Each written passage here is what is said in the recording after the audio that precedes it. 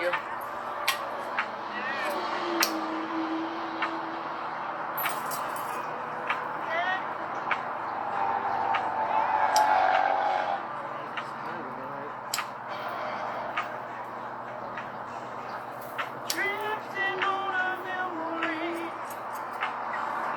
Hello, hello, hello.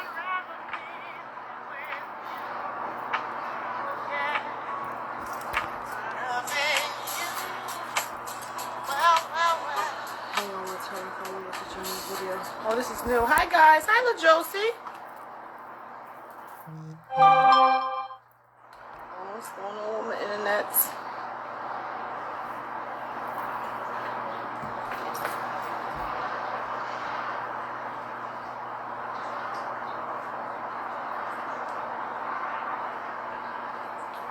Hello, everybody coming in. Good evening. How's everybody been doing?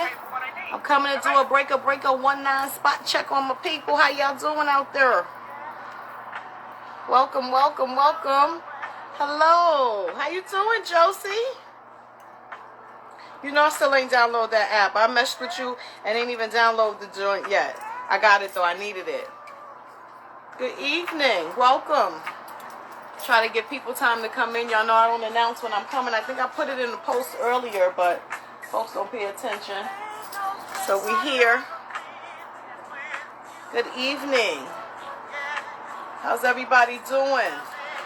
I'm taking, hey Chamo. I'm taking questions, you know, the usual. You got a question, ask it. If I know it, I'll answer it. If I don't, I'll tell you I don't know, but we can figure it out together. You know, I have some people that I can call and ask. You know, I try to go off of my practice and the things that I've, time for the after hour point. Right, Chamo. I tried to wait for the sun to go down for everybody to get inside because it was so nice outside today. But I took some questions. I had some situations and I'm here to talk about it. Okay? If y'all got any questions, feel free to put them up so I can get to them. Y'all know I will from time to time go in and do a live read. So I'll put that Cash App up for anybody who wants that done. But we're going into the questions and stuff first. And we'll work from there. Good evening, everybody's coming in. I know I haven't been here in a while. Been a little bit busy. Been all over the place, doing a lot of things. I be tired, y'all. Listen, y'all, we dealing in this spiritual walk, and the further you go along into it, that whole everybody want to be dealing in spirit. Being mounted by spirit is a lot. And I need a few days to get my bearings back because I'll be spent afterwards. It's been back-to-back services, and I'm burning the candle at both ends. So that's why it's been taking me so long to get to y'all. And I just had a really good reading with a young lady, and she made me so happy, and her people were just so proud with her progress and the things. You guys, one of the messages that I came to convey tonight is, hey, Shoe Goddess, y'all got to have some more confidence within yourselves and within your ancestral walks and your ancestral lineage. You got to have some more confidence in them and confidence in the fact that, you know, truck hit you in the next station. Yo, Chamo, you don't even understand.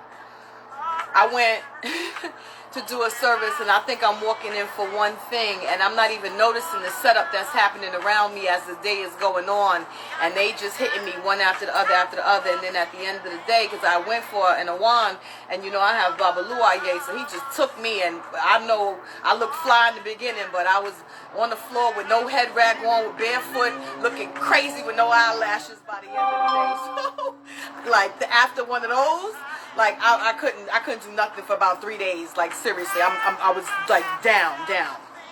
I'm up again though now. The faith in what it is that you're doing and the help that you guys have access to, which is your bloodline and your spiritual teams. I was speaking with an elder the other day, and she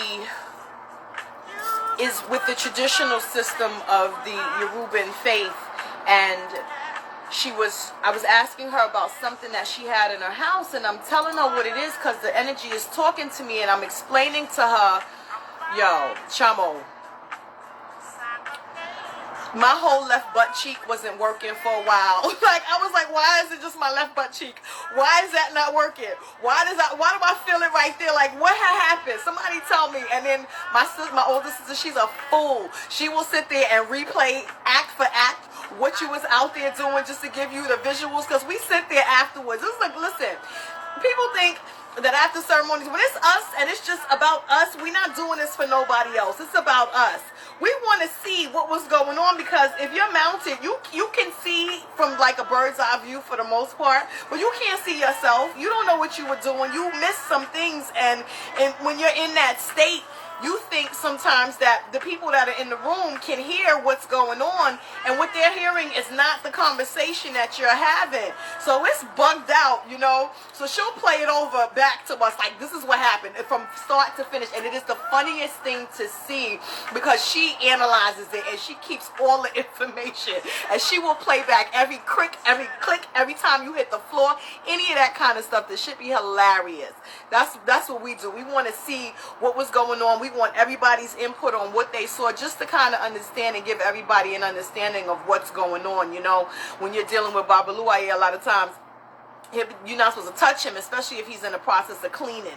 If you're at an awan or something like that, he's taking the dirty energy and the sicknesses and the illnesses and everything like that off of other people. So he may look like he can't maneuver to get around, but he can. You ain't supposed to touch him. But for someone to have that mystic vision, to actually see the stuff that's being pulled off, that's just we talk like this to let one another know what we saw, what was going on. And you know, a lot of people don't give you the why you shouldn't do certain things. They'll say don't do it, but you don't know why, because you can pick up just what we just cleaned off, which is why they tell you don't touch him. You know what I'm saying? They tell you don't touch him. They keep cutting this music off like they don't like it, so let me just go here.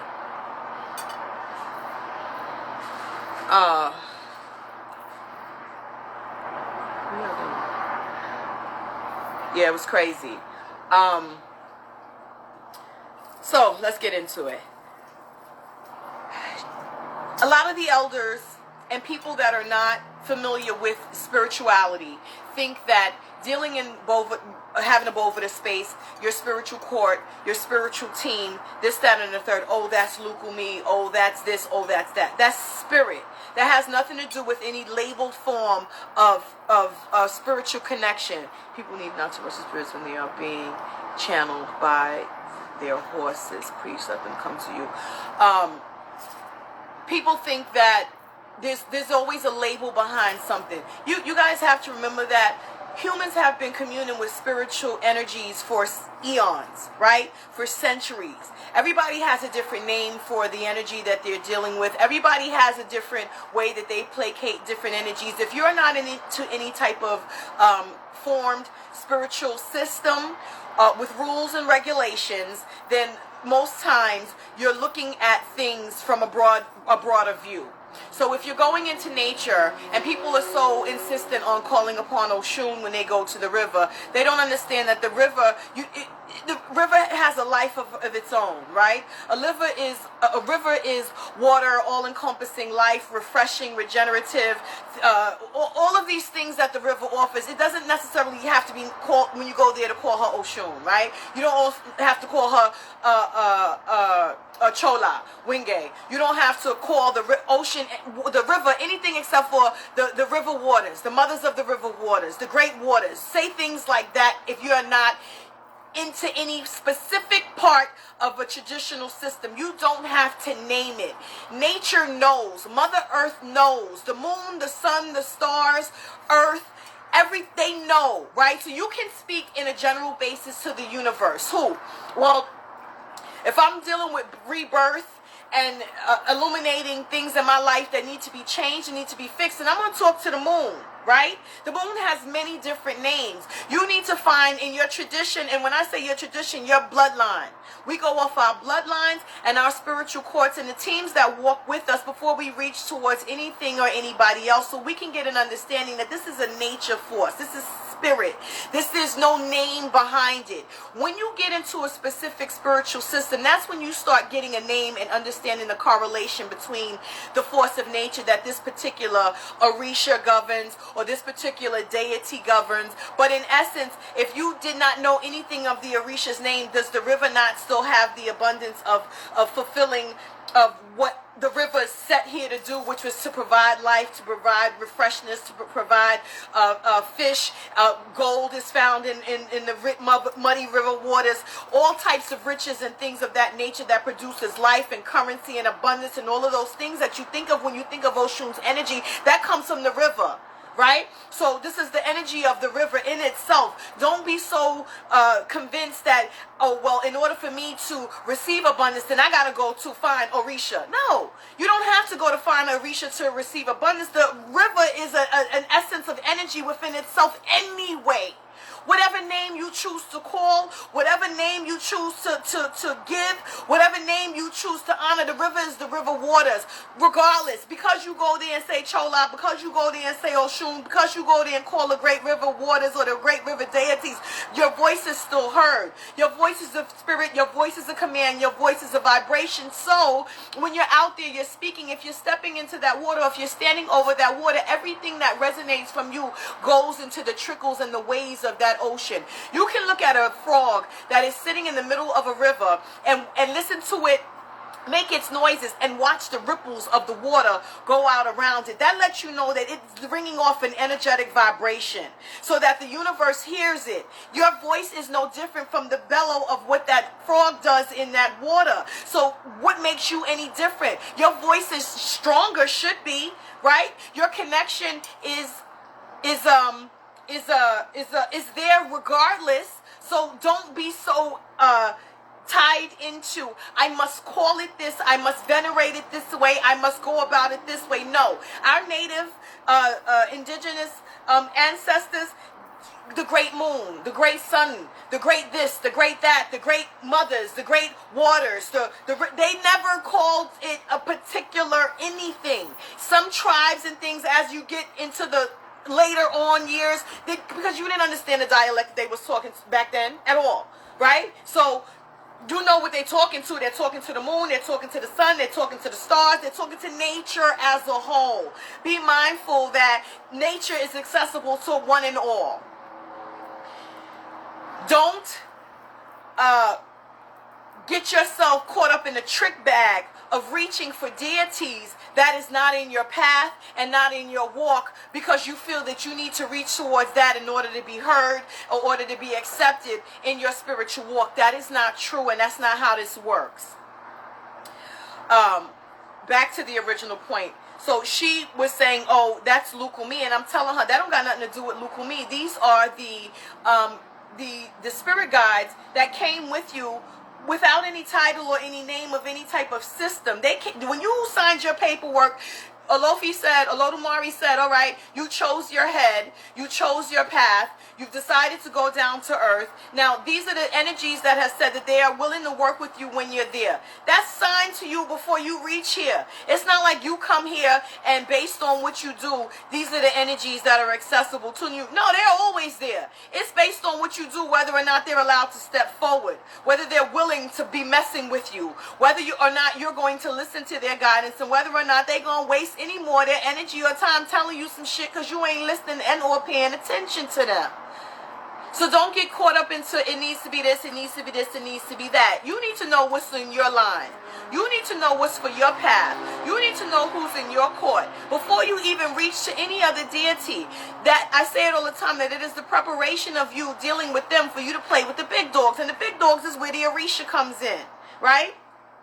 I had a conversation with a young man the other day, and it didn't end well. I'm not even going to claim no fault of that, because people seem to put their elders on a pedestal. And I need you people to stop looking at people on the internet, people that you found. I don't care how you found them. Don't put any human on a pedestal. I don't care what title they hold. I don't care how many books they wrote. I don't care how many this, or this they carry.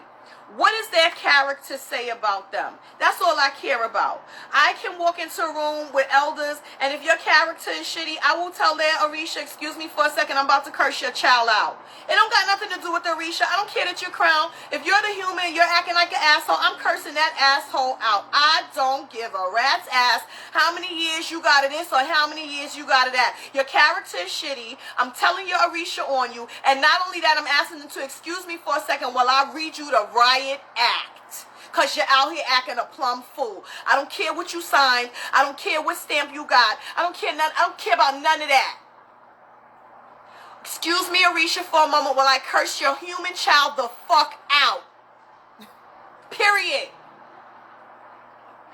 This young man has their person on so much of a pedestal that they're not asking any of the prevalent questions about their path, their walk, in their life. I can tell you guys this. I was in a house, my first Lukumi Ocha house, which, by the way, the godmother practiced Lukumi, but the husband was Ifa. So you're getting both the traditional African system from the husband, plus the wife is doing the Lukumi. She's learning the African system, plus she knows the Lukumi system. Not only, and I've been blessed enough to be in houses with black people. They're black elders, right? Takes nothing away from the Hispanic elders. I'm talking about my walk, so don't misconstrue what I'm saying. So we learn both things on both avenues, on both ways. You ask the question and you get a comparative of how it is done traditionally to how it is done in the Lukumi fashion, so that in the middle you can find the common ground. A lot of this stuff is, some of it is different, but a lot of it is the same. A lot of it is some basic shit. A lot of it is just some stuff, just make it make sense to me, right? You cannot accept the word of an elder to tell you this is how we do it with no explanation as to why. The reason I say that is because humans are flawed and humans are erred in way. Orisha is not. They're going to tell you the real deal, hands down, each and every time. So, this is why I tell you it is imperative for you all to learn how to read 4 pieces of coconut, which is considered obi, right? The original form of obi is obi cola, which is a nut. You split it in 4. Y'all don't know how to read that? We talking 4 pieces of fresh coconut, right? That is the way that you connect and communicate, communicate with your ancestors to get yes and no answers, yes and no questions. If you have warriors, if you have a legua, he will communicate with you with 4 pieces of coconut as well. As long as you know your majuba, as long as you know the incantation and the prayer, and you know how to read those obi and what the way it falls, what it means, right? You know the flow, you know how to start, you know how to ask when it's time for you to leave, because you don't just say, I'm finished with my questions, throw the coconut down and walk away. They got to tell you it's okay for you to leave now. Excuse me. I start bringing out questions as to what it is that I started with the original house that I was in. When we first came into the house, there were a few ladies in the house that had been there for years that had received absolutely nothing. You get a little bit of knowledge, yes.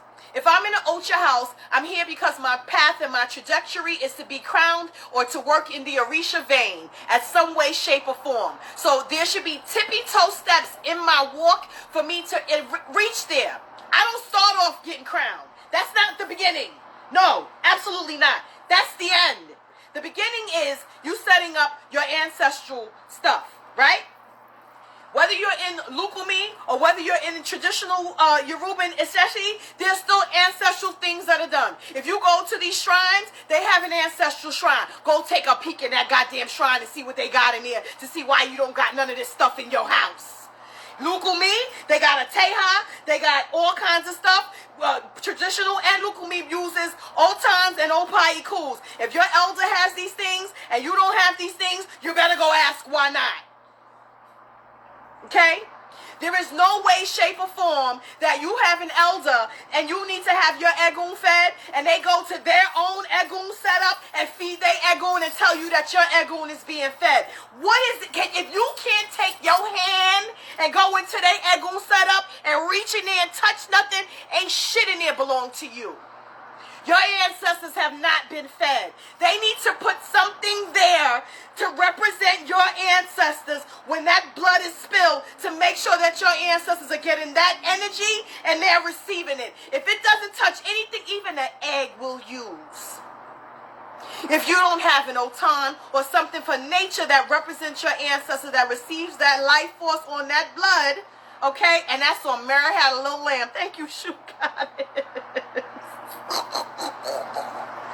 Your people are not being fed. I don't care what they said, okay? If it's mine and somebody comes to my house and I'm doing an ancestral ceremony and I get a bird and I feed that bird over my ancestor stuff, your people ain't getting shit. How? It's mine.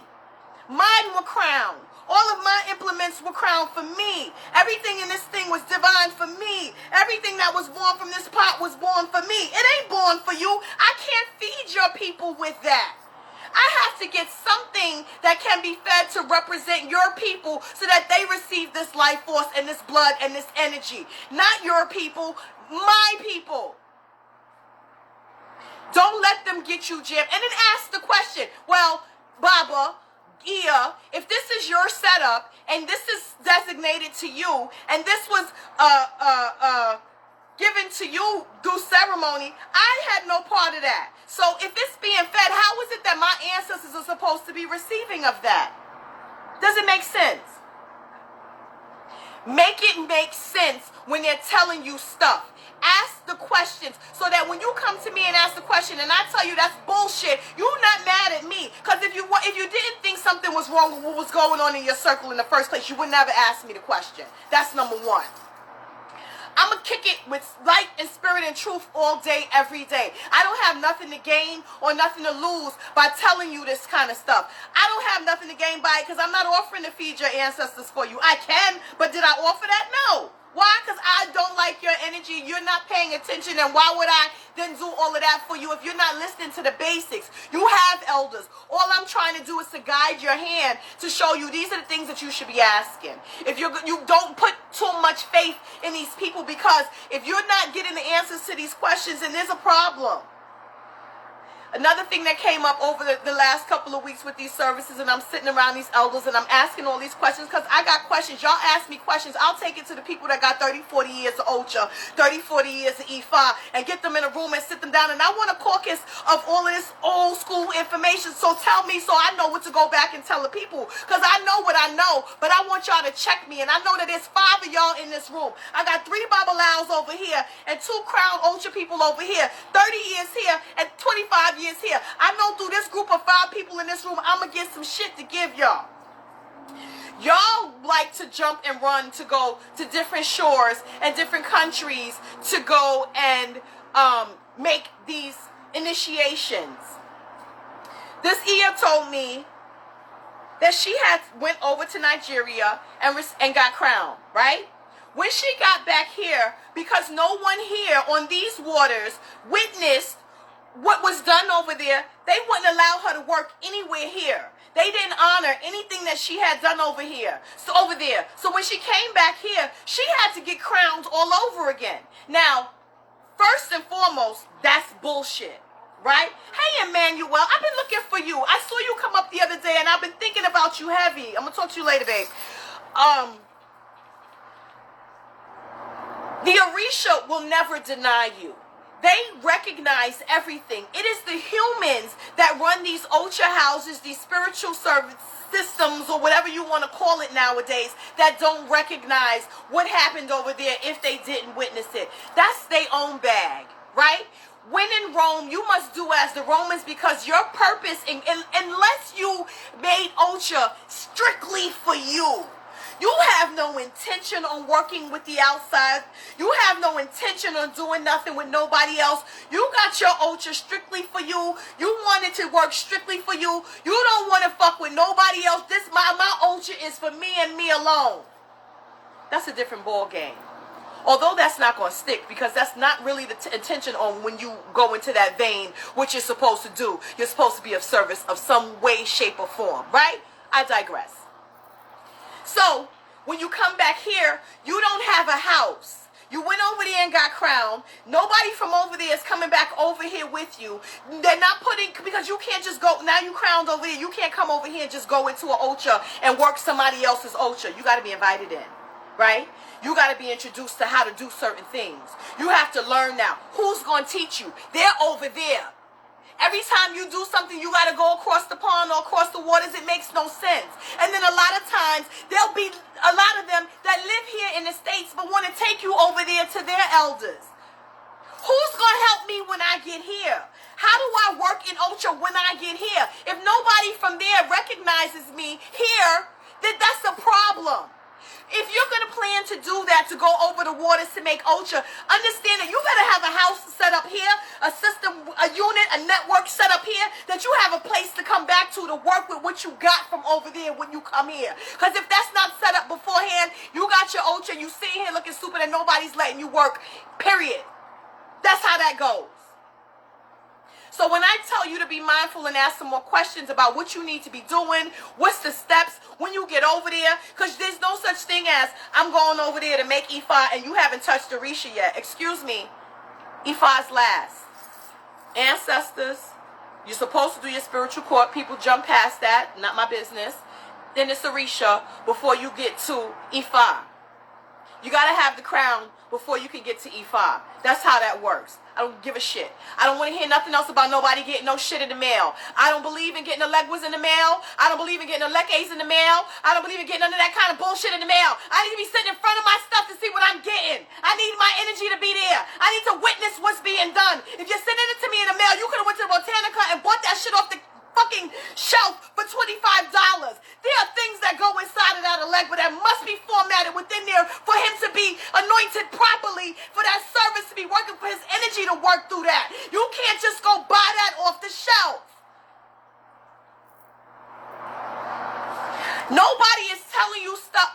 I ain't gonna say nobody. I'm not telling you stuff to keep you from getting to where you need to be. I'm trying to save your pockets. I'm trying to save you headache. I'm trying to save you do-overs.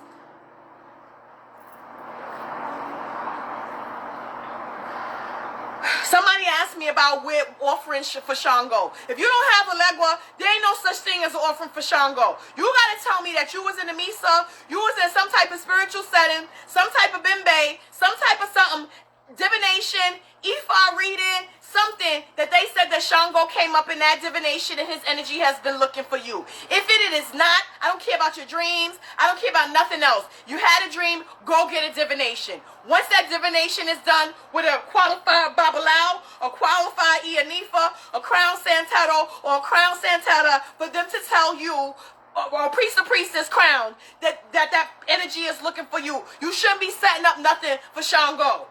Whatever you setting up there, Shango's energy is not looking at it, nor is he receiving it, nor is he paying you no mind. Right? I say this all the time. If you want to leave something for an Orisha, your best bet is to go into nature. There's always a big rock somewhere in the beginning of a park, and that is Eshu. You go talk to Eshu and you ask him to take your prayers to the rest of the Orisha. You ask him to take whatever you want to give to the rest of the Orisha. If you go into the river waters, you drop some shit off to him to pay the fee to the bouncer because you going into his house, and then you take it over to the river waters and do what you got to do over there.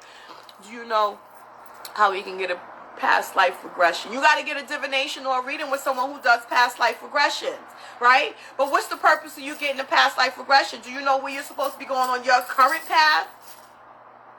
See, we get caught up with the stuff from the past, from another lifetime, which is good. Don't get it twisted. I'm not saying that it's not a good thing to have. It's a good thing to do so that you can correlate some of the things that you've been learning again, reawakening again, and understand that your spirit carries traits and gifts and abilities from different lives, because your spirit never dies. So you carry all of that stuff from life to life to life to life to life. It is whether or not you reawaken that, whether or not you wake up what's dormant again and you learn how to utilize whatever it is that's been passed down, whether it's mystic vision, whether it is whatever it is that you used to do back then. But the part that's imperative is that you learn about this life. Where's my path now? What am I supposed to be doing with this life now? Once you got that under wraps, then you can dig into the past life stuff. It don't make no sense in going into the past life stuff when this is the life you're living now when you're lost. Figure this one out. Find the basic building blocks, the foundational blocks, and then you can go backwards. Sometimes you got to circumvent a lot of things to go forward, then go back. This is a puzzle that you're doing right now. I like to know my path and where I'm supposed to be. That's not a past life regression. That's a divination. When we want to know where our path and stuff is supposed to go, we go to Ifa. Arumala is the Elimpin. He is the witness to creation, the witness to destiny. So he knows your destiny. He knows what you're supposed to be doing. He knows what path you're supposed to be on, because that's the contract that you signed before you came down here and chose your head. We choose our own heads. Right? Nobody appoints our heads to us. That's a personal choice that we do in the heavens before we come down here. We call it Olorun or Orun, right? We chose that. So the things that we've chosen are things that we are familiar with already. It is in reawakening and in getting ourselves back to the things that we forgot when we put on this earth. Yeah, no, a past life regression won't tell you where you're supposed to go. It'll tell you where you've been, babe. Someone asked me about disposing of candles. Let me tell you something. If you're just doing a regular burn, nothing special, prosperity, give this for my ancestors, give this for my Tainos, give this for my Congo, give this for whoever, and that candle, you throw it in the garbage. That's it. There's nothing special, special way to discard that candle. People think that, I'm going to take this candle and bust it in the middle of the street. Stop doing that shit. Y'all fucking up people's tires, right? There's no reason for you to take something and bang it in the middle of the street. They tell you take it to the four corners. Well, there's always normally, if you find the right four corners, there's a garbage on the four corners. Throw that shit in the garbage on the four corners. It still is the four corners. Four corners is no dead ends. That's traffic coming this way, this way, this way, and this way. Both ways. Traffic comes this way, traffic goes this way. Traffic comes this way, traffic goes this way. Traffic comes this way, traffic goes this way. Traffic comes this way, traffic goes this way. The middle, that's four. Pick one of those four corners. There'll be a garbage can on one of those four corners. Drop it in the garbage can, not in the middle of the street. That's ridiculous. We don't tear up people's car. We don't pollute Mother Earth's place by dropping garbage and trash in the street. Pay attention. Does it make sense? If we're nature lovers and we're working with nature and we're doing all of that kind of stuff for nature, right? We're supposed to be keeping her alive. Then why would I take some shit and bang it in the middle of the street? Does that make sense? No. Trash it. I saw some lady online talking about if you have mental illness and all this other kind of stuff, then you can still work spirit. Let me explain something to y'all about mental illness and spirituality. You guys have to be extremely careful, right? Your protections have got to be 1000% in place. You have got to have divinations done. You have got to have rogations done. You have got to have ancestral elevations done. You have got to, because all of that kind of stuff, a lot of that stuff stems through bloodline things, right? And because I'm doing spiritual work, do you think that your mentally ill ancestors' energies can't step forward? Why the fuck not? If I haven't put anything in place to protect me, and I don't know what I'm doing, and I know that I have these same mental type of issues, and I don't know what the diagnosis is, but I know that my shit ain't clicking right up here, right? You know it, right? I shouldn't be calling on anybody except for my ancestors until someone tells me, and not just any old somebody. I need top dogs, Ifa, Orumila, Delirimpin. I need those type of energies to tell me that it's okay for me to do X, Y, and Z. That things are cleared up for me. That I'm not putting myself in danger. I'm not putting myself in harm's way. None of those things. A lot of people that have the mental illnesses are way too close to the spiritual side. That's why they feel a little crazy in the first place, because there's not enough protection that's been placed on them to keep them grounded to this plane. There's not enough protection on them to keep them here. Y'all see these scary movies where a spirit will come in and take over somebody. That shit is real. People get mounted all day, every day. Hey, Jess. Hey, baby Jay. Hey, everybody coming in. You guys have got to be extra careful, and don't just be listening to someone that you know got mental issues tell you, oh, you could do this and you could do that. Bitch, you shut up. Okay? All the way up. Now, what I'm going to do is advise that you go to someone who has the ability to divine with forces higher than ourselves that have been the witnesses to creation to tell me that, okay, I may have some mental issues going on, but there is a fix in place that I can do to make sure that I am safe in my walk. Just because you have mental issues don't mean that you don't have spiritual gifts. Okay? So don't misconstrue what I'm saying.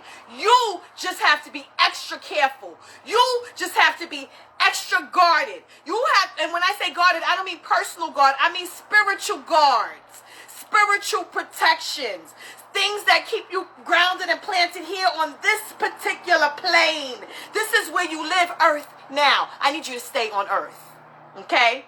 I don't need you to allow some outside force from anywhere in the cosmos to come down and ride you and take you someplace else because you are still a lighthouse, too close to the spiritual realm, no protections in place, no part of discernment activated for you, nothing to keep things that shouldn't come across the gates from stepping across the gates because you've done nothing, but you want to go and do services for people, like 1,000 candles in your house, which are nothing but little lighthouses for spirit to come, like boats coming in at the waters, just flowing in on you. Be mindful on the information that you receive. Be mindful on what you're opening yourself up to. This is not a game.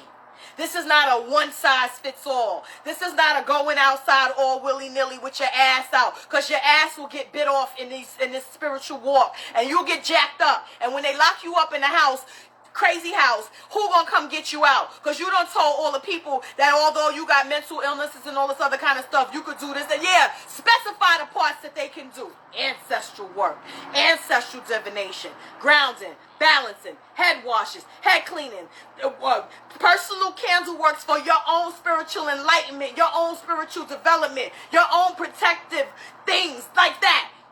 Nothing else. Unless you're told. That's how you're safe. That's how you stay out of a straitjacket. That's how you because if nobody's coming in there to get you out of it, ain't none of these people that read these cards and read this other stuff that they're telling you could do X, Y, and Z, they can't come free you. So you're going to be locked somewhere listening to these fools.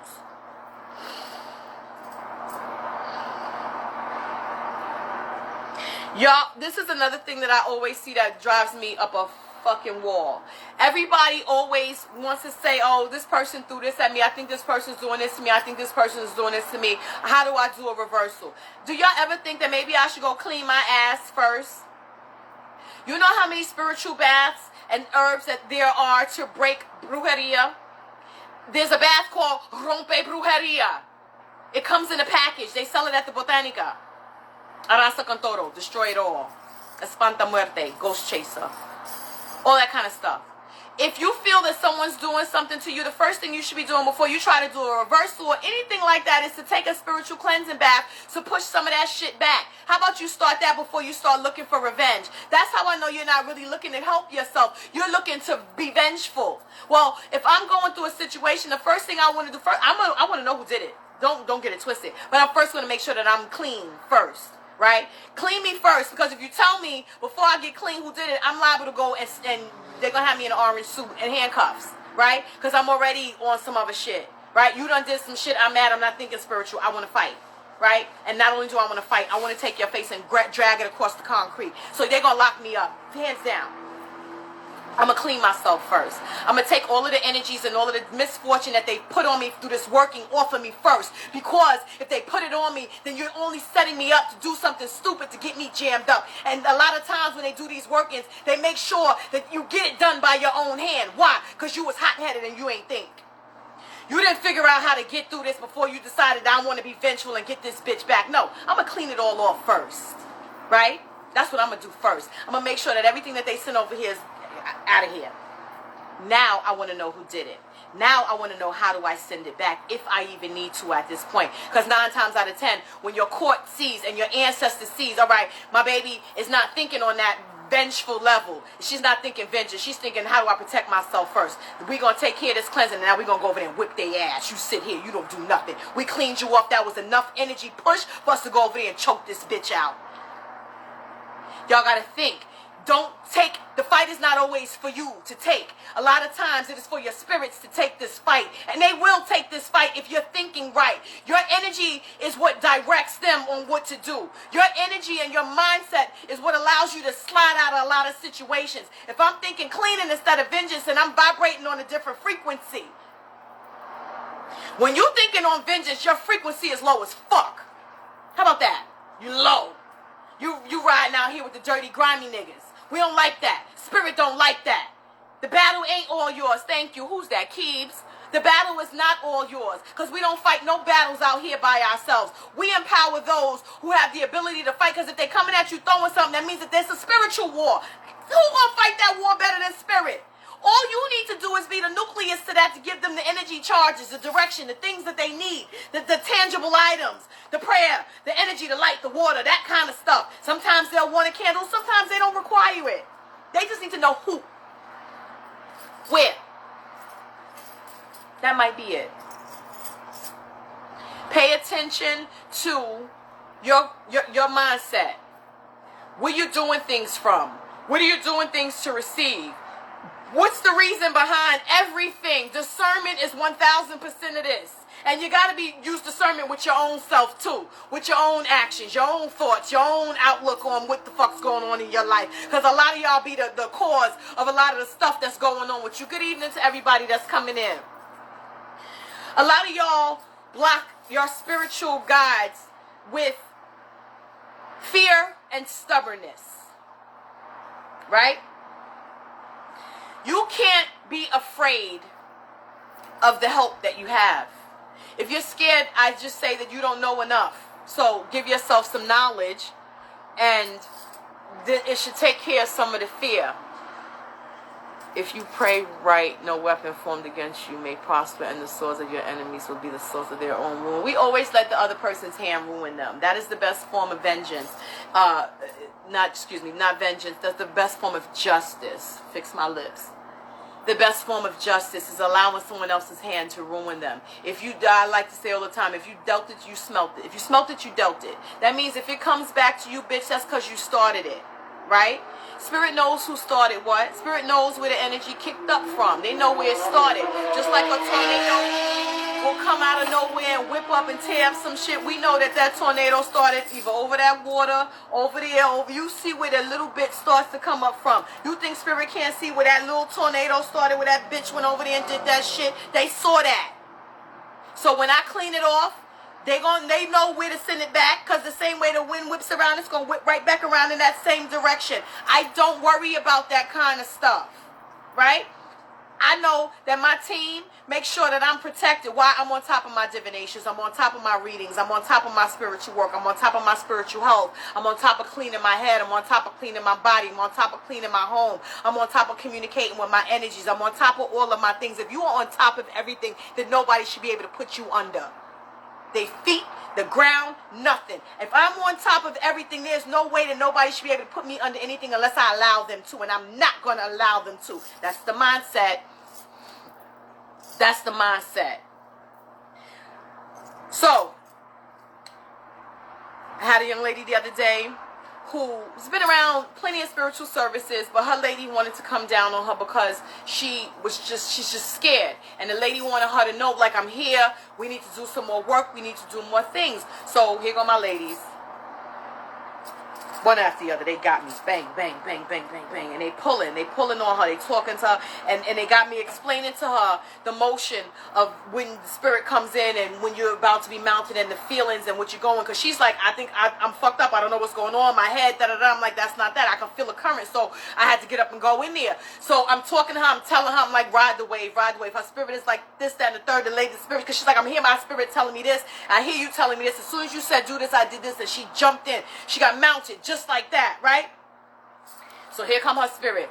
Afterwards, right, set her down now, because now we got to talk about it. I need her to understand these were the things that were blocking you. We still got other services to do the rest of the night. We're not finished yet. So as the services go on, she's seeing the shit. She's seeing the shit. Oh, she's like, yo, this is da-da-da-da. Y'all don't see this shit. Da-da-da-da. After after she let her spirit mount her, she got that mystic vision. Her spirit got that mystic vision. The spirit was showing her so much shit. It was the craziest thing. And she's like, yo, I am bugging on how this was. She said, I was so scared that I thought, because she said, I see y'all get mounted all the time. And I'm like, they're not doing that shit to my body. That gotta hurt. And I'm like, bitch, it don't hurt. And she's like, well, I didn't know. I said, well, why you ain't never asked? She said, I don't know. I was scared. I was just like, y'all better leave me the fuck alone. I'm not doing that. So I'm laughing. And I'm like, you don't understand how that's been blocking you all the time, your fear. So she's like, I'm like, what do they do? Where am I at? Do they put me in a box? Am I sitting somewhere in the dark? I don't like that shit. I'm like, she's like, but I could see. I said, and I told you that. I said, why you ain't asked me? Because depending on how you come, and depending on what guides you got, and where you're mounted, and all that other kind of stuff, spirit will allow you. You're not in a dark room by yourself. That's not how that happens. When they have your body, a lot of times they'll let you can still see some stuff. Even if your eyes are closed, right? When spirits mount you, a lot of times they'll come down and the person's eyes will be completely closed and they can see everything in the room, right? That's spirit. Straight up. You can still see sometimes what's going on when you're mounted, when it's not 100%. Even if it's 100%, depending on how your gift comes, you can still see some of the things that's going on in the room. But you're not at the point, like I'm sitting here, I'm not sitting here. I'm here, or I'm here, or I'm here, or I'm here, or something like that. You can still see. So they don't put you in a box where it's fear. If you're sitting in a dark box by yourself, what would make me want to ever let spirit back in? No, they know not to do that to you. They're not going to do that to you unless it's something in a protective measure that your spirit got to jump out your body for a second, because I've seen this as well. Spirit has jumped out of a girl's body because somebody threw something. If it would have hit her, it would have caught her. Her spirit jumped out her body for that second. I heard her body hit the floor. I said, what the fuck was that? The bitch is laying on the floor in the back. So I go in the back and I look and I say, oh shit. Eyes not blinking, nothing. Still on the floor. So I touched them and I'm like, she's breathing. That was my concern at the time. Did this bitch have some type of epileptic seizure, some fits, some something? Because nothing was going on spiritual at the time. She just caught something that somebody threw and her spirit jumped out her body, so her flesh bag hit the floor. But her spirit was over there. Because as I'm touching her and I'm talking to her, her eyes blink. I'm like, oh my God, thank God, the bitch is alive. I ain't got to call 911. They ain't going to lock us up and put us both in fucking white jackets. Her eyes blink. So I'm calling her name, I'm rubbing on her, I'm touching her, her arms move. I said, oh shit, thank God. So then she takes a breath. I'm like, all right, you coming back. I'm rubbing on her, I'm putting water on her, I'm talking to her, I'm praying. I'm like, I'm calling her name, I'm calling in protection, I'm calling in stuff, I'm doing this, I'm doing that. She finally sits up. When I finally got her, when she finally got back fully in her body, I said, bitch, where were you? She said, my nigga, let me just explain something to you. I heard your voice. I was over there. I'm sitting here by her body. She said she heard my voice. Her spirit had walked off that way. She said, I heard your voice from behind me, which made me turn around, and it kind of like sucked me back this way. And she was able to come back to her body. Your spirit is fucking in tune. Your spirit knows what to do. Your spirit has been here many a different times, many a different planes before this one. If you trust in your spirit and do the things that you are supposed to do for yourself, your team, your own Ori, your guides will not let you catch something that you cannot get rid of. I always say that our ways offer solutions, and it does. Our ways offer solutions. You know why? Because all of these stories, all of these things, the way that it is a verbal oral tradition, all of that stuff, is because things have been passed down from person to person, to generation, from story to story. And it is in the communication with spirit that they tell you the most of the things that you need to know. They tell you the most of the things that you need to hear. They give you the best guidance ever. Humans, let me tell you something about these humans. One person will get a reading and something will come up for that one person and they'll put that as law. That ain't have nothing to do with the people that's coming next. That one thing was for that one particular person. They done took it and ran with it. So don't ever be afraid to ask questions. If y'all are having misas and readings and all that other kind of stuff done, there is no divinations, any of it. You get to ask questions. Anytime I give $1 to somebody for something spiritual, I better be able to ask some questions. Or give me my dollar back. What I'm paying for. I don't care that I don't want to be around you. I don't care about being in your presence. I don't give a shit about that. I paid for something.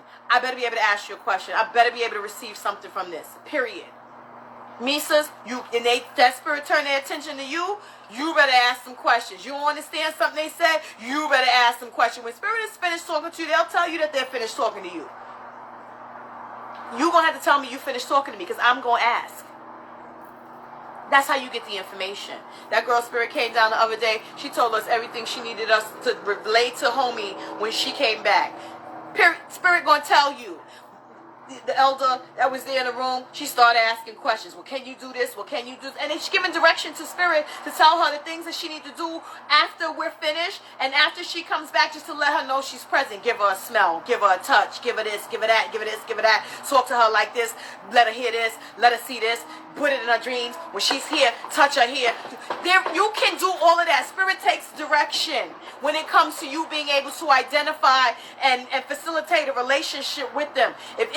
I tell y'all all the time, you can't tell a spirit, just give me a sign.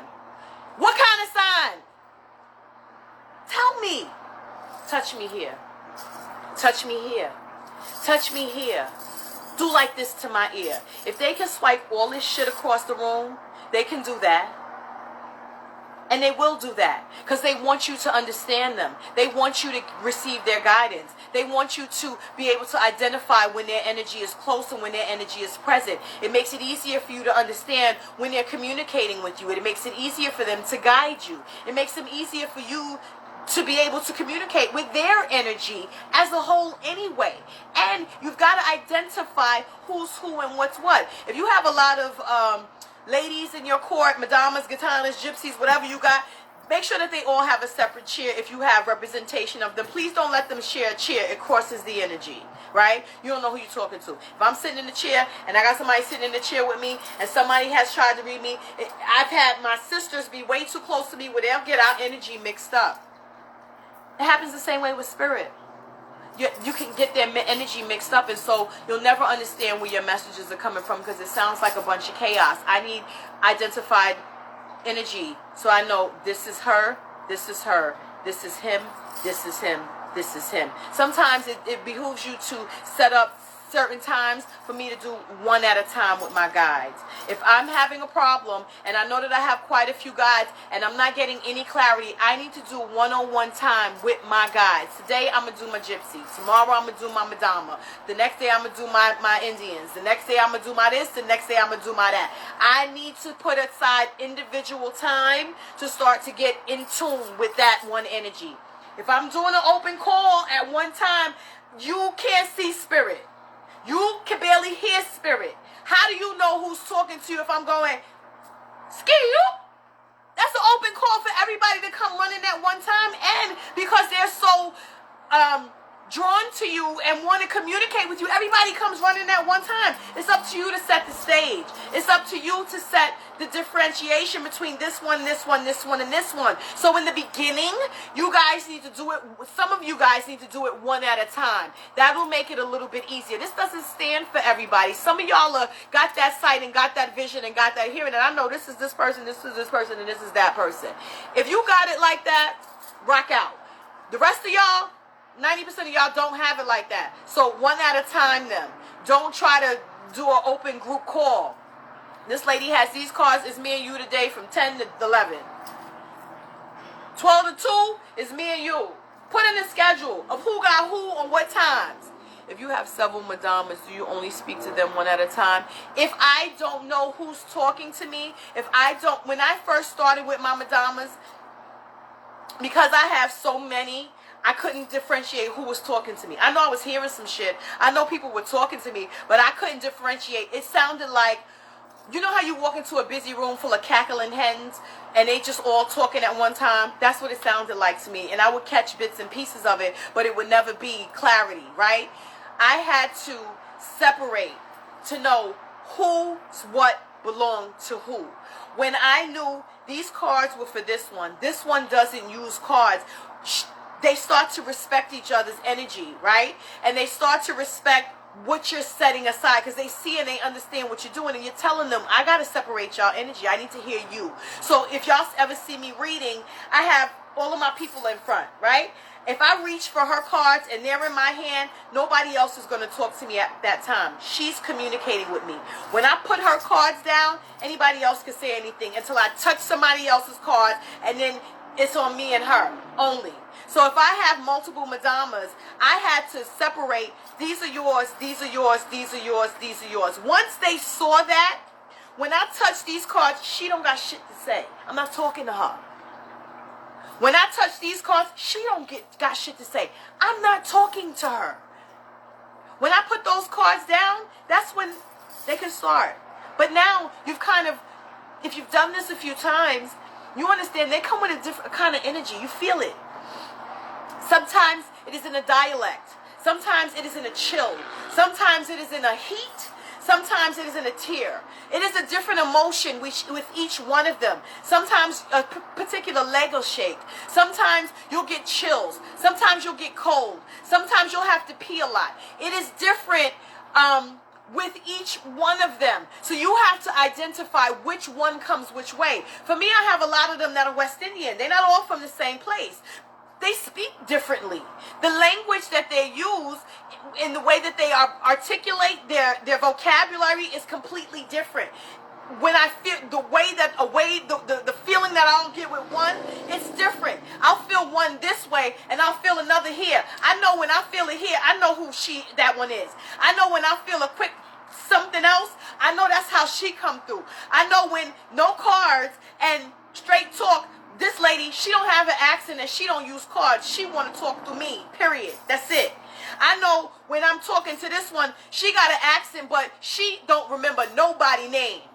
I got a particular madama, she tried to be respectful to the Orisha when she telling you something about them, but she don't know none of their names.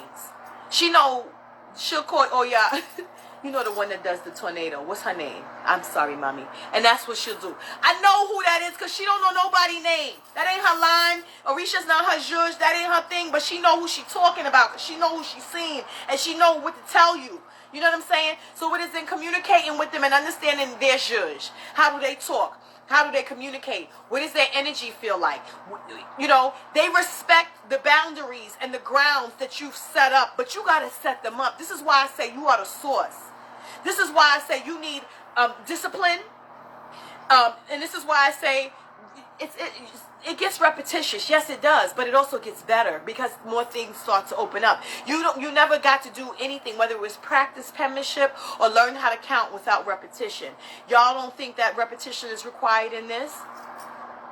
Yeah, she do that all the time. So if you have not been able to identify who's talking to you, you got to give everybody their separate amount of time until you get it right. When you get a footing on it, then you can do a group. Talk to them and build with your madama, right? You have to. Yes. Yes.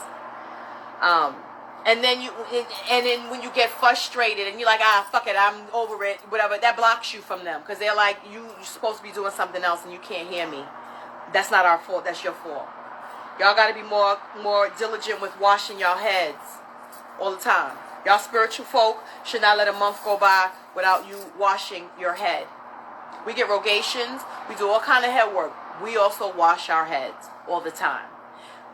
Plenty simple head washes. I tell y'all all the time. I'll do a post at some point. If y'all don't, like I did the cleansing, the abundance bath the other day. I'll do some more videos like that to show y'all how to put together the stuff for your heads for the cleansings and how to do the sweetenings. Because remember, anytime you do the cleansing bath, you follow it up with a set of sweetening baths as well. You got to clean away the stuff to bring in the good. Let me also say this. If ever you receive a divination, and I'm not talking about a tarot card reading, I'm talking about a divination. And the lariche, which is the fix to your issue, was you to receive, fix that. Was to take something to clean yourself with, to get rid of something. And you cannot find that something. You do everything else that was said to do. And things start to clear up. And you didn't do that one thing. It will come back. So, don't stop because you got to check. Don't stop because things got clearer and it got better. It's supposed to get clearer. It's supposed to get better. That's why I told you to do this shit in the first place. But before it to completely go and stay off, you got to do the last piece of the divination. That's why it was divined on, to find the fix, to make sure that this issue is cleared up. Please, y'all have got to be diligent in doing what you've been told to do that's best for you when you're getting these types of, you're paying your money to get the information. Why not do it? It's not like I told you to go and you had to get a service that cost you hundreds of dollars. I told you to go get a bird, a particular bird. I asked about the other bird. Your ancestors said, no, this is the type of bird we want you to clean with. Nobody told you to kill this bird afterwards. You're not allowed to do that. When we tell you to do something like that, you're letting the bird go. And then you're not going back to wherever that bird has been released for a minimum of 3 days. You don't want to pick it back up, and you don't want it to be where someone that goes past that place comes to your house and brings that right back to you, because that's how stuff works. So you get a divination, they tell you to do something, go over your notes and make sure you have hit every part of it. What you can't get to, you get to what you can until you can get to it. Don't let that piece slide by, because that one little piece will be the thing that leaves that little door open for some other shit to come back and work its way in there, because you didn't clean it up and close the door to that chapter. I've been seeing quite frequently that people have multiple candles on their ancestral altars, and I don't know why. If you don't have a particular working that you have your ancestors doing for you, or a particular type of service that you have your ancestors doing for you, there's no reason for you to have more than one candle on your ancestor altar. You really shouldn't have, first of all, it's a conglomerate, right? It's a family. It's a unit. It is a whole. You got one altar. Why do you need 4 candles? But you got 16,000 ancestors. What's the 4 candles going to do different from what the 1 candle was going to do? Is it different light? No. Is it brighter light? No. It's just more attention. More moths to a flame. You hope they get burnt by the fire. Don't do that. There's no reason for it. And I've never seen in the divination it comes out to tell you that you need more than 1 candle on your ancestors' altar. Sometimes they'll tell you only light it when you're coming over here to pray. How about that? I don't need an open call to have my shit looking like I have a sideways Catholic church in here and I got 32,000 candles. Or even on your Bovada, you got 1 candle unless you're doing some type of a spiritual work in. There'll be a day that you do most of your prayers, or a day where everything gets changed and refreshed. Sometimes you'll have 1 main candle on your Bovada, and then the different guides will ask for one of these little candles for that time when you're doing your prayers. When that candle burns out, you still got 1 main 7-day candle burning on your altar. That's it. When you're doing a job, that's a different ball game. You understand what I'm saying? But for a continuous basis, there's no reason for you to have multiple light around your house that has no designation. That means I have lit a light here, and any spirit that sees this light is going to come walk their ass in here. If I don't have my, because y'all don't got your protection set up right. So spirit is coming in here. Whose spirit? I don't know. Do you know? No. This is a problem. It is y'all think that quantity over quality. No, it's quality over quantity.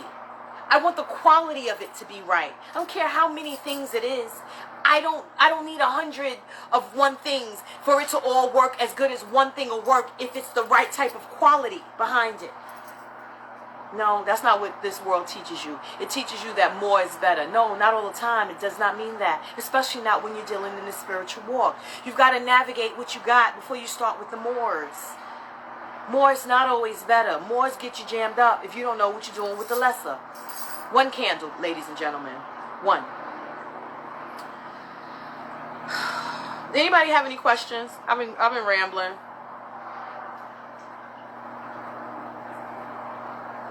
One is too many. 1,000 is never enough. Yeah, you light 1,000 candles in your house, you're gonna be locked up in a mental asylum. In a mental asylum. They're gonna lock you up. Straight up. That ain't the move, brother. Or sister, I'm sorry, I can't even tell on your picture. It's not the move. We don't want to do the more. We want to do what's safe for us, what's practical.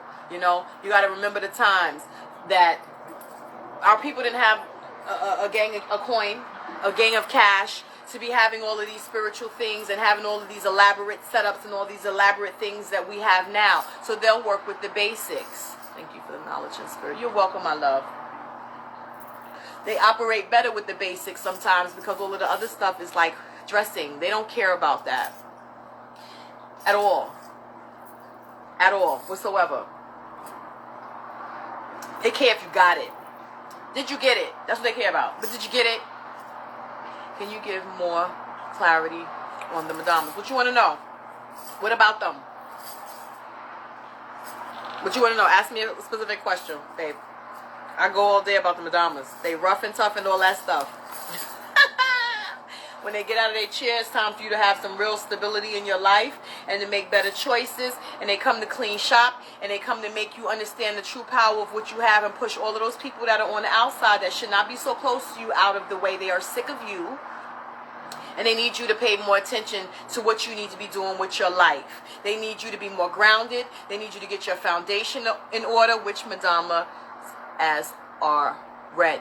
Each Madama is specific to you. There is no one Madama. There is no, like, you'll see that the Madama that wears the red in the Botanicas, and it'll be a statue, and she has the multiple Madamas around her. That is one Madama, right? For you.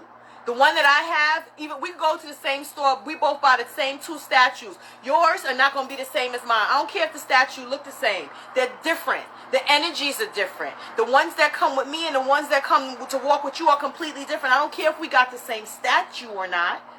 The energy that comes is different. Everyone has a Madama that is specific to, not everyone. If you have a Madama, she is specific to you. Bloodline, family members sometimes can share a guide. Yes. Strangers, never seen it. In my 45 years in life, never.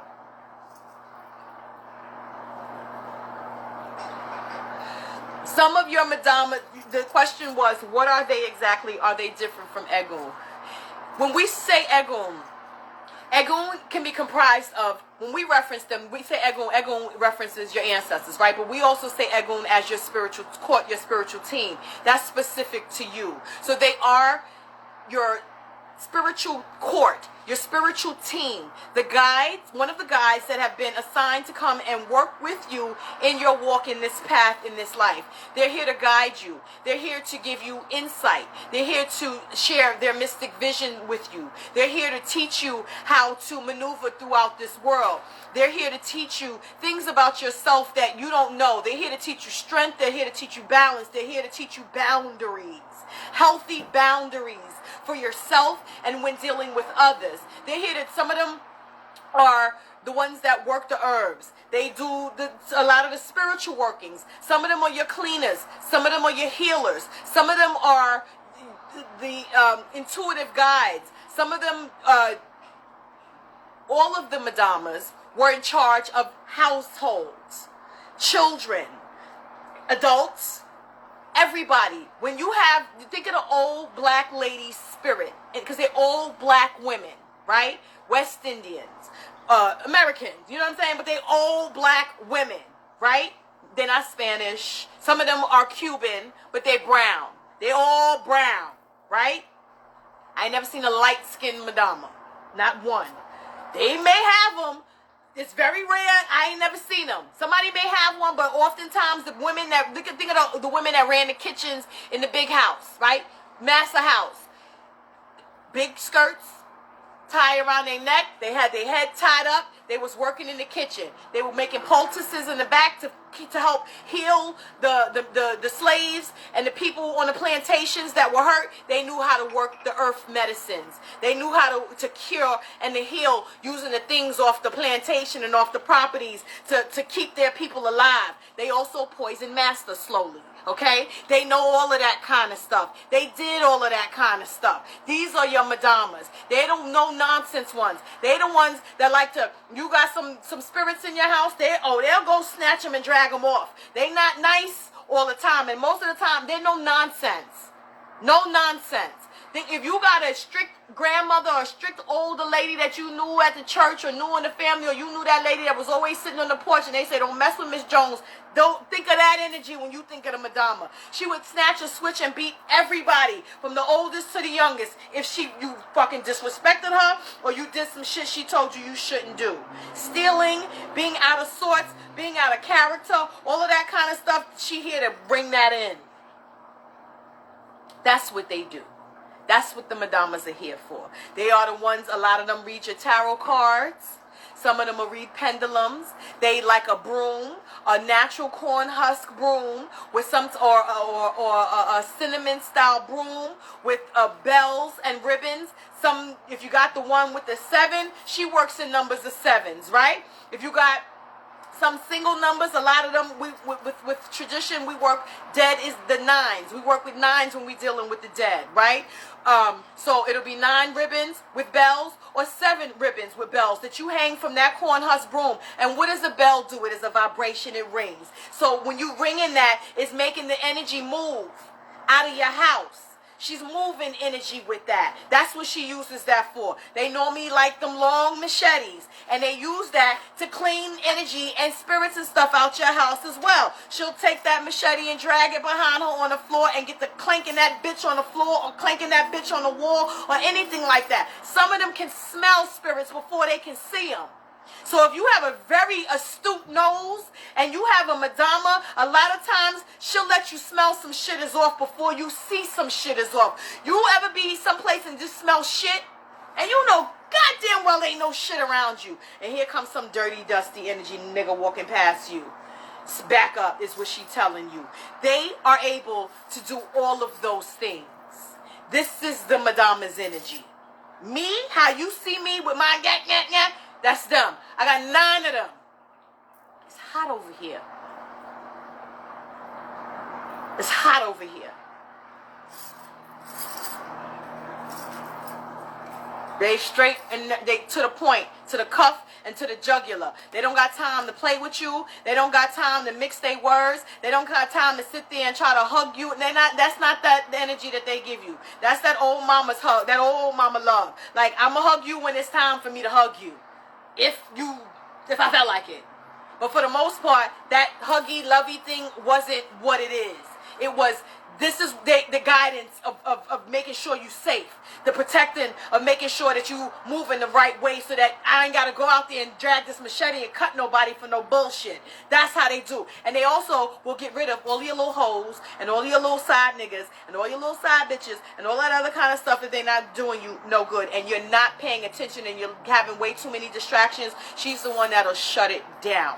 All of a sudden, ain't nobody calling you no more. All of a sudden, y'all not fucking around no more. And it's just, the attraction is just gone, and you don't know what happened. She said that nigga ain't shit. You are off your bag, and he's out of here. Basically. You're welcome, my love. The Madamas, them long cigars, they mess with that. The gypsies like the cigarettes. Some Madamas will like cigarettes, not too much. Most of them prefer a cigar of some sort. However, again, it is specific to you because their energy is specific to you. When I make these Madama dolls and these gypsy dolls and all this other kind of stuff, and their energy comes in, because when I make these, I don't know what the fuck I'm doing. You tell me what you saw, and I take it from there. And then I have a guide that will let me see enough of what I need to see to make the outfit, the doll, the dressing, the way that represents your energy for her, you know. And so I get to see a lot of different Madamas and the different ways that they dress and the different ways that they communicate because I work so closely with them. Baby don't know. I know she don't play about nothing, huh? Talk about the doll, how she senses it before. When you're making the dolls, even later will sense the energy. Oh, yeah. So listen. Thank you, my little sister. I had my uncle's dog here for a week, and she I was making some Madama dolls and some gypsy dolls, and every time I went, now she was in my Palo shit. She all inside where my Ganga is. She inside there. She in there taking stuff. She eating palm oil. She doing all kinds of shit. She over there where her leg was at. She's over there where Ogun's at. They not fucking with her. She's over here. She's in my Indian's tent. She's in everything. Everything, right? So it's not like she didn't know. She knew to come in here and greet everything to let everybody know that her energy was here. The only person I had to talk to about her was Yemaya. Excuse me. Baby, I pulled that Madama doll out to finish making the dress, and the dog went nuts. She was like, no, that's the spirit. She was not having me with this doll. I said, all right, lady, I'm gonna put her down. I'm not gonna mess with her no more. I wrapped in a white towel. She stopped barking.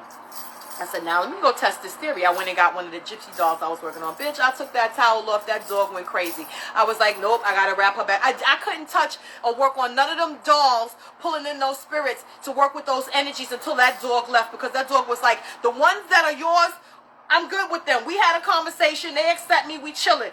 These other ones, I don't know them. And there's a spirit, and she was going crazy. I was like, oh, this is so wild. I've never seen that before. I know that when I be working with these energies, sometimes I'll look and they'll be sitting there checking what the fuck I'm doing. But the dog, I was surprised that she was not with it. She was not with it. She got it, no dolls yet. It's your space. You don't have the space for what you need. So when you move, I think that's going to change for you. How do we know when it's... You got to have a divination done to see if they want it. I had a young lady who saw one of my dolls, and she was like, I think I want it. I was like, nope, I'm not just selling this to you. We're going to read it to see if she wants it. And it was a no. You know what I'm saying? It's not now. It wasn't time. So you got to ask that question. I don't just be selling the dolls like that, because I know what they entail, and I know that the energy that comes with it. And I'm not just going to sell you that just to be selling that to you if it's not what is required for you at this time. We don't put things in your house that can house the spirit if the spirit is not ready to take that representation yet, because who's going to take over that representation, we don't know, so we don't put it there. Safety first.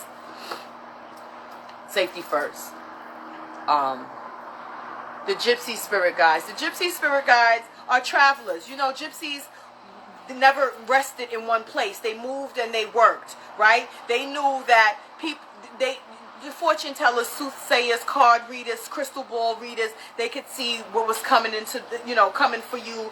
They could tell you how to get a little prosperity, things of that nature.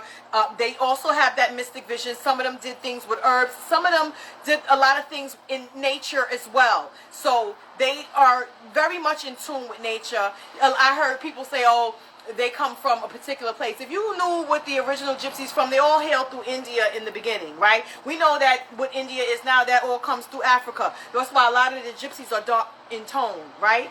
From that area. Then you have the Romani gypsies who come from Romania, right? They're a different breed of gypsies. They look a little bit different, but the essence of them is still basically the same. Fuck you, pay me. That's how the gypsies are. Some of them, they'll read the tarot cards and stuff, but they're not doing much or nothing for free. They knew to get their coin up front because people would use them and their abilities and not pay them. So they're very much about their money and very much about their coins, which is why it's very easy for those who have that really good bond and connection with their gypsy energies to always have money coming in, because they knew how to get that bread.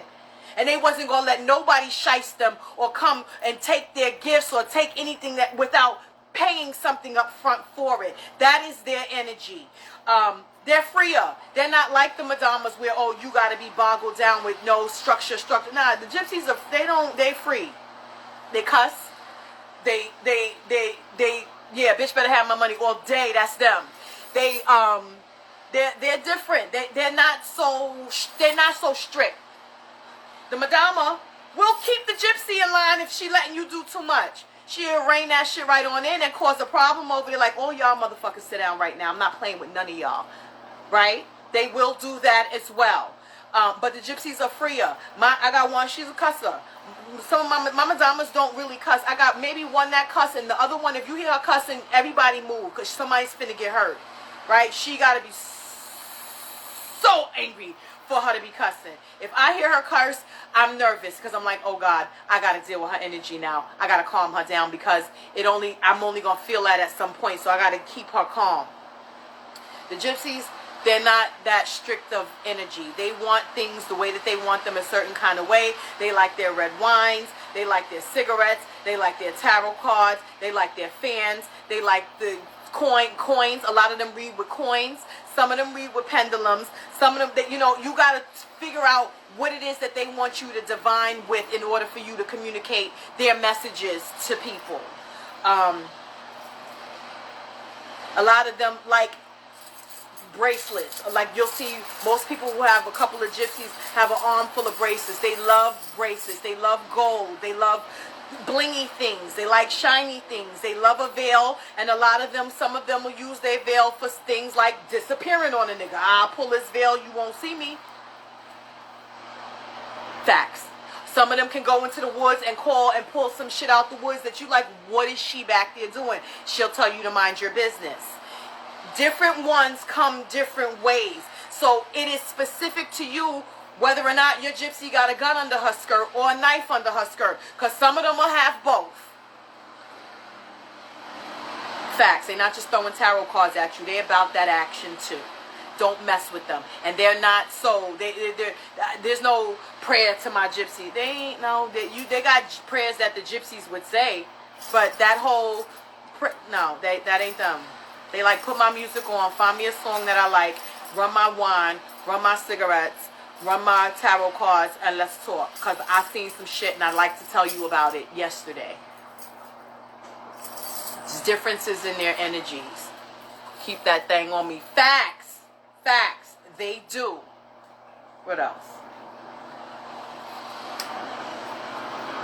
A lot of people think that the Tarot Rider-Waite deck is the deck to go with. You got to start looking through tarot cards if you were told that you need to be reading tarot cards, and start looking at what speaks to you. I will take 2 and 3 hours sometimes going through cards to see what speaks and what catches my eye. And if I can look at the card on the first picture and the second picture and I can read it off the rip, I know that somebody in my team like these cards because they can read these shits off the rip. And I've only seen 2 cards. My mother definitely has some Katana Gypsy energy. The bracelets, gold tooth, the gold up to her elbows, cussing, and she loved the money. Yeah, it be they energy. And they the ones that'll tell you how to get that bread if you listen to them. Legally. Remember, we want to elevate everybody. We want our spirits to always be in light and spirit and truth. And we don't want to dip below the right frequency or the right line, because some energies, they get a little bit too free sometimes, right? The Madamas, for the most part, they're not doing that. The Gypsies can, if they feel like it. They get a little too much sometimes. But if you are at the right vibrational frequency and that's how you're vibrating, she not going to dip below that. She knows that this is where you keeping it at, so that's where she going to stay at. Unless you done pissed her off and she got some shit to say to you, she going to fucking flip on you. All day she'll flip on you. But she knows that you supposed to know to keep it here. Because if you go high, we go high. You go low, bitch, she go low too. Don't make her. Because you're not going to like that. Can you speak on the Nuns Catholic Commission? Again, some of them, they're specific to you. There's not a particular nun, right? Sometimes they'll go for a statue with like Saint Rita on it, who has the nun outfit, but Saint Rita was not about that. She was about her business as well. If they tell you have a commission of nuns, you need to know whether it's through the 21, whether it is just a straight up commission of nuns, or whether there are individual nuns that come with you, because I have some through the 21 and then I have some that are just straight up through my line. If you see me and you see Yoruba, Africa, all that kind of stuff, I got so many blanquitos in my court, it's not even funny. Like, it's wow, white people in my court. Wow, in my court. So, rosaries, holy water, they like you to read the Bible. They like for you to, some of them, like if the rosary was their zhuzh, they like for you to learn the rosary. Those things are things to use in calming, when you need to calm yourself. when you need to center yourself, when you need to focus yourself and try to, like when you're doing prayers and stuff to your ori, that's when you go to your nuns. When you're feeling tugs and pulls that you're not really sure where to go, that's what the nuns did. They took it to church. So you go and you get your rosary and you start reading certain passages out the Bible. I got passages, like I'm a believer in the Psalms, right? I know that the Psalms ain't nothing but a book of prayers. That's a grimoire within itself, right? So we use the book of Psalms differently than how the Christians or the other people will use the Bible. I'm not a Christian. I don't use the Bible that way. I use the Bible for how it benefits me. I know what words speak to my team because this is what they practice. They were into Christianity. That's not my thing. So when I get on here and I start bitching about the Catholic Church, my nuns be laughing because they like, yo, you stupid. Because they know I'm not about that life. Does it keep them from working with me? No. Does it keep them from calming me down when I need them to calm me down? No. Does it keep me from going over there to read and play the Ave Marias and the Santissima and all of the different kind of Catholic church songs that they were like? No. They've had me, forced me, go this one further, because of all of the shit that I talk, made me go to the Catholic Church 7 times. I had to go 7 different times on 7 different days and take roses to the church and leave them at the church because she wanted to be in the church. That was her zhuzh. That was what she was familiar with. That was her peace, right?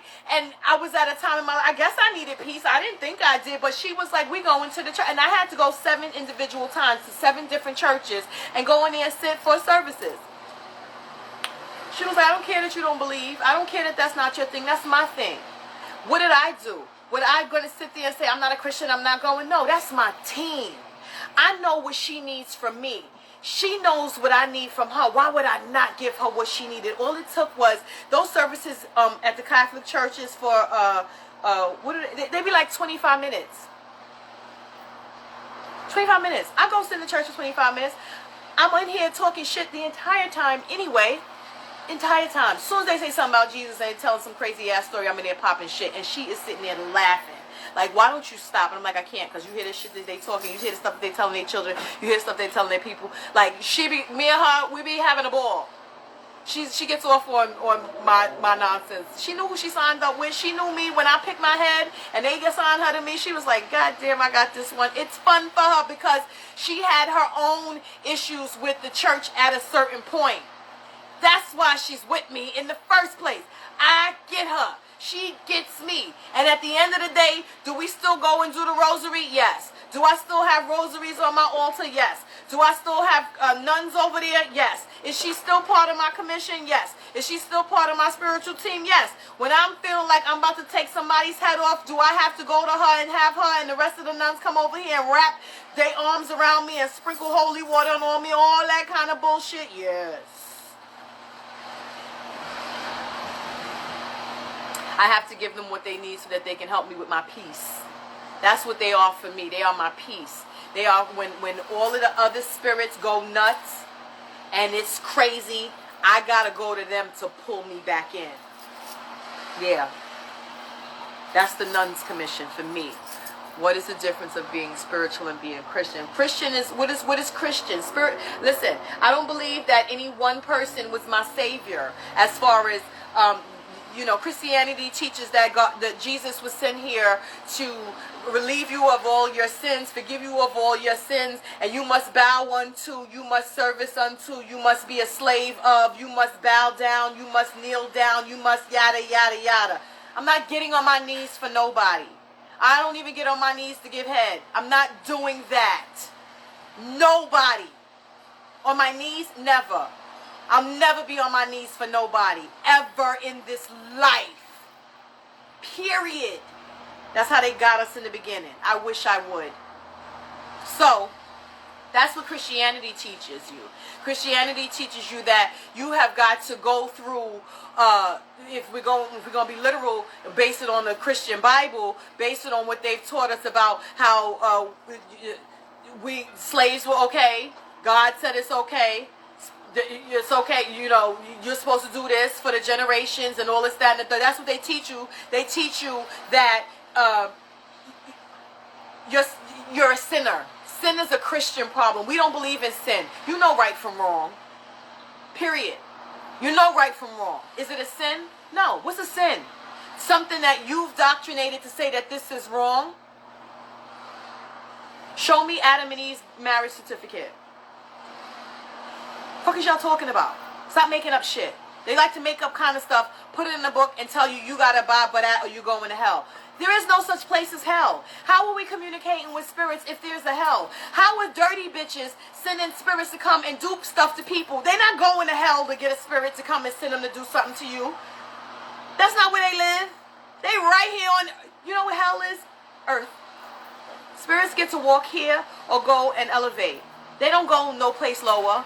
Is there a purgatory? There's a middle ground. Like they suffer if they don't elevate. Or they choose to work dirty work. You can't be choosing because you get a choice, right? There's free will. Just like us. You can't choose to be a dirty spirit and not elevate and think that they get all the life and the light and all of the good things and all of the vision and all of the good things that elevated spirits receive. It's not the same. Sin is a way of keeping people scared. Thank you, Emmanuel. Absolutely. It is a way to keep you underfoot. You know right from wrong. You don't have to wait until you die to pay for what you've done that was wrong. Your life shows that you're paying for everything that you've done wrong. Your life shows that you can't treat people any kind of way. Your life shows that you don't just get riches out of nowhere. If Jesus died to forgive your sins, then why are you still suffering? Why are black people still getting shot and killed for having cigarettes and Skittles and candy in their pockets? I thought he died to forgive me of my sins. What sin was I committing by drinking a Pepsi? I don't understand. It makes no sense. Spirit teaches you to honor self. Spirit teaches you to see spirit in everything. Nature, the waters, the sun, the moon, the stars, air, rivers, ocean, soil, plants, animals, everything deserves respect of life. Spirit teaches you that you never die. Spirit is eternal. And if spirit is eternal, that means that everything that I've experienced while my spirit has transcended from above to here and back multiple different times, I carry a piece of that information within my DNA. Spirit teaches you that there is always a way, that this is not the ends all be all. Flesh is flesh, humans are humans, and no one is perfect. Spirit teaches you that you have got to use this machine, this body, this suit has been programmed and delivered here upon this plane already intact with all of the things that it needs to survive and thrive here. Spirit teaches you to look to nature for fulfillment, to look to nature for sustenance, to look for nature for growth and elevation and community and all of those things. That's why they go to the Orisha, because Orisha are nothing but forces of nature.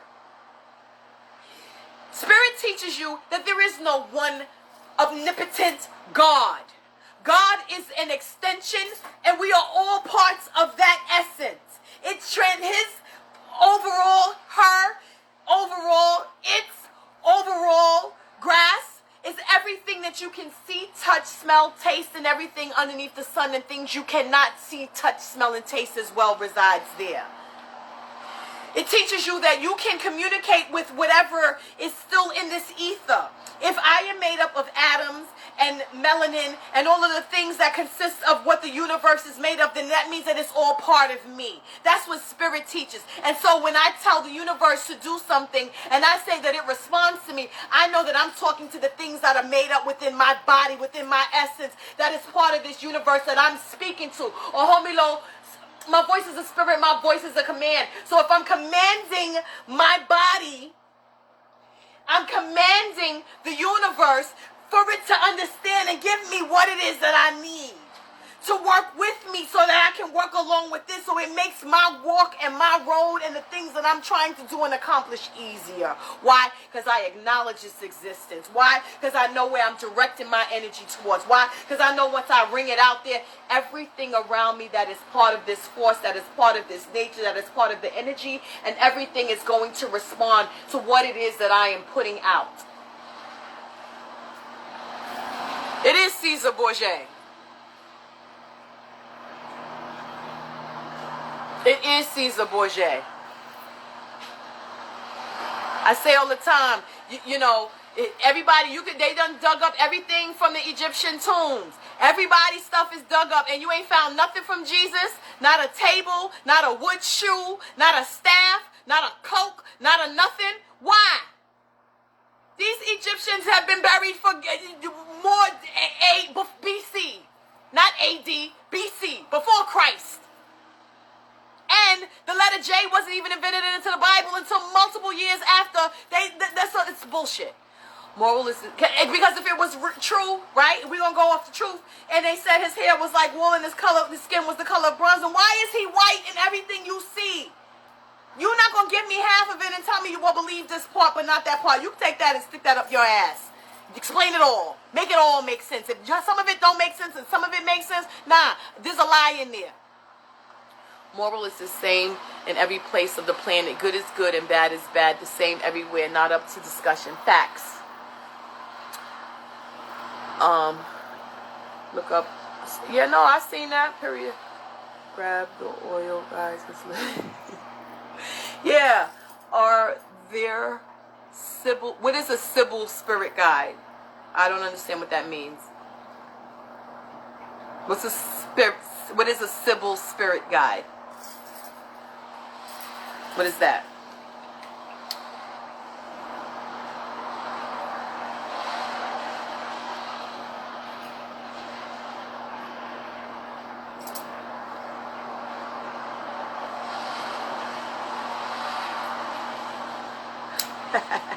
Yes. I don't play with that Christianity thing. Like, my people, and don't get it twisted. I come from sibling prophets. I don't do the whole, I don't know what that means. And I don't use the word prophet, right? To be a prophet means what? You're speaking for spirit. Prophets, they'll say, I'm speaking for God. You're not speaking for God. God put extensions of himself down, which are your spirit guides and your spiritual team, which are the ones that are actually giving you the messages to give to people. God ain't talking to you. I've seen a lot of people call themselves prophets and say that God told them. God ain't never talked to none of y'all. God ain't going to talk to y'all. He going to send the same spirits that you've been trying to talk to you. He ain't going to send a burning bush. He ain't going to do none of that bullshit. He going to send your ancestors' energy in here to tell you to stop acting stupid. He going to send your Madama's energy to tell you to go cut the shit. And he going to send your gypsy spirit in there to tell you to go stop spending money you ain't got.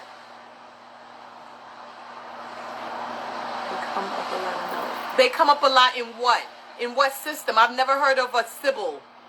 A Sybil prophet. Who is she and what is her background? For you to say Sybil, right? That's a name of someone. So who was she? That's what you need to be finding out. Who was she? Was she deified at some point? And now that she's been deified, has she become that type of energy where she now reaches out to communicate with people and to become a guide for them in the same fashion as Saint Martha, right? Remember, these saints were human. And they were all deified for something that they did miraculous within their faith that gave them that much of a raise in God's eyes that he allowed them to be deified. And now they work as saints because it is their choice and their anointing and the gift that they've been given from God to come back down here and said, you can work with these people. The daughters of Mami Wata. The Sybil is... That's a different pantheon, though. When you're dealing in Mami Wata's energy, you're dealing with the different Loa, right? You're dealing with the different... and it might not be the Loa. I don't know what the name of that particular pantheon is, right? Again, that is through a particular system, right? They have their own ways of doing things. So, for instance, if you're dealing with in that system, and you have... Dumbalajuego, let's say him for instance, right? You know that he's the serpent, he's the snake, he has the rainbow, he has all of that other kind of stuff. And what his message is, that, you know, the snake eats its tail, is regenerative, it does all of these different types of things. That's in that pantheon. But say that that's not my pantheon. So who is Dumbalahuego in this pantheon? Well, we have Oshumari, right? That is the one, that's the Orisha form of the serpent and the rainbow, right? That's Oshumari. So in my pantheon, I now have to figure out what it is that his energy encompasses. What it is that his energy brings forth. What it is, I do not want to reincarnate. Earth has not been kind to me. I'm not coming back here either. But the only way that you don't get to come back here is if you do get your stuff right. And if you're not on your path and you're not on your target to say that you've done the things that you signed when you came here, you're going to have to come back again. It's inevitable, you know, until you get it right and you get the choice to say, all right, I'm not coming back. So that's why I work so hard the way I work to do the things that I do to make sure I'm not trying to come back here. I only want to come back here in spirit form so I can knock people's shit over. That's all I want to do. Can you speak on an egon stick? An egon stick is a piece of tree, basically, that must stand taller than you, that represents the energy of your ancestors. And we normally, it must be washed, it must be fed, it must be consecrated. Normally they ask you to dress it to your own liking, but one of the things that we always put on there are ribbons and bells. And when we're doing different services for ancestors and we're doing things to call in the ancestors and incantations, we bang the staff to call their energy forward. So the stick is something that you should not buy. Okay, it is something that you go and find in the woods. And when I say find, we take 4 pieces of coconut, which we consider obi, and we do our majubas. We have to do our omitutus, and we have to call on the name of our ancestors while we're out there to ask them to point out the stick that you want. We will go through, it's been a time we've gone through, sometimes we be intuitive, so we know which stick they want, right? It be throw, we do the thing, we'll throw, they'll say this is the one. We'll take it home, it gotta be washed, it gotta be fed, it has to be set up. There's ceremony and the service that goes into that. But you have to do you got to throw. You have to divine to see if this is the one that they want before you bring it home. Remember, all of these things that come from nature have a life force, has an energy that resides with it. So you don't want to just bring anything in your house. These are the things that we do when we set up traditional ancestral altars. It's not considered an altar. It's more of a what do you call it?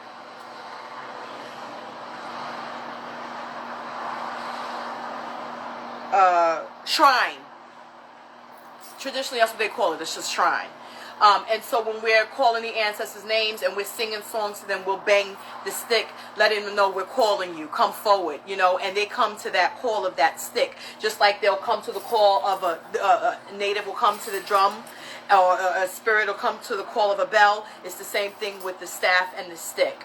And that stick is something that has to be fed. Whenever you're feeding your ancestors, you feed the stick too. When you're feeding your ancestors, because you also get with that stick, you're supposed to get an otan. An otan is a rock that you also have to go to the woods, do a throw to find out if this is the rock that your ancestors want. And that rock is what is washed, fed, ceremony prepared for your ancestors. So whenever there's blood spilled, that is the essence that's being fed to that rock. Remember in the beginning of this I said if your ancestors don't have anything that represents them when something's being fed, then they're not being fed. We use a rock that comes from nature, but the ancestors have told us that this is the particular rock. You'll be out there all day looking at rocks until you find the one that they say yes to. They really, yes, they lead you to it. They show you what they want, but it must stand taller than you. Mami Wata is normally in West Africa, Vodou, Afa. Yeah, that's not something that I practice.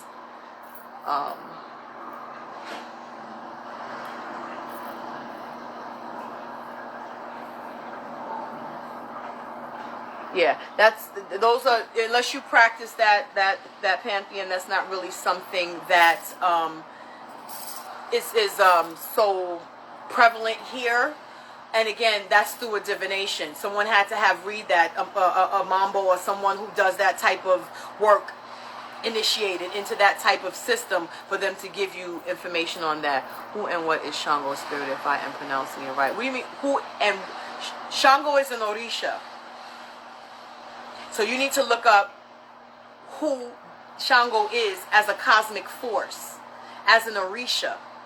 He is an African deity, but you have to understand that the Orisha are forces of nature. These are energies that come forward in your life when there is something about their energy that you need to help push you forward. So Shango is the pure raw strength of fire, right? He is focus. He is drive. He is will. He is, you're not going to, what does fire do? You can't stop fire if you let it get ahead of you. Right? That's what his energy teaches you. Be like this fire. Don't let nothing stop you. If you are on your path and you're supposed to be doing what you're doing, and it doesn't matter what goes on around you, stay astute. Stand firm and stand strong. Just like fire will take out anything in its way, in its path. If it's in its way or in its path, you must be like this fire. You must have that fire within you to push forward in your life, to push forward in this world and burn down anything that's to oppose what's good for you. You gotta know their energy as the cosmic force. Fire. What does fire do? It burns down to make way for new stuff to come through. Just like the tornado. That's why Oya comes before Shango in any battle. He never come out first. It be her coming through first. When you see that forked lightning, that's Oya. She's coming through first. When you feel that wind, because when you's a fire, there's always wind. That's Oya. They work together. She comes first before him in any battle. He sent her out there first. Go swing that shit around. And then he'll come out there with the fire. And she'll take his fire and spin it all around here. And all this shit will burn up. Burn it down and let's see what new grows from it. You got to know their essence as a cosmic force. So there is a book that I always tell people to read. Just basics. Traditional Yoruba style. It's called Black Gods and Studies. Orisha Black Gods and Studies in the New World by John Mason. It's a black and white book, not too thick, very easy reading that gives you basic knowledge and information on Orisha as a cosmic force, not as them being embodied in a human form. That wasn't how the Orisha originally were looked at or venerated in traditional Isheshi, traditional African systems. There is no path to the Orisha. There is no, oh, well, I have Lolodi, or I have Yakute, or I have, no, there's no path. Yamoya is Yamoya, ocean. Oshun is Oshun, river. Shango is Shango, fire. Orisha Oko is Orisha Oko, tilling the earth, right? Osayin is Osayin. He's the owner of all of the herbs and master of the forest, you know. So you guys really have to get out of, this is another conversation I was having with homeboy the other night, get out of looking at Orisha as the human vessel and get into the cosmic force of what it is that their energy provides. The focus and the foundation that their energy provides, the clarity and direction that their energy steps forward to provide. When they step forward, there's something in their energy that you need to help you move forward in your walk, in your life. Everybody want to be Oshun's daughter. Oshun is the river. You ever see a river rise up and wash out a village? That don't feel like love, does it? So where's the sexy part of love and sex with that? No. You got to learn their energies as a cosmic force to truly understand what it is that you're dealing with. That way when you walk out into this world, you see the beauty of nature in everything that you do. You see Orisha in everything that you do. Everywhere that you walk in, everywhere that you step, there's life on this plane. There's Orisha in everything.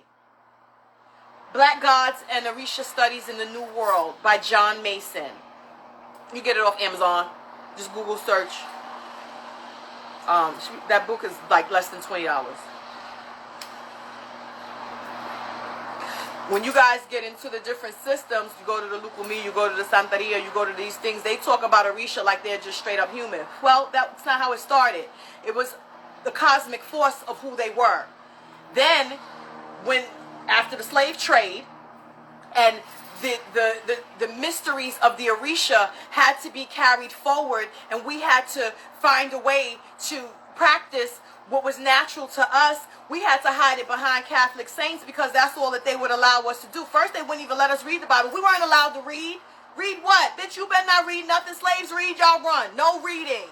Right? Then they let you read the Bible. Oh, yeah, you can read the Bible because they talk about how the slaves are supposed to stand underneath their master, and God said it was right, so we got to do this, and for generations and 400 years, we're going to be down. So y'all expect to be enslaved for 400. That's what they want you to believe, and believe that that was what it was okay. So, yeah, y'all read the Bible. Don't read nothing else.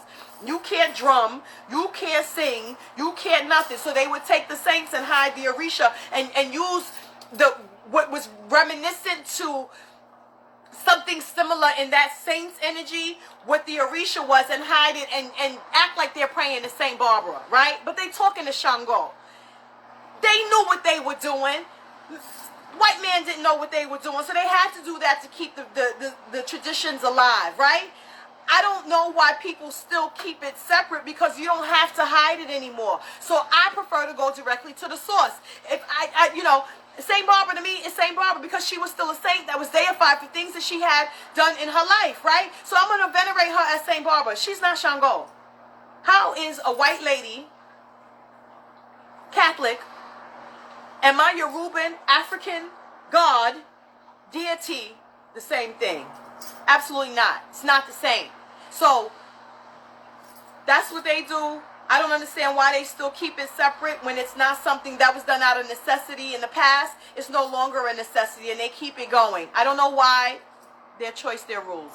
I had religious OCD. I thought I was going to hell. I suffered for months. That's crazy. They want you to believe that because that way they get to control what you do. They can get to control your mind. They get to control how you move. But why is it that the priests are molesting children for years and they're not worried about hell? Because they know it's bullshit. When you look at these priest pictures, I found 1 million of them. They all, if you go to like Italy and all those places, they got black saints in their churches. Their pictures of Christ are black. Everything in their stuff is black. Locked into the Vatican and all these rooms that your eyes are not supposed to see, them things are black. Why, when you come across the waters, is it all white? If it don't matter, then keep it brown, right? No, because you want to make yourself seem like you're the superior race, when in actuality it's bullshit. The difference between spirit and Christianity is that type of shit right there.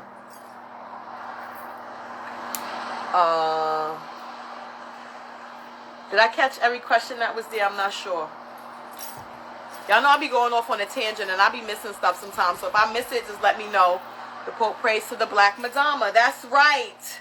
The Black Madonna.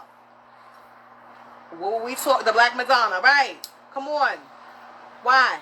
Why she ain't white up there? He could have changed that if he wanted to. He know what's good. The only people that don't know what's good is us. They know what's good. And they know damn well that they ain't going to hell if they wouldn't be over there molesting all them children. If you thought for a second that they thought that they were going to hell, that they would do that, y'all bugging. They know goddamn well it ain't going to happen. And they know that the church is going to cover it up for them. So you think they're worrying about burning in hell? No, they're not worrying about that. Why? Why you think? Oh my God, yes, I've seen the Pope praying to Ursula Dantor, and she was black. I was like, what? Yes, go look at some old pictures. Go look at them churches over the waters. Only here, they let that shit rock and roll. Over there, you go look at them rooms, they got the real shit over there. Go look over there. They ain't saints, all of them, they black as tar. You could barely see their goddamn eyes. Lips be pink as shit. Statue blacker than a motherfucker.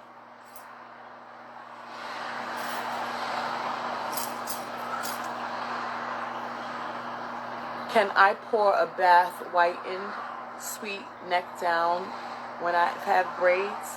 Yeah, but you need to be washing your, you are not one of those person that can skip your head cleanings. So you need to figure out a way to wiggle it in there. I got locks in my hair. You think I don't get my hair washes because I got locks? What kind of braids you got? You're not shampooing it. Pour that shit over them braids. Rinse it out with fresh cold water if there's any residue, and take a white clean towel and blot the stuff out your hair. Go, don't try to find a reason or a way to skip your head washes. You're not one of those people that can do that. I don't care if you got a mohawk. You better clean your head.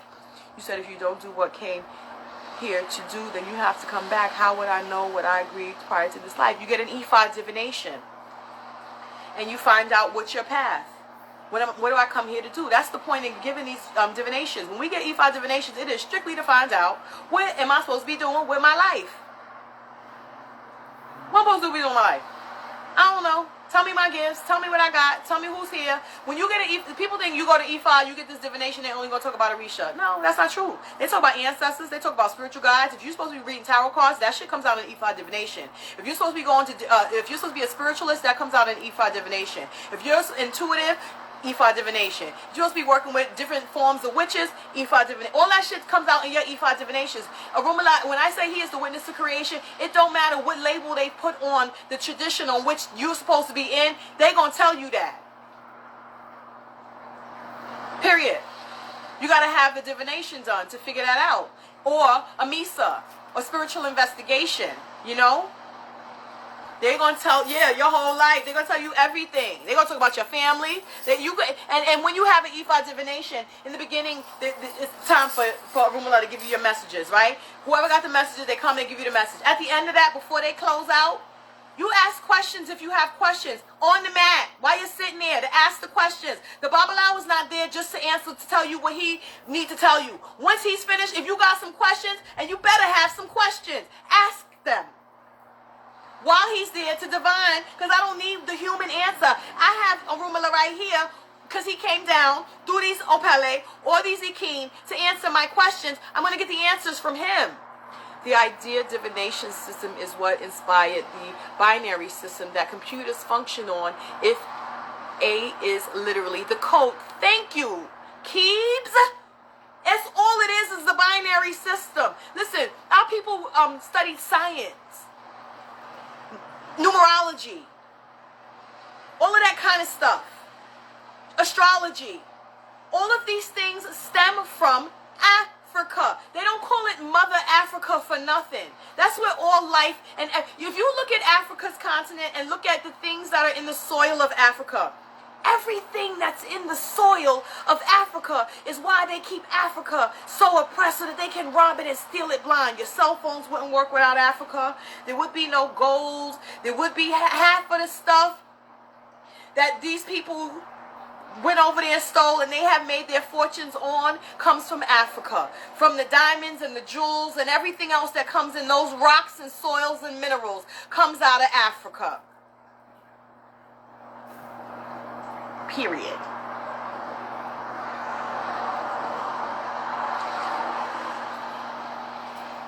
We were not, we were a knowledgeable people. We are a knowledgeable people. And it is palm oil, come on, yes, all of that. We are a learned people. We are a people that have studied and have worked along with this earth for millennial, right? We were prosperous people. That's why that land is so rich. That's why half of them people before them people went over there with their bullshit, them diseases and stuff. You don't get no COVID over there till somebody went over there and sneezed on a nigga. You ain't get none of that stuff till they went over there and start spreading it over there. Because if it's everywhere else, what you know goddamn well they got to go figure out a way to say that some of this shit came from Africa. They always trying to blame us for some shit that we ain't had nothing to do with. Knowing goddamn well they fixed that shit up in the lab somewhere. Pissing me off.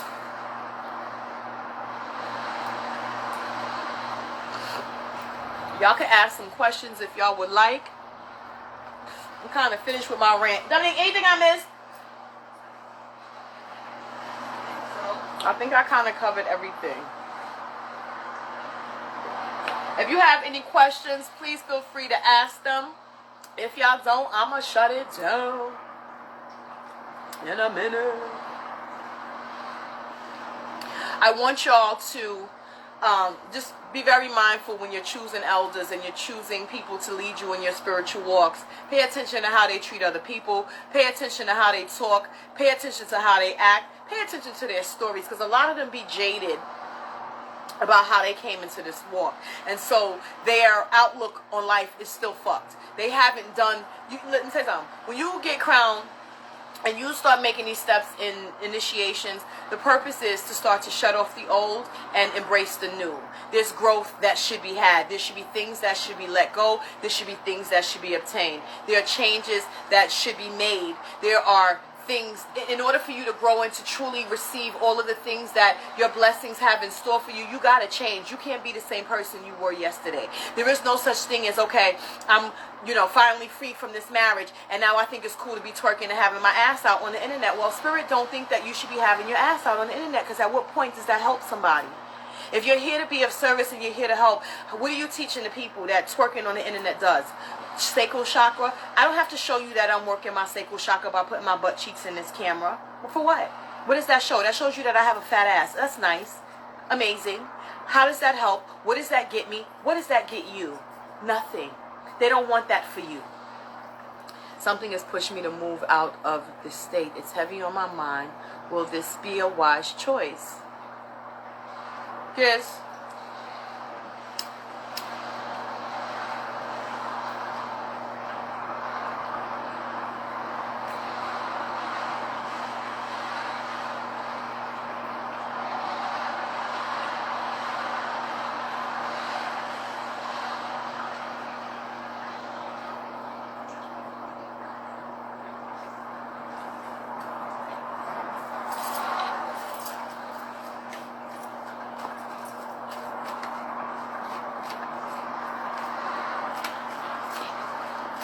Told me to put these cards down. You don't need these cards to answer that question. You know goddamn well that you should not be thinking about whether or not it's a wise choice if you don't have your ducks in a row. You know that in order for you to move to a different state, you have got to have the place set up, the finances set up, the job set up, the careers, all of these things. Like, you have all of the access to everything you need here for now. Until you receive everything you need to have everything as far as your foundation and your grounding and everything solid with that, you finish your schooling, because you almost finished with getting your degree, then you look into what is possible for you. What is going to serve you the best? Is this a good move for me? Because you can ask that question now, and you don't got nothing in place set up for you to say whether or not this is a good decision or not. To asking me if this state is a good state for me doesn't give me anything if you don't know what the job market is out there that's in your field to know if I can go out here and be prosperous or be able to at least take care of my basic necessities and be employed. I can't move out of here from one state to another where I'm set up, where my help is, where my family is, and go out here where I got friends who I'm assuming is going to hold me down. Don't assume that they're going to hold you down. Don't go out there without having everything set up first. So if you have no job lines up with the proper income, because you remember, when you move from here to other states, the pay grade here is higher than it is down there. The cost of living here is normally high. I'm in New York. Higher here than in those countries and those states, right? You got to now condition yourself to be making less money, right? But in making less money, the rent is not the same. The things, the necessities are not the same. So it isn't making your minds up to now, I got to map, this is a map. I got to map this stuff out now. And then once I mapped it out, does it make sense? You got to make it make sense for them to say yay or nay. You can't say, should I move, and you got nothing lined up. Well, no. The answer's a no, because you don't know where the fuck you're going, right? You don't know what's there. Like, for instance, everybody want to go to Atlanta. Well, the women outnumber the men 8-1 in Atlanta. So don't go out there thinking you're going to find a husband, because you really, for Atlanta, you need to be taking a husband with you, right? That's number one. They on the down low like a motherfucker out there. The HIV rate out there is absolutely out of control. Remember, you go from Georgia to Atlanta. Those are two different, you think you went to two different goddamn places of the world. So you got to make informed decisions, not just is it a good thing for you. Anytime change is good, sometimes, but change without planning is an asshole's move.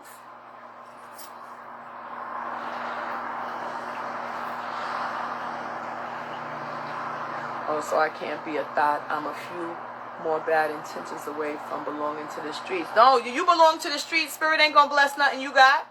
I'm also being serious. Unless there's a spiritual repercussions, think I'm gonna be a hoe. Listen, everybody's allowed to have a hoe phase, right? Do your yoni steams. Don't be out there falling in love. Know what you listen. They'll let you stick and move, but you can't be sticking and moving and hurting people. You can't be sticking and moving and using it as a distraction to not do the things that you're supposed to be doing. They'll give you a week off to go and pop your coochie, but on Monday, you better come back and do what you're supposed to be doing. You feel me? It's a balance of life. They don't want you to take away the earthly pleasures, because there are earthly pleasures. Nobody telling you to be abstinent. Nobody told you can't have sex. Nobody said you can't pop your coochie. But why does the world need to see it? What does that send out about you? What message does that send out about you? At some point in life, you're going to want to fall in love with somebody that's going to want to think of your son. Your son bring home a girl that you saw online popping her coochie. You better get that whore out my house. That's the same energy you should be thinking about when you out here making the type of moves that you make. That's all I'm saying. Absolutely not working on job home, all that next year more. Was Hoodoo and Santeria brought out of the same necessity? Just got the Hoodoo cards and am reading the history. I don't practice Hoodoo. That is a different system altogether. So I don't practice Hoodoo. The tarot cards, once again, I looked at the book only because her story was interesting to me, because you got to remember, in reading that book, the story that came behind it was her grandmother worked that for years, right? And so from the stories of the things that her grandmother witnessed and experienced is where she got a lot of the ideas for the cards that she incorporated, and then the stories that came behind the cards. But I don't use none of those stories that came with the cards when I'm reading these, that came with the book when I'm reading these cards. The way that I read these cards is the way my lady says, look at these pictures, and I'm going to tell you whatever else you need to see on these cards. Like there's particular pictures on there that give, if you look at the card and you look at the book, it's like, what? That's not how that's her meaning for the card. When I buy cards, I don't care what their meaning is for the card. It's what my lady says. She asked me for these cards, so she's going to tell me how to read these cards. The book you pick up when you're lost and you're not really sure where to go, which is why I like to get cards that have pictures on them, so I can get a story behind what's really going on. And I'm paying attention to the colors, the little things that's in the background, in the smoke. If I see spirits in the smoke, that kind of stuff. My spirit has had me work in a way that my intuition is paying attention to everything. A puzzle makes a picture. So I'm looking at each piece that's on this card to put through this puzzle so I get the picture of what's going on in this person's life.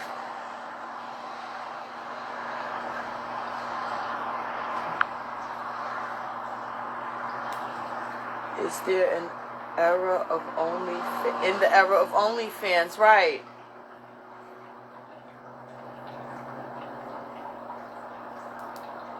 Yeah, when you read the book, it kind of taints. So let me tell you something. When I get cards, I don't pick up the book. The first thing I do is toss the book that way. Second thing I do is I charge my cards, right? Before I charge them, if I have my family or something in the house, I let them touch them and look at them. Once I charge them, nobody can touch my cards. Don't fucking reach nowhere to touch none of my spiritual shit that belongs to my people. Nobody's hands. My bloodline don't touch my cards. You understand what I'm saying? I love them. They're my family. They came out of the same coochie I came out of. Don't touch my motherfucking cards. Okay? Right. So, I don't look at any part of what the book says because I don't care. And my lady says she don't care neither. Which lady? None of them. None of them care about the book. They don't care about it. If you got to use the book, then these ain't the cards. Basically, right? So here she goes tossing cards.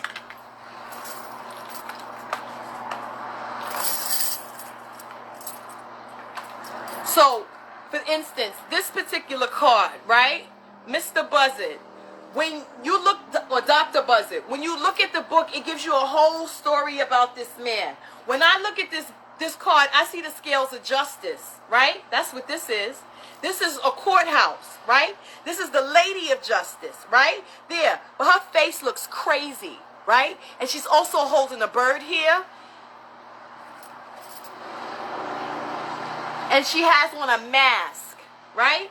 So when I get this card, depending on how the reading is going, I know that somebody has something going on with a court, something with court. And I know that they're trying to get justice for something that they want with this court case that they have going on. But I know that the justice scales are on the ground by his feet, and she got birds in her hand up top. So for me, that means you got to clean off something or offer something needs to be done in order for you to get the scales of justice to swing in your way. It ain't just going to work out in your favor with you doing nothing. Why? Because the scales of justice are not on the up where they can be balanced on your actions and what should be done. The scales are on the ground, and that's a problem, which means that there's something that needs to be done in order for this court case to work in your favor. And 9 times out of 10, the person that's telling you or that you're going against is wearing a mask, and they're doing something on their part so that the court case works out in their favor. So you got to counteract that with something else. You're going to lose the case. Now, when you read the book, that don't got nothing to do with this card. But I know what I see when I look at this card. And I know what she's telling me when I look at this card. The book, that's not what it says. Do we care about the book? No. You know why? Because I don't read tarot from a book. I read tarot from a spirit.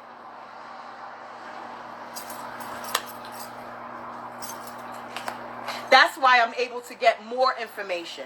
That's why I'm able to go a little bit deeper. That's why I'm able to give you more clarity, because of what kind of book is going to give me the clarity that I need? It's a book. You wrote one book for the world. So every card, every time I pull this card that you showed me should be the same for every single person. That's bullshit. That's not how tarot works. One card the same for all of the millions of people on the earth? Really? No. Does it make sense? No. That's why I get mad when I see these people online reading tarot cards, making y'all pay the money and reading from a book. That's not my message, sis. I want you can study the book, because people will study these cards and study the book and got you thinking, oh, she's a dope tarot reader. Well, no, she has a good memory. That don't mean she's a good tarot reader. That means that she can memorize what she read.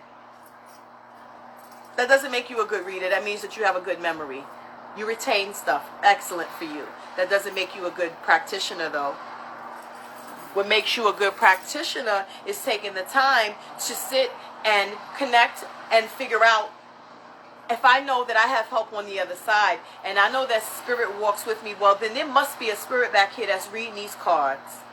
And if I can connect with her energy and her or him, then I can now go a little bit deeper with the way I'm reading these cards. I can go a little bit deeper with the messages, because they'll start to give you more here. Right?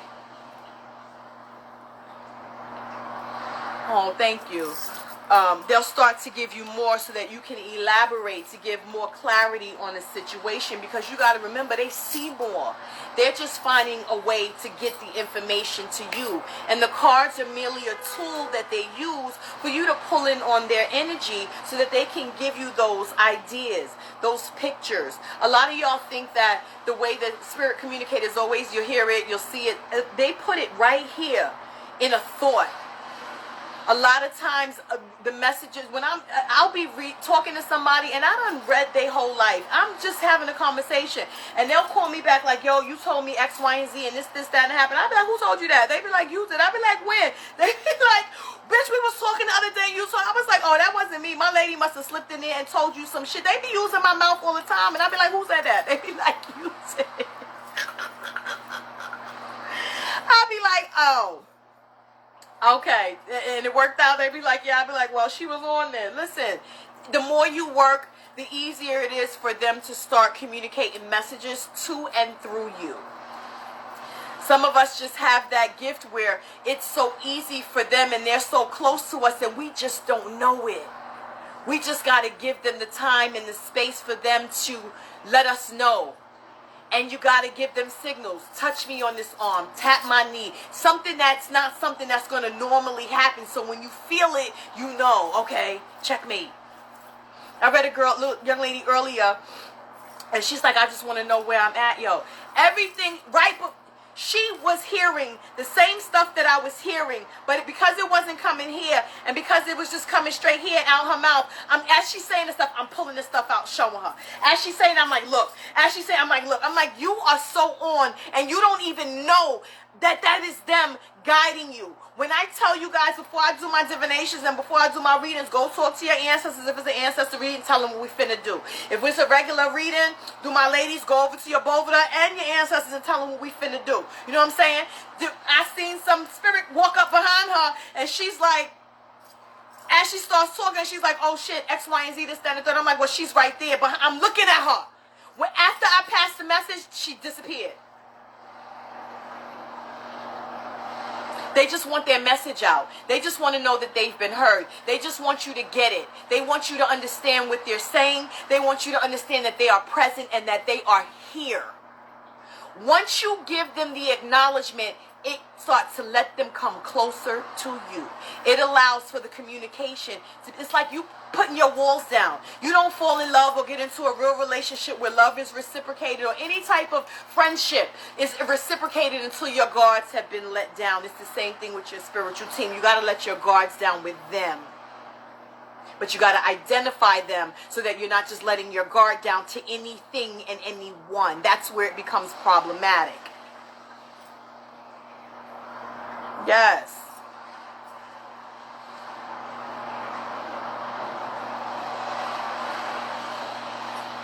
There is no need to be inebriated to pass spirit. There is no need to be drunk to pass spirit. I don't drink alcohol unless I'm spiriting. Right? I'm not allowed to consume red nothing. I can't eat or drink. If it's red, I can't put it on my tongue, right? Except for wine, which is almost purple, when I'm dealing in spirit, because my ladies like wine. Because it came out as a taboo for me to not eat or drink red, they respect the fact that I'm not just out having wine and cocktails. I'm physically working in the moment where spirit is, and this is what they drink. And because they encompass and they ride me and they're on me, this is what pulls their energy towards me. So for this particular time, in this particular space and place, I'm allowed the red wine. When this candle goes out and this goes off, if this is what's left in my glass, I gotta pour it out. I can't drink it no more. If I put out this candle, turn off this, and shut down, and I finish this drink right here, I'm drunk than a skunk. Drunk. Toe up. And what does that do? That brings my levels of boundaries down. That takes focus down. My spirit team don't have time to watch my gate for some shit that I let go low. Now they gotta fight that when they supposed to be doing other stuff. So now they got two jobs to do when it was up to me to do what I was supposed to do to make sure that my boundaries was up, right? If I went against the grain of what I was told and took my boundaries down, is it their responsibility then to protect me from anybody else from coming in here to try to mount me? That's not their responsibility because they warned me. We have to take ownership over what we're doing. I know better. So if I know better, then I must do better. Right? Having a conversation the other day with one of my elders. We were about to do a service, and we had downtime in the middle, right? So here they go passing around the what was it? Brandy, right? And it was a smooth brandy. Oh my God, it was so smooth. And I said, she was like, you want a glass? And I was like, no, I don't want a glass. So my little sister came and she got a glass, and I was like, let me get a sip. So I sipped some of hers. She went away. Somebody else came. Let me get a sip. Took a sip of that. I was already activated, right? My lady had already started going off on this one, going off on this one, going off on this one. But she didn't want to have, if I sat there with a glass of my own, then that means that at this time I have to now let all of my energies and whoever else was there, I gotta work. I have to work. That means I'm working. And I wasn't trying to do that. I didn't want a full-on work. I wanted to help this one young lady get mounted, pull her spirit, teach her, and let them go on about their business, because I had something else to do later on. Later on, I'm doing Baba Louie cleanings. I'm mounted by him later on, so some other shit is going on later. Like that. I was spent by the end of the night, right? So my little sister got the glass of brandy, and she starts clinking it with the ice. So here go my lady. She's clink, clink, clink, clink. My eyes doing this. She like, let me get a sip. So I just sipped it, put it back to her. That keeps me at a balance, right? Because then my ear asked, she goes, well, why don't you, you don't drink, right? And I said, no. And she said, well, why not? I said, because it's like, my lady was like, shut up. And I was like, what? She was like, because it's not a free train ride around here. She said, you got to have a ticket. She told her, this is not the free, she said, yeah, it's not the free train ride. You must have a ticket to ride this here train. And if she drink the drink, then she punch ticket for anybody to ride her train. And that's not how we do things around here. This is what she told her. She was like, so she knows that when she drink that wine, she's punching tickets for spirit to ride her. So if we ain't tell her to do it and it ain't us, the fuck she drinking for? I gotta listen.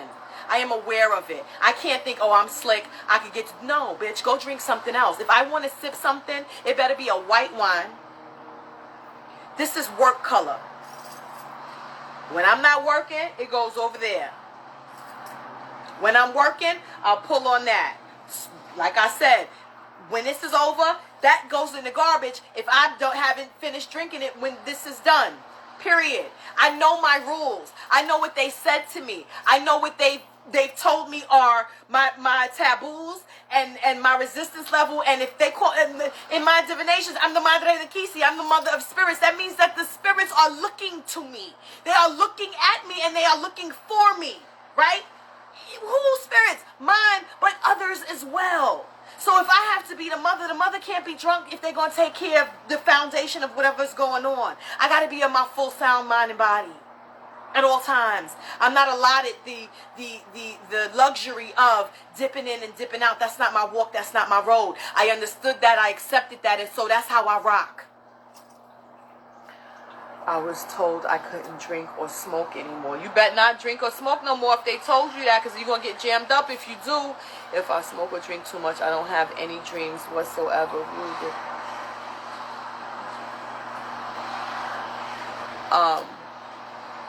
You have to remember that it's not the worst thing for you, because you have to remember that when we dream, we astral project. We leave our bodies, right? Our spirits travel.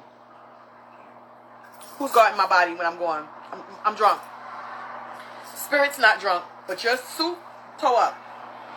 This is where the alcohol is residing, right?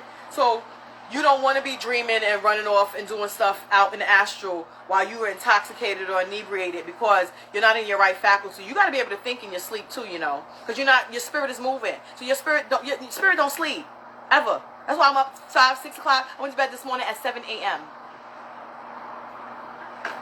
and was up. I was like, what the fuck? I want to go to sleep. They was like, we're up. Go string some beads or something. Find something to do, bitch. We up. I couldn't sleep, and it wasn't even like I was tired. I got a second wind about 3 o'clock in the morning. I was like, what is going on? It was like, well, you got to be up. Sometimes it be like that. Spirit needs you up. Your attention, your energy, your form has to be up sometimes, because shit be going on, and they need you up.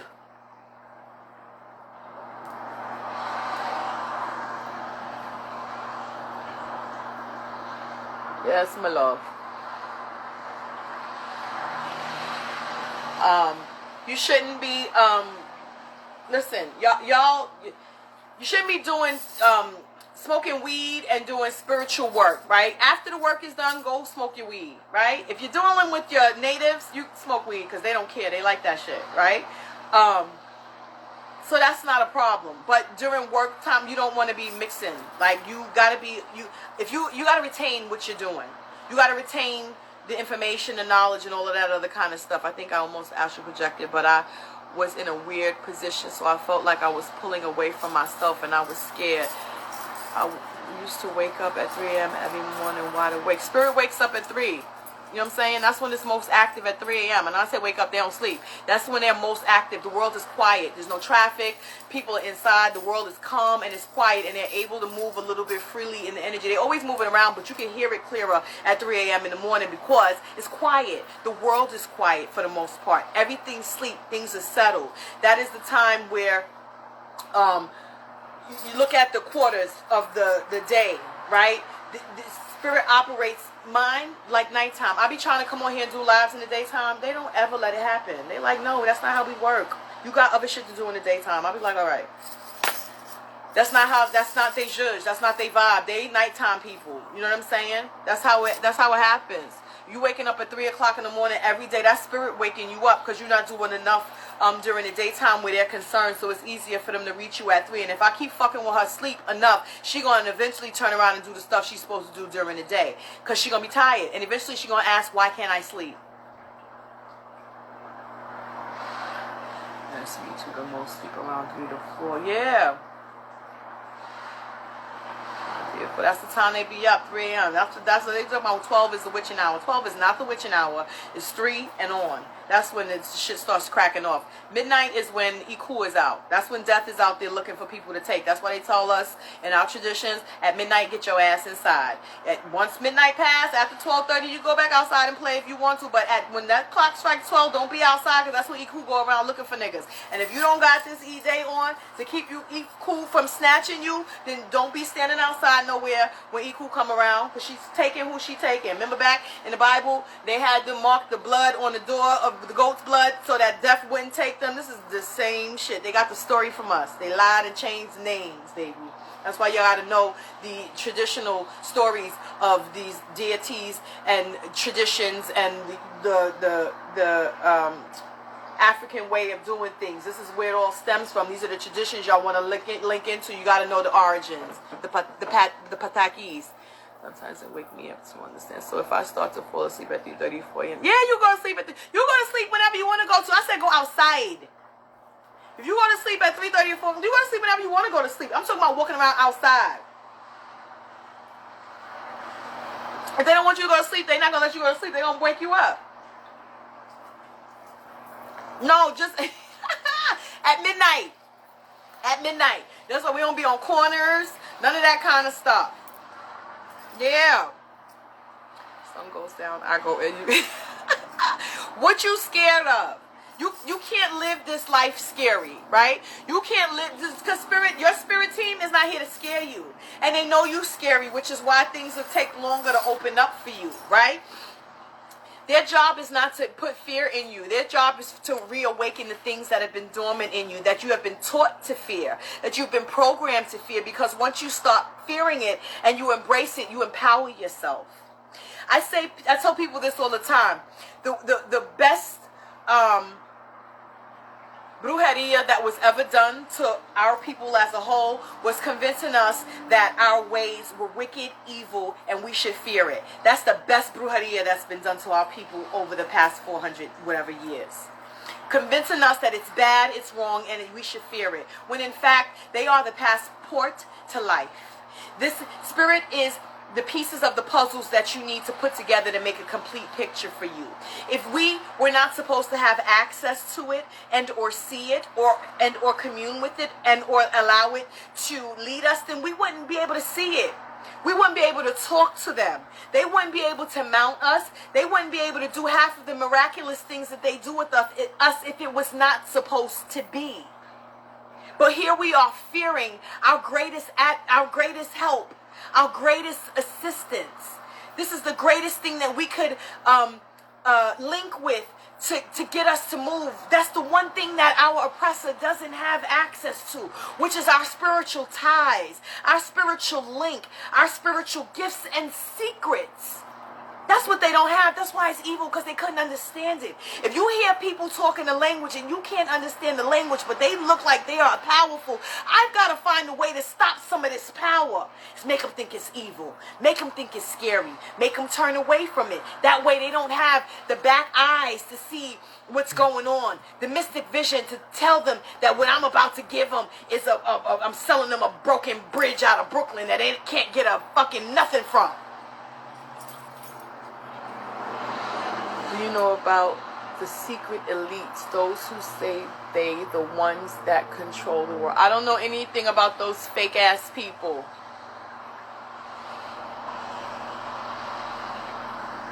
Yeah. I feel so much peace because now I understand.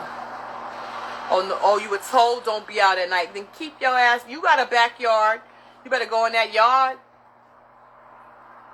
Put some protective stuff around your land. I was a sensitive child as well, sensitive and chunky. I grew up Jehovah's Witness. Trust me, I know I took a lot of inner work to embrace this. I know that's okay. I heard the biggest brujeria is becoming a brujo. Huh? Illuminated right here. Speak.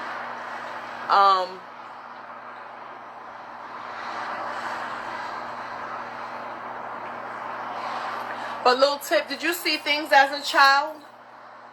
Did you see spirits as a child? Because I want to know what made you jumpy, right?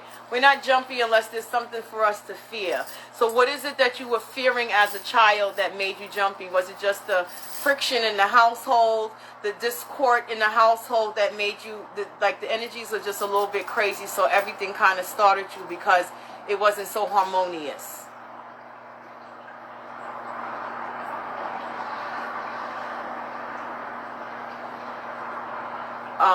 Yeah, I don't know them folks that be claiming this and claiming that. I don't know like who's in charge of the world. Listen.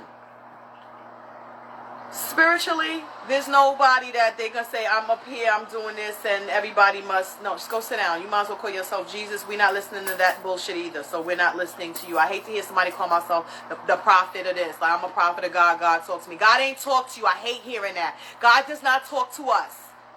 None of us. None of us. None of us. Can't nobody tell me that they heard the voice of God.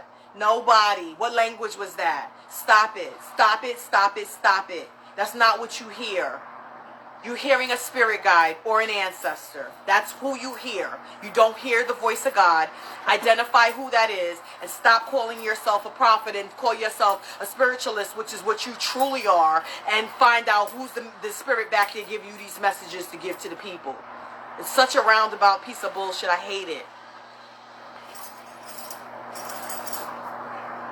As a child, I felt spirit and had night terrors that I couldn't explain. I believe that as an adult, I seen spirits. My mom anxious and my grandma always watched the news and she's scared to leave the house. 11 miles. Jesus, just got a headache. I bet your head ain't covered in nothing white.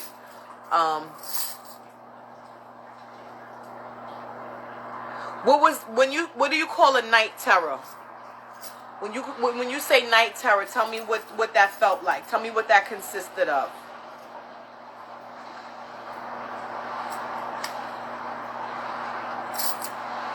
Listen, Butter Pecan Rican, this is for you to be the plug for them if they're still alive and they're still feeling these ways. There's never a time that their person is too old to learn.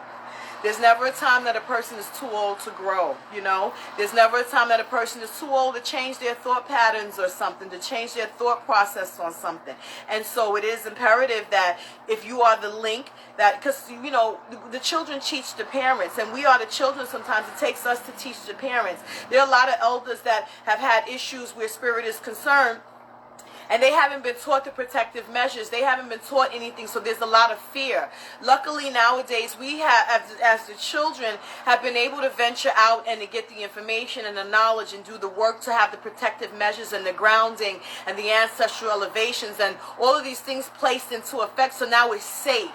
Right? So it'll be a little bit easier the next time the ancestors come and push those elders to try to get them to do something spiritual. Because it's happened. And the spirit has come down and told the elders, like, look, it's time for you. We understand your apprehension in the past, but we also we need you to understand that the children have done the work to make it safe for you now. So now go step through the door. And they've gone and stepped through the door, and they're elders at this point, but it's the children that taught them and did the work to make sure they paved the way.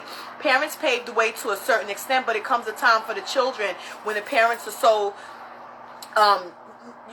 they're out of touch, right? It takes us to have these outlets to kind of give the elders now a different outlook on something that they never knew.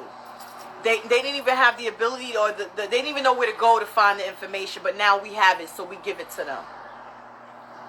Wake up, panic, and felt spirits in the room, like movement everywhere. So, what protective measures, right?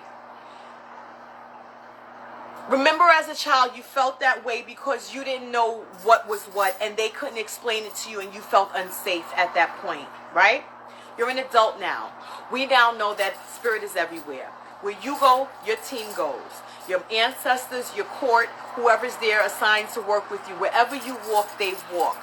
So you will hear scurrying. And that's blocked your vision because of the fear of seeing it then. When you get scared like that, spirit backs up off you, because with your gift, you'll never lose it, right? You just have to let them know by working on it slowly, right? Taking your time, getting more comfortable with understanding what spirit is, who the spirit is, which spirit it is.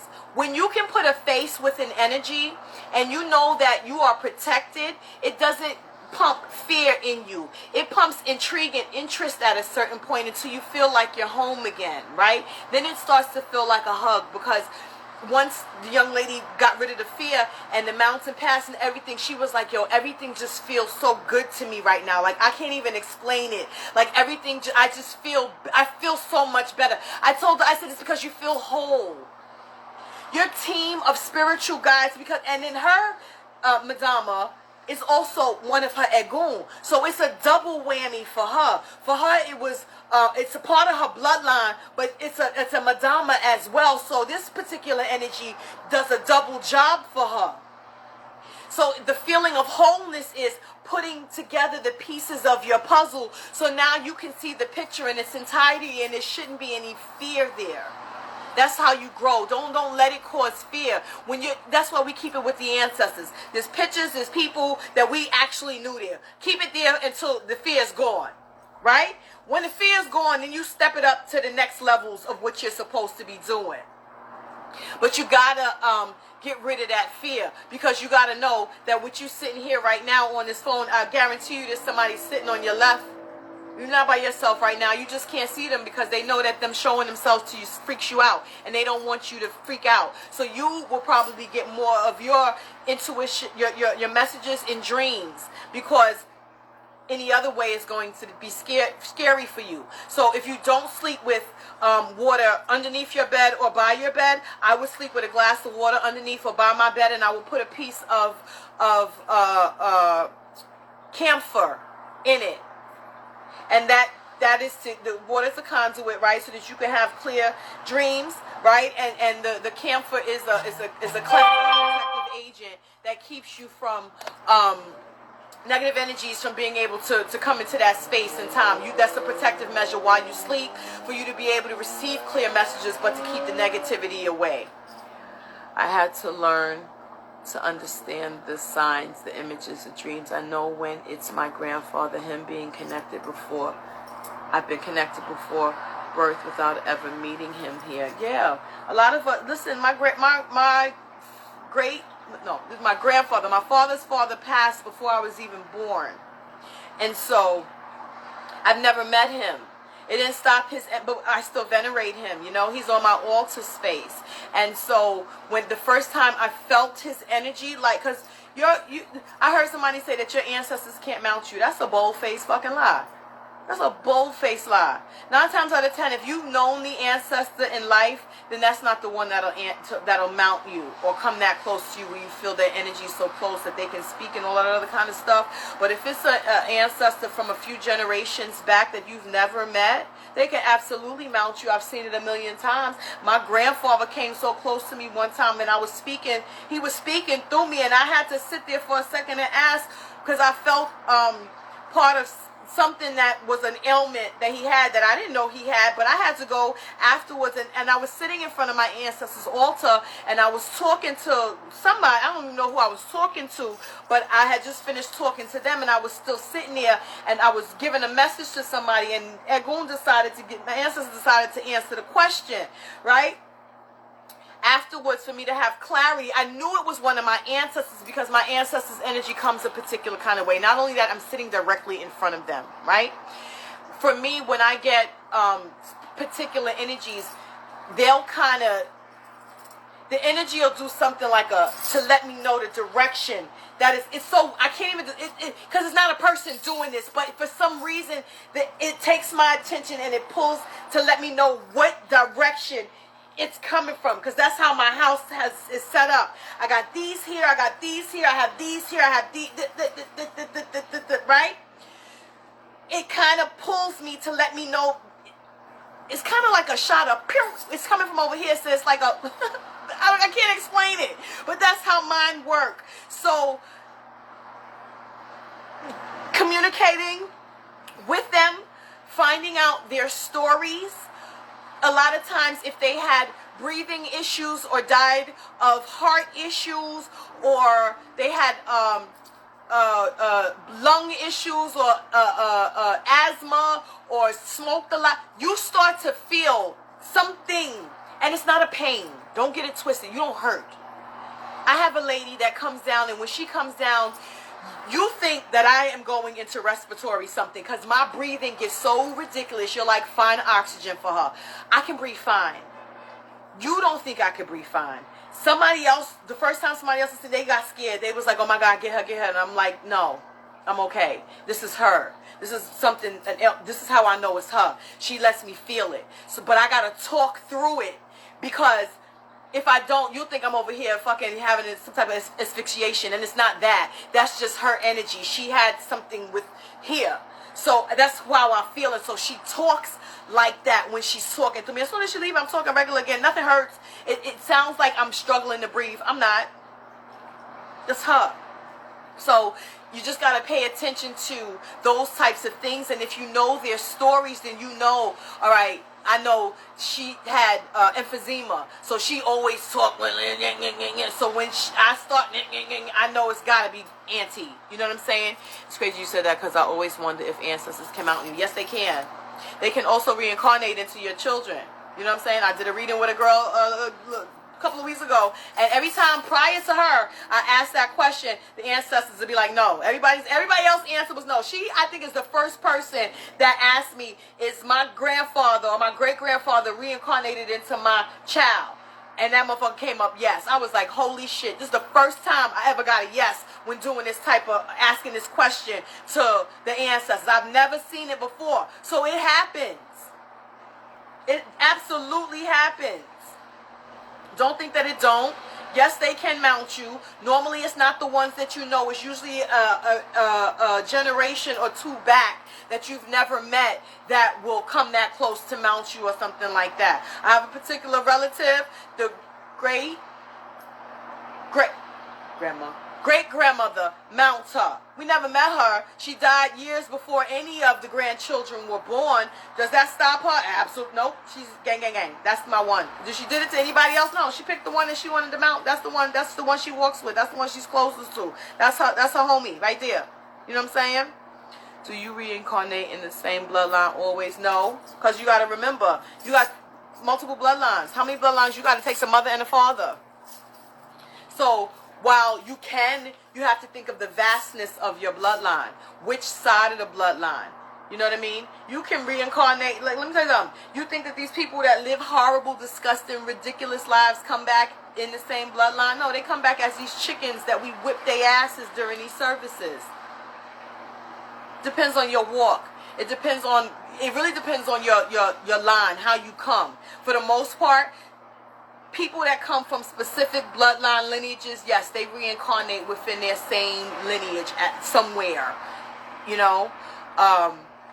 But it's weird because you can miss a cycle, right? You can miss a cycle where all of your people, like your mother and your father and your brother, were mother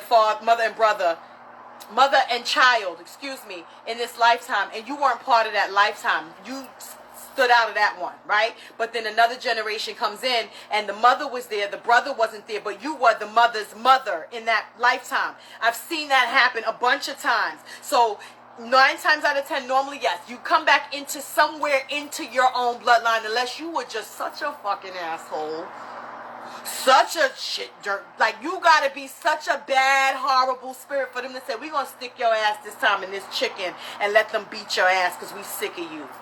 Now, the next time you come back into that bloodline again. But you can skip life cycles. It's not every one that you come back is always in that one. It can be multiple different ones.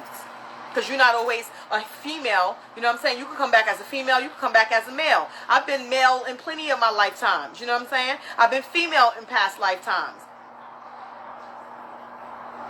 Yes, and that's why it is imperative for you to get this stuff now, because you have to be able to train the babies and allow them to not have have the type of strain that you've had trying to figure out your way. You know, you're giving it to him young, so by the time he becomes your age, he's going to be a beast in these spiritual streets. Those of you that has children, I have a lot of people that I do readings with, and they'll be like, but why me? And I'm like, go look at your kid and tell me why you.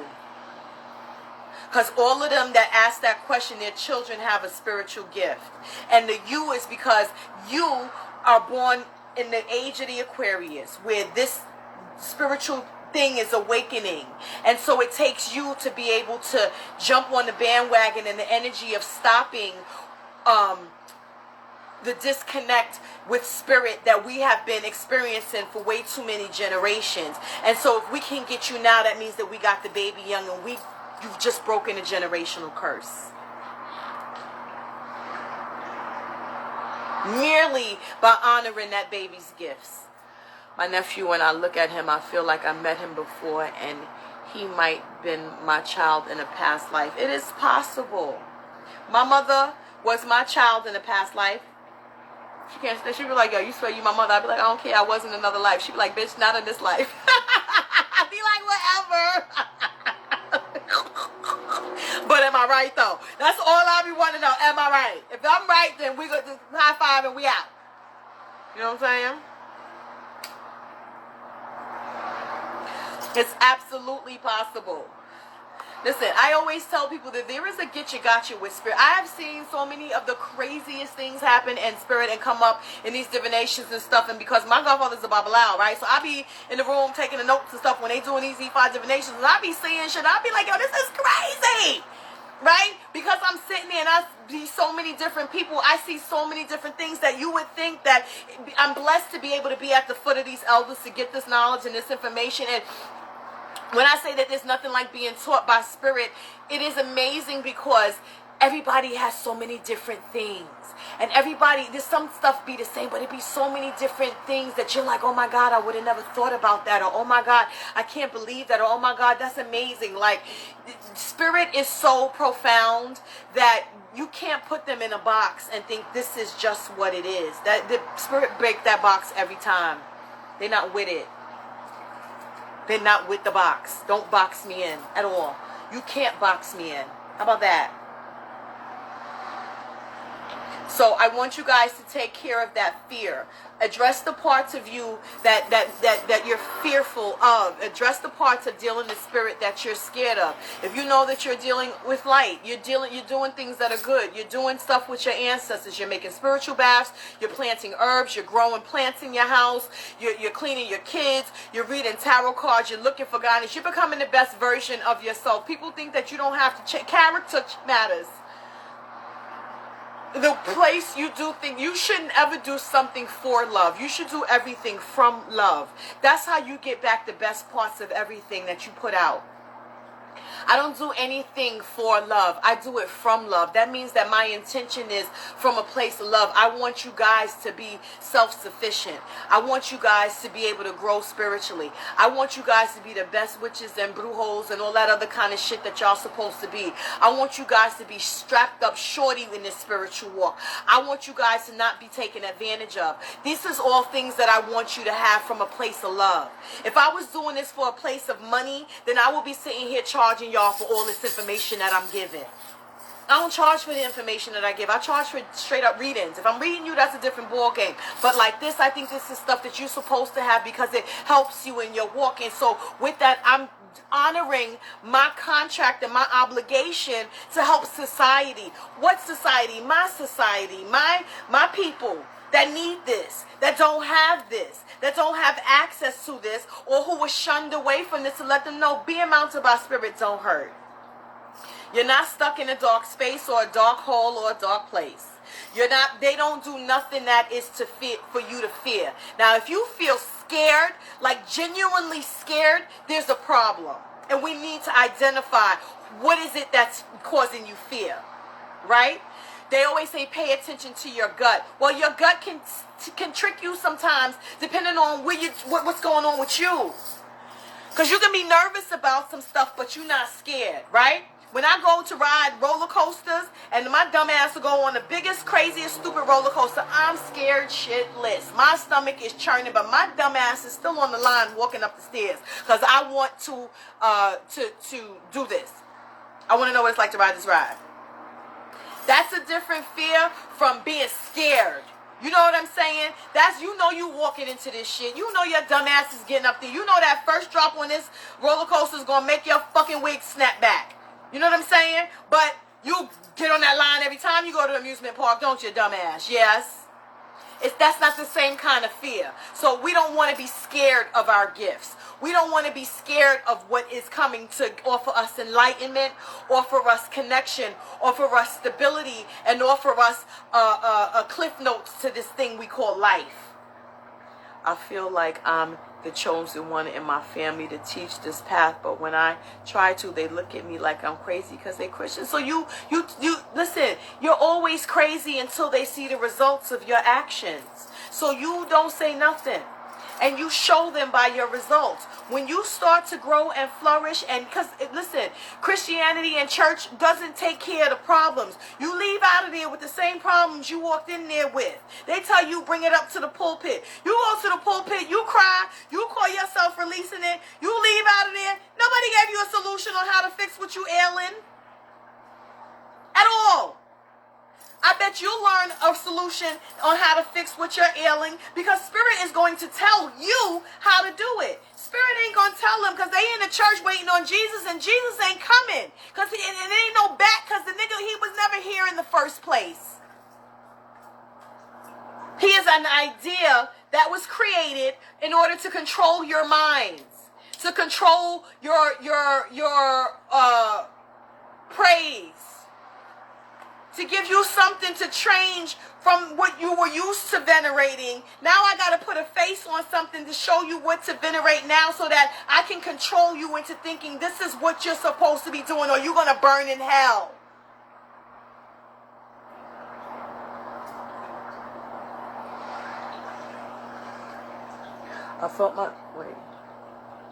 I'm more scared of the times we are living in. What can I do to be bold at this time? It's not about being bold. It's about being comfortable. It's about being safe. It's about making the right decisions. It's about knowing that listen, you got to pay attention to your feeling. Like if I get up one day, I'll give you a perfect example. Before I leave my house, I pray to everybody. Before I walk out my door, I have warriors, right? So I tell Allegua where I'm going specifically, right? Go move these niggas out of my way. This is where I have to go. I have to go here, here, here, and here. He'd be like, all right. So if I go to the first place and I'm leaving there and I've done all of the stops I told him I was going to make, let me try to make a fourth stop. Somebody would, like, was it yesterday? This motherfucker come driving up a one-way street, facing me. I rolled my window down and stopped him because first of all, it was a brother, and I was like, fam, you're my man. You will get locked up here for that. You're going down the wrong way street. Are you paying attention? He was like, oh my God, I didn't even see that. I was like, get your ass out of here. That let me know everybody's wilding. I told Allegra I was making 3 stops. That 4th stop was not made. I took my ass in the house. You got to pay attention to sometimes when things are going on around you where it says, okay, you're okay for right now. But now everything's getting turned upside down. The energy feels crazy. Go inside.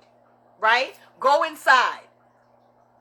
It's about being comfortable with the messages and the signals that spirit and your body is giving you. You know, pay attention to the things that are going on around you. Pay attention when energy shifts and energy changes. I can feel when I walk out of my house when the air outside is funky and people are out here wilding. I haven't seen it yet, but goddamn, as soon as I walked outside, everything just felt like, ugh. I know that I'm going to be out there for 20 minutes max, and I'm bringing my ass back in the house because I don't like the way it feels. Because I took a bath before I left. So the fact that I can feel it like that means it's cracking off out here. I don't need to pick up nothing else from out here. Let me go back in the house. But our ancestors have been preparing us for this. Everything that's happened and will happen. Absolutely. Butter pecan. I'm remembering this saying that if we thought 2020 was a test and we are wrong, 2020 is preparing us. So, yeah, listen, I said it last year. I told y'all this. And it ain't, let me take that back. I didn't tell y'all this. Spirit told y'all this because that's what they said.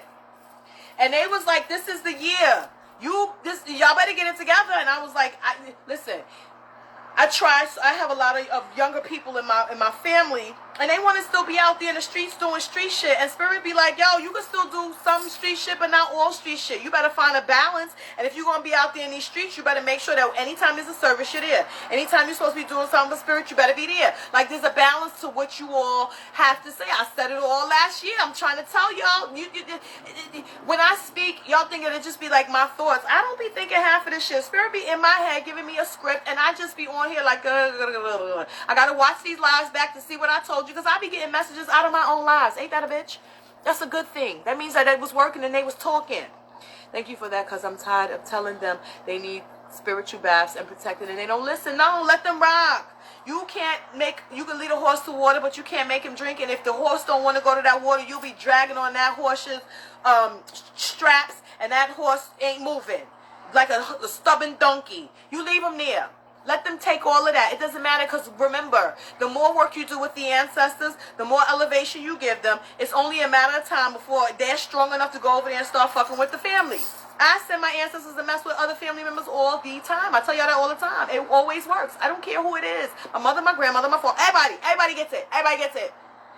Anybody in my family start acting stupid, I'm sending my ancestors straight over there. I'm not arguing with them. I'm not going back and forth with them. I'm sending my ancestors over there. 9 times out of 10, they're going to have a dream. Somebody going to knock some shit over. It's always something, because they be like, bet. I'll be like, please for me, thank you. Yeah. Oh. Has it changed for the better is the question, Cool Waters. That's the question. If it's changed for the better, then listen, your edges was worth it. I just want y'all to be the best versions of y'all. You know what I'm saying? It is about... listen, because y'all get scared and y'all get in your own ways so much, it's not even funny. 9 times out of 10, it be y'all in your own ways. And as soon as you get out of your way, the oyster opens and you get the pearl. Right? That's the goal. I want to win everything that I'm supposed to have. Everything that I have. Everything that this suit does, I want to turn it on. I want all of my lights blinking. I want all of my lights shining, and I want my battery charged at all times. Well, how do I do that? I know that it takes me and them. I know that it takes me pouring into them, because when I need it, they give me that energy back. It's been plenty of times that I've done misas and service and went into Apollo cleanings for people, all kinds of dumb shit, right? And I am beat down by the time it's time to go home, right? I will have to listen, I have had my ancestors drive my car home. I know it ain't nothing but spirit that got me to my door, because as soon as I walk across my threshold and put my keys on my table that's by my door, my body feels like they just let me loose. Facts.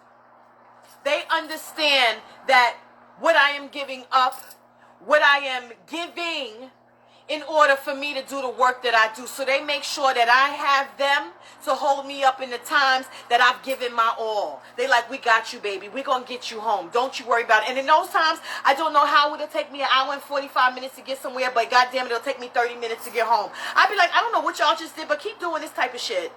Facts. They be in the car laughing like, yo, you stupid. I'm like, I'm so serious. It took me an hour and 45 minutes to get there. Why it took me 45 minutes to get home? How? I like that kind of shit. Keep that up. I tell them all the time, that's why I mess with y'all. I love y'all. Let's keep this going. Yeah. You got to be willing to do the work. You got to be willing to give of self sometimes. And that does not mean to just give with no reciprocity. You got to be open to receive. A lot of y'all like to help and do everything else. And when somebody asks you, oh, but do you need? No, I'm good. No, bitch. No, I'm not good. Run me something. What? Figure it out. I don't know what you got. I'm that person. I don't know what you got. What you need? I don't know what you got. You might got something I need.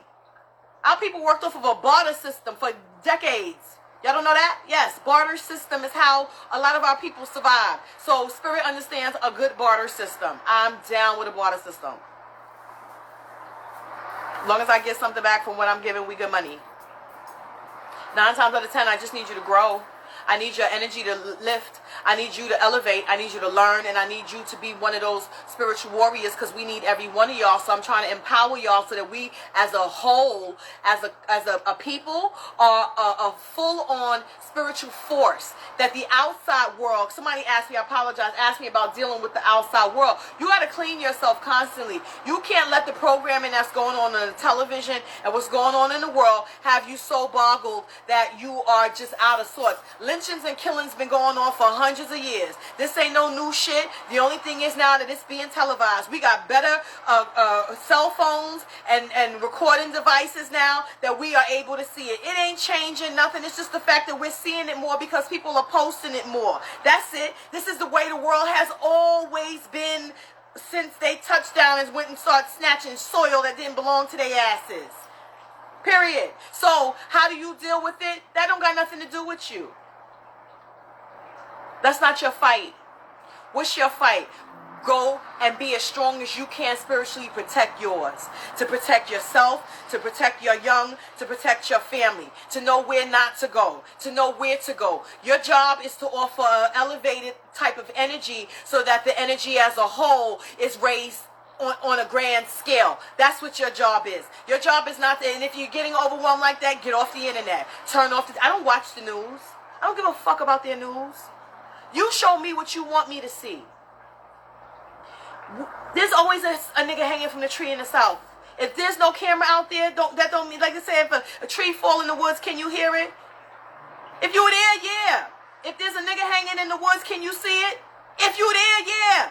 How many is hanging in trees? A gazillion. Why? Because they ain't gonna stop until they're stopped on their own, or until enough of us rise up and get this spiritual thing going and make them noose themselves. You can't fight a system that's designed to fuck you. This system was designed to take it up the ass for us. That's how it's designed. So you can't fight that head on. You got to circumvent that. By what? What was the most thing that they took from us? Your spiritual power. I'm going for that first. Because if that's what they were so intent on taking from me, then I have got to understand that there's got to be something in there that they was not able to handle or deal with, that they would whip us the way that they would for simply singing songs. Honoring my deities, right? It's got to be something in there that it took all of that killing, buck breaking, and all of that kind of stuff for them to whip it out of us and kill us, for us to get rid of it and get rid of our names and get rid of our culture and get rid of the way we lived our lives and all of this stuff where spirit was concerned. It's got to be something in there that they don't have access to. I want that. Not only do I want that, I want all of it. That's how you win. Yeah, the news is whack. It's a fear-based tactic. It's put there to keep you in fear. People ask me every day about getting that. You know what? She think I'm a super spreader. About getting that. What? A super spreader of what? Yeah. We don't worry about that. It's nothing new. They've been killing us. They've been doing all these kind of things. It's nothing new. All you can do is protect your own. All you can do is plan your moves. Let the ancestors tell you where you should and should not be going. Let your ancestors know when you should and should not be leaving. You know what I'm saying? Anytime, let me say something. Growing up, when I used to be at all these little clubs and out here popping it like it was hot and all this other dumb shit, I've always been that person. Anytime I walk into a room, the first thing I'm looking for is where's the other exits? You're not going to catch me in this bitch and shoot. No. I'm a 70s baby, right? You knew that when you was in the clubs back in the 90s and the early 2000s, that if a dude came in there in a wheelchair, he had guns in his wheelchair. They used him to get the guns in the club. Anytime you see a nigga come and they roll him with a bunch of goons in the club, that the nigga in the wheelchair got the guns in the club. I'm looking for the exits. I'm not playing with you because I know that at some point y'all finna start shooting. And when y'all start shooting, you people who came here to party and ain't paying attention to nothing else is all going to go for the main exit. I've already peeped out 2 more exits for me to get out of here. Y'all getting trampled while I'm out here. You always have to think ahead. Spirit teaches you to think ahead. If they see in past, present, and future, then the purpose of that is to so you can get out of certain situations. Facts. That's right. Right. Shit facing the door. I gotta see who's coming, who's going, and how do I get out of here? All the time. Y'all will walk willy-nilly into some bullshit and get caught up into something because you ain't paying attention. You ain't here to party. Fuck that. I need to know where the exits are. Right. If I'm going to be here, I'm going to need to know where the exits are. And I'm going to need to know that I got a clean angle to get to the exits. Ain't shit blocking it. Ain't none of that kind of stuff. It ain't blocked off. None of that bullshit. If I see that, if I go into one place and it's only one way in, one way out, you better believe I'm not staying. No, not me. Oh, no. No. That's horrible. How? Y'all bugging. I'm not doing that. I'm out. Ain't that much party in life, in the world. Ain't that much bar in the world. Ain't that much I'm going to get my pop on in the world. You not going to come in here shooting and bitch, I can't get out. You tripping. No. Count me out. It's reprogramming the mind. This is not a safe haven for us anymore. Never really was. It just wasn't so televised. But we have to understand now that we have spirit, and that we've always had spirit, but now we have to use that spiritual eye and let them guide us. Let them lead us. Let your spirits lead you. I literally look at the person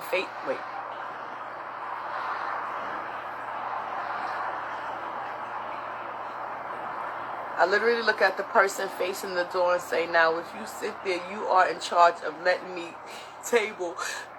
know when to run. Facts! Yes, that was me. I didn't realize it then, but it was spirit keeping me on point and away from yeah, girl, can I create Harlem back in the day? The Bronx back in the day? Oh, you already know. Like the clubs and stuff, they was wilding with the things that used to go on, right? Over there with Parkside Plaza, girl, you know that was the shoot 'em up bang bang spot, right? But we used to be in there partying like we didn't have good sense. And I remember one night they came in there, here come the wheelchair dude with the guns, and they start shooting.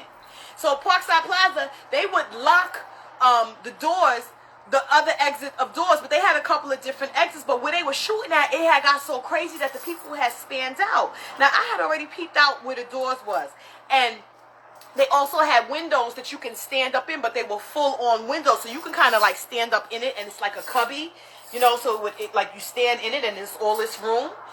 And when they start shooting, everybody rushed the main door, not even the main door, because the shooter was by the door. So they rushed the doors that were broken, and people started to get crushed.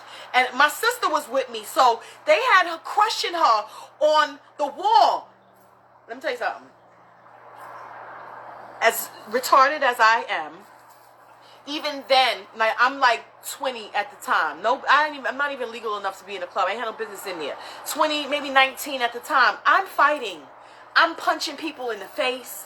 I'm duffing people out. I'm putting my back in the wall, kicking niggas in their chest to snatch her, to get her off this wall, to pull her in this little cubby hole with me, the window, until enough people have passed. And they used them people's bodies to break the doors open. If it was her, she'd have got crushed. So I'm fighting. And I know I'm not fighting by myself because I'm fighting a room full of people, right? Ain't no way I got no strength like that, but my ancestors do, and my spirit guides do that walk with me. I got some bangers in there, right? Look at me. Look at my arm. What I'm doing. Look at what I'm doing. You know what I'm saying?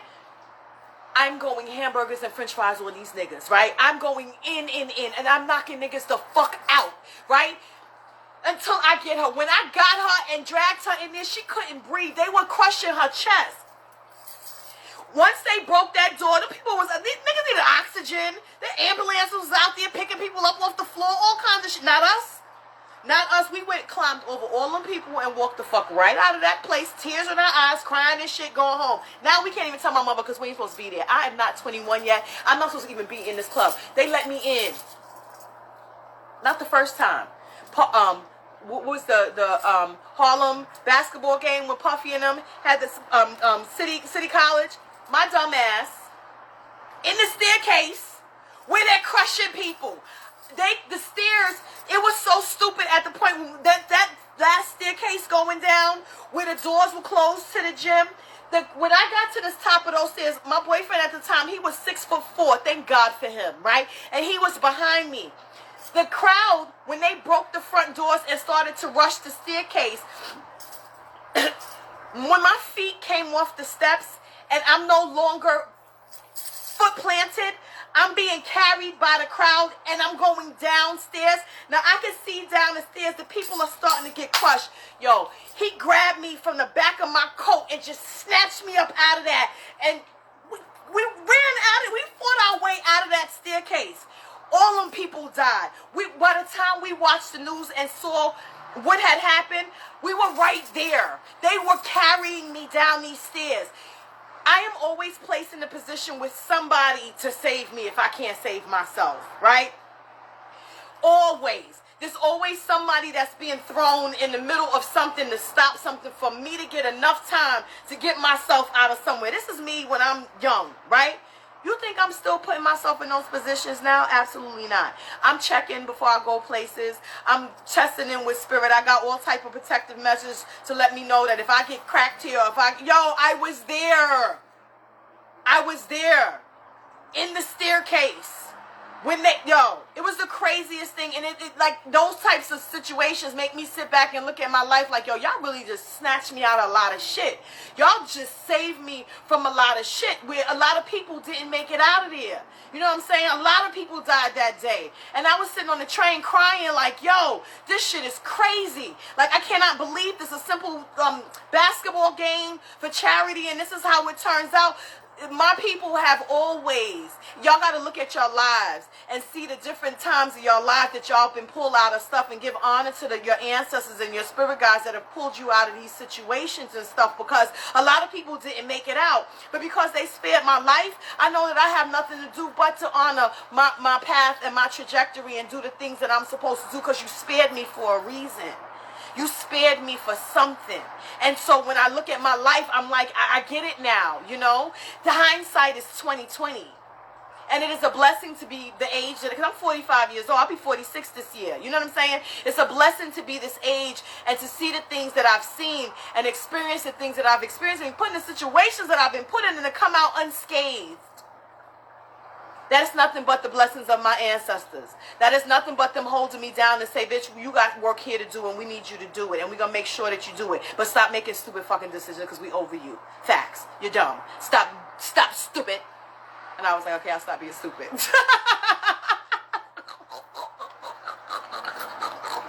I promise. I'm going to stop now. For real. Because I should have been taken out of here quite a few times. I've been put in positions to be in the wrong place at the wrong time quite frequently. You stupid ass, stop going these places. I'd be like, okay. They don't got to tell me that kind of stuff no more. You know what I'm saying? I'm talking about before. But a lot of y'all don't pay attention to you was late, you couldn't get there, you couldn't find your keys, you couldn't, your outfit didn't work out, you spilled something on your black outfit, now it's covered, now you got to go change your clothes. When shit start getting pushed back like that means sit your ass down. You shouldn't be going. Don't force nothing. If I gotta force it, that means it don't fit. Any part of my life. If I gotta force it, it don't fit. Period. That's how I live my life. Brutal honesty. And everything is from a place of love. Even when I come at y'all, it's from a place of love. I want you to get it right. If nobody's going to tell you, then how are you going to learn? I want to tell you, I don't want you to be butthurt. I don't want you to feel a kind of way. I want you to say to yourself, damn, I should have asked that question. Going forward, I'm going to start asking these kinds of questions. That's the point. It's not to embarrass you. It's not to make you feel bad. It's to make you think differently. And if nobody's ever given you an idea of what they mean by that, then I want to tell you my story so that you can kind of understand what I mean, so that when it happens, things that are similar happens to you, you kind of will be like, oh shit, well, let me try this a little different. You know what I'm saying? Can I ask your spirit guides, is this the right time to travel or to go to a different country? Like for a vacation? Where you going? Must have my job too then, cause shit be happening. Must hate my job too, cause shit be happening. At your job? What's happening at your job? Now, let me tell you what I used to do when I was working. I had a bunch of fake ass bitches on my job And I would tell the ancestors, keep these bitches away from me. Keep them away from me. I would go and take any of my spiritual cleansing stuff, and I would make a bubble around my desk. It's invisible. You can't see it. It's with sprays and powders and stuff. I would put it around my desk, and I would put, it was a walkway that you have to walk this walkway to pass where my desk was raised and sitting at. So I would put some shit right there, so people would have to go all the way around. They'd be like, yo, why it's so clear, so quiet over here? I'd be like, none of your business. Stop worrying about what I'm doing over here. I'm cleaning the area out. I'm not playing with y'all. The 90s was real. I'm grateful I survived wherever it was a problem. I can hear clear as day. I appreciate you and your transparency. Yo, the 90s was some shit. Y'all thinking now was, we were just thrown out to the wolves. And had to survive that shit. Like, figure it out. Figure it out. 70s, straight reckless. Straight reckless. I be looking at pictures and seeing things, and I be like, yo, y'all just ain't give a fuck about us. It wasn't the same. The world was a different place at the time. You know? You want to go on vacation to where?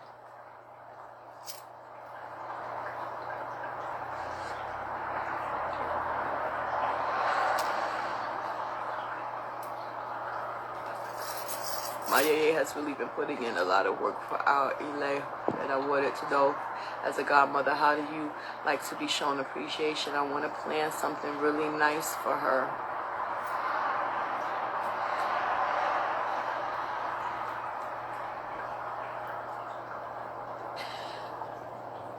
You got to find out what it is that she likes and what it is that she needs. We appreciate like the things that we need. When you pay attention to the small, because it's not like a big grandiose thing, like a big celebration. We appreciate the smaller things. Like if you paid attention to something that we need, or something that we said we wanted or we couldn't find, and you went and found it for her, they love that kind of stuff. Thinking of things that are straight from the heart. Like if you see something of hers that's tattered, that she could use a new one, or I think she would like a new one or something like that. We appreciate that kind of stuff, you know. And it doesn't have to be something so elaborate, because that's not why we do the things that we do. I don't like elaborate gifts. You know what I'm saying? Any relationship that I've been with, my men be like, yo, you have the weirdest thing. What do you want? I'd be like, I've been looking for this plant. Could you go find it for me? They'd be like, yo, what the fuck? I don't know, but I can't find it. Could you find a plant for me? Like, those are the type of things that I'll ask for if you ask me, what do I need? Playing on rooftops, hanging off city buses, baby, riding the back of them trains, all of that.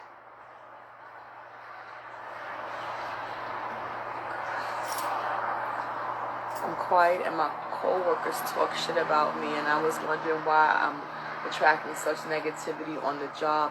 I'm not being a horrible person, not get bully kind of. Listen, you have to understand that those of us who have a spiritual light around us, people are haters. They don't understand why you're always okay. They don't understand why things don't seem to bother you the way it bothers them. They don't understand why you know, they made decisions in your life, so they got a house full of kids and they're not happy with their lives, and so here you come and you chilling, right? But you making the same money they making, and you not struggling the way that they're struggling. Well, you don't live beyond your means. Those are people that I don't care about them type of people. I just tell my ancestors, you know, keep something around you, pray. I do a prayer to my ancestors every day before I leave my house. And one of the prayers that I do is asking them to make sure that keep people away from me. If they don't mean me no good, keep them away from me. Keep my name out their mouth. Don't let their energy reach me. Just make sure that they walk in the opposite direction of me at all times. I don't need their energy nowhere near me. You know what I'm saying? But that doesn't mean that it's carte blanche right for you to be a bitch. You know what I'm saying? Don't be out here acting like an asshole and thinking like, oh, I could be an asshole and now these people just don't like me. Plenty of people didn't like me where I worked. I didn't give a fuck. I just make sure that I clean my space and tell my spiritual team to keep the motherfuckers from over here, period. Don't let them come over here. If they come over here, I'm going to throw something. Y'all already know me. I'll go from 0 to jail in 4 seconds. So help me, help myself, help us. Y'all know I got a job to do. Y'all know I got bills to pay. Y'all know I need all of this stuff taken care of. Please keep them away from me. Hush their mouth. Whenever they think about saying something crazy or stupid about me that's not warranted, make them choke on some shit. Keep my name out your mouth. I want it to feel uncomfortable every time you think of saying something real wrong about me that I don't deserve. For what reason are you spitting fire on my name? Everyone take care of that. Take care of them. Make them understand that they only talking about themselves. Now make it turn on. I want whatever they dealt out. Can you, I need Karma to hurry up. Swing it back that way. Stay on top of your spiritual baths. Stay on top of your spiritual cleansings. Make sure that you clean your area at your desk, your chair, all that stuff out spiritually. I never trusted nobody. I would think that people would be putting stuff on my chairs all the time at work. I would go in every day and spray my chair down. I would have effluent all over my desk. I would have sprays all over my desk.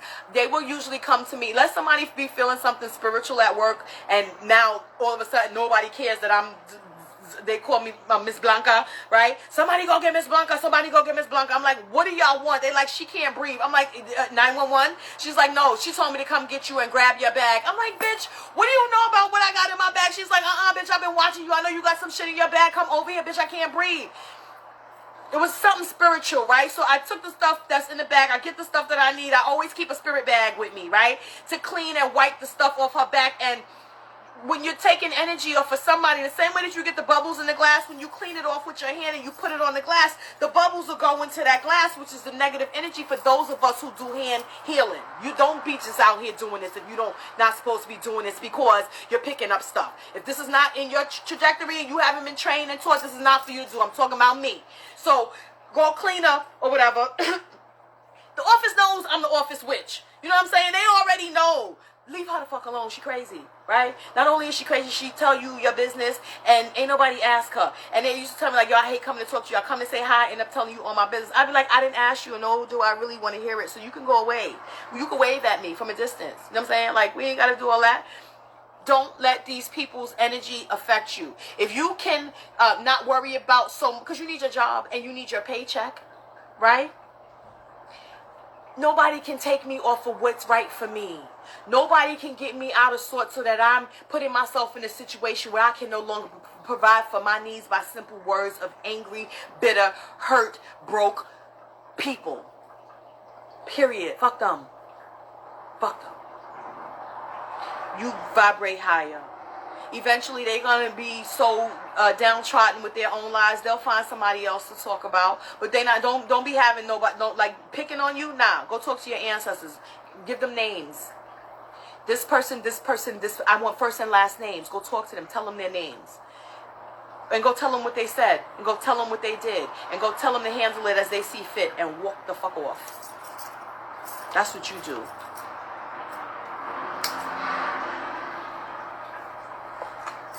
Fuck these people. People always got something to say. And if you look at their lives, they're horrible. That's why they got so much to say, because they're so busy looking at you that they don't want to look at themselves. Well, if I put this mirror on you real quick, you're going to be sick. Because I'm going to tell you all of your business in 7 seconds, and now you're crying. Why? You should have left me alone. I bet if you dig into any of their lives, you're going to find some shit that you can use as a banger. And you hold that in your pocket until you need it. And all it takes sometimes is for you to say one thing about somebody's life for them to be like, never mind, I'm going to leave this bitch alone. Right. And tell you all your business. All of it. Because you just mad because your baby father don't want you. And that new bitch that he got, I be in their business. Leave me alone. I'm over here minding my business, doing my job, getting my checks so I can pay my rent. You should be minding your business too. Go do your job. Yep.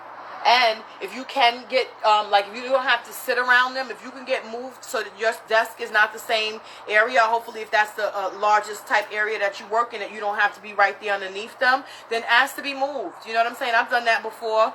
I went and told my bosses before, and I talked to my ancestors before I go ask anybody to do anything, I'm talking to my ancestors, because I want them to influence these people's decisions. I want it to go in my favor. Right? I put some honey on my tongue to sweeten up my words. You could do that. Right? And you go talk to them.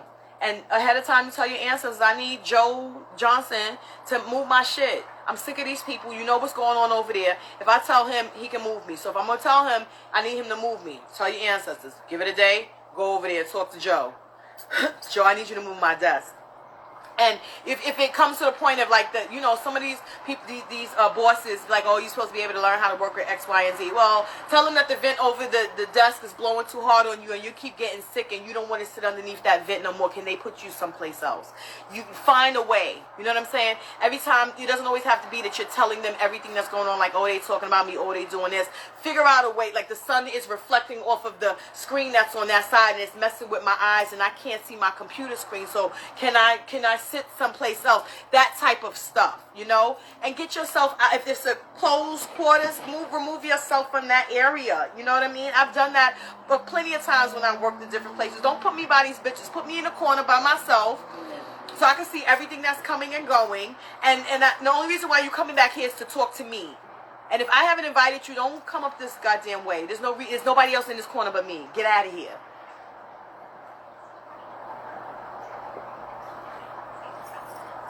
Stop worrying about what people think about you. You got to think better about yourself.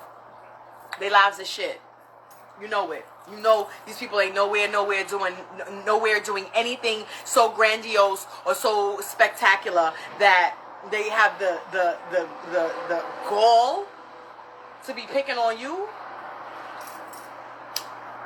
We're not gonna do that. Angry people hurt people. Bitter people hurt people. Hurt people hurt people. That's the only reason why they're doing this type of shit. You're hurting. I'm that person. Somebody say some slick shit to me, I'd be like, it's okay that you're in pain. You don't got to put that on me. Flip that shit around so quick. Now we're going to talk about why you're in pain. They'd be like, never mind. I'd be like, I thought that's what you was going to say. Because I'm about to start talking about your father. Go sit down. Connect more with your spiritual team. They give you little bits and pieces of these people's business and enough to back them up off you with just a little bit of information about somebody's life. Now they looking stupid. How you know that? Don't you worry about how I know it. I don't know why you so miserable. Go take care of that. You need therapy, sis. Facts. I'm that person. I'm quick on my feet. Facts. Somebody asked me about a vacation.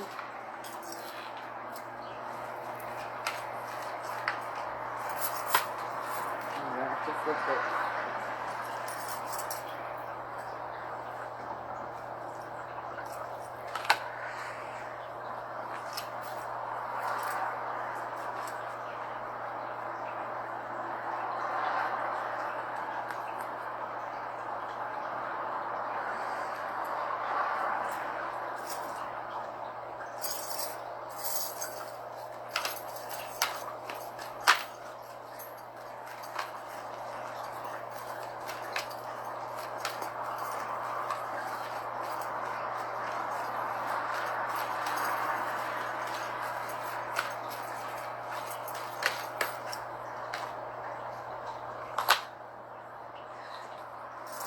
Whoever asked me about the vacation,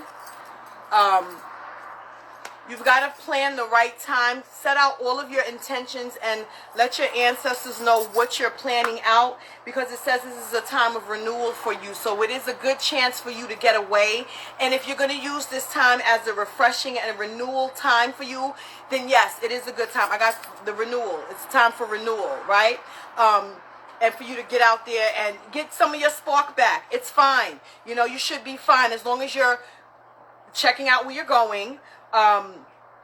Everything is planned out. You're still taking the precautionary measures. You're going and relaxing. You're coming back and you're just using it as a time to kind of recenter, have a little fun, right? It's always good to have a little fun as long as you're coming back on your job. You know what I'm saying? So it's fine for you to go and have a little vacation right now. But don't come back and think this is hot girl summer. No, you get a vacation, you come back, you get back on your job. I'm not doing any more read. She just asked me a question about pulling the cards. So I normally do live readings, but I'm not doing that right now because I've been on here for a while and I'm about to get off. But the next time I come, I'm gonna put up a post so that y'all know I'm gonna come. I'll do some live readings. What's today? Wednesday. I'll try to come back in the next few days, and I'll do a few live readings for y'all. Okay? For questions, I think Yeah, I usually do a donation-based reader, but I'm not doing no more right now because it's already late. I've been on here since 8 o'clock. It's 11:30. It's over, guys. I'm sorry. We could have did this earlier. I'm sorry. Sorry. You're welcome. Go, restore, replenish. Watch where you're going. If you're going to New Orleans, remember, go down there and be careful where you're going. The dead roam a lot down there. There's a lot of old ancestral spirits. There's a lot of energies. There's a lot of spirit down there. You go down there and stay protected. Don't be out there drunk, running around in the streets. Don't be out there willy-nilly running around, unprotected. You do the same protective measures that you would do here. Just because you are on vacation does not mean that you are by yourself. You still got your ancestors there. That means that when you wake up in the morning, I don't care that you're on vacation. You still pray to your ancestors to guide you and protect you, especially on these foreign grounds, on these foreign lands. You know what I'm saying? Watch your drinks. Don't leave no drinks unattended. Don't accept drinks open from nobody. Here, I bought you a drink, bitch. No. I need a top. I need clothes. I need all of that. Okay? I'm from the area and I'm just scared of niggas stealing my car. You can put protective things in your car. You know what I'm saying? There are things that you can put in your car to protect your car. Look up protective crystals, protective stones, irons and metals are very protective, and those are like railroad spikes and things of that nature are good protective things to have in your car. It's a grimy ass place for niggatry. New Orleans is not sweet at all. Well, it depends on where you're going. You know what I'm saying? I'm gonna call on Shango. I need to get back focused with them.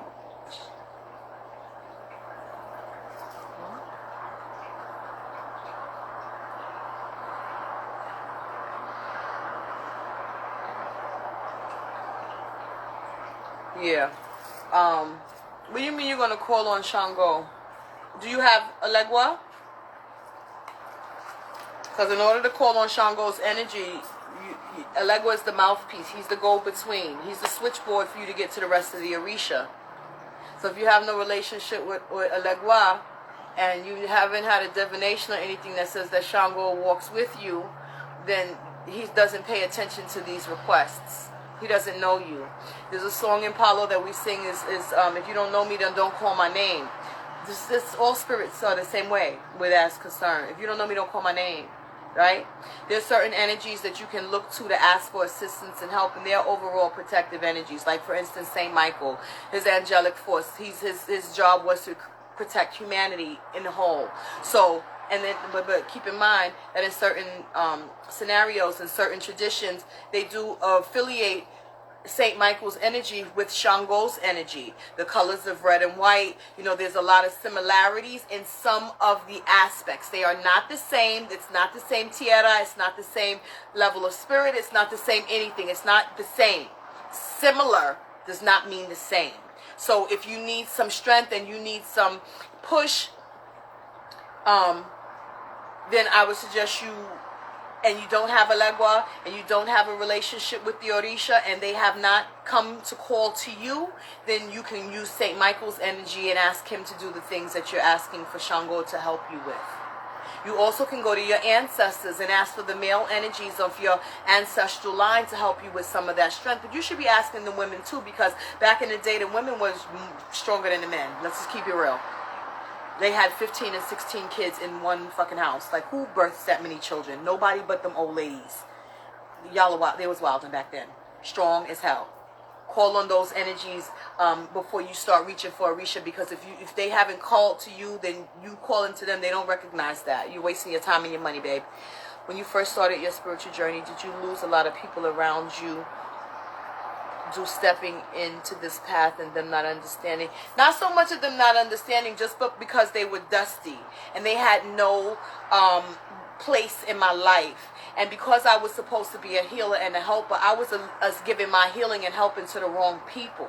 And I was giving it to people who weren't worthy of it, nor were they reciprocating anything that I was giving them. So they were just basically being succubuses and taking from me. And because my desire to help people, I'm thinking I'm supposed to be helping them, until I learned, no, I'm supposed to be helping the people that are worthy of me assisting them.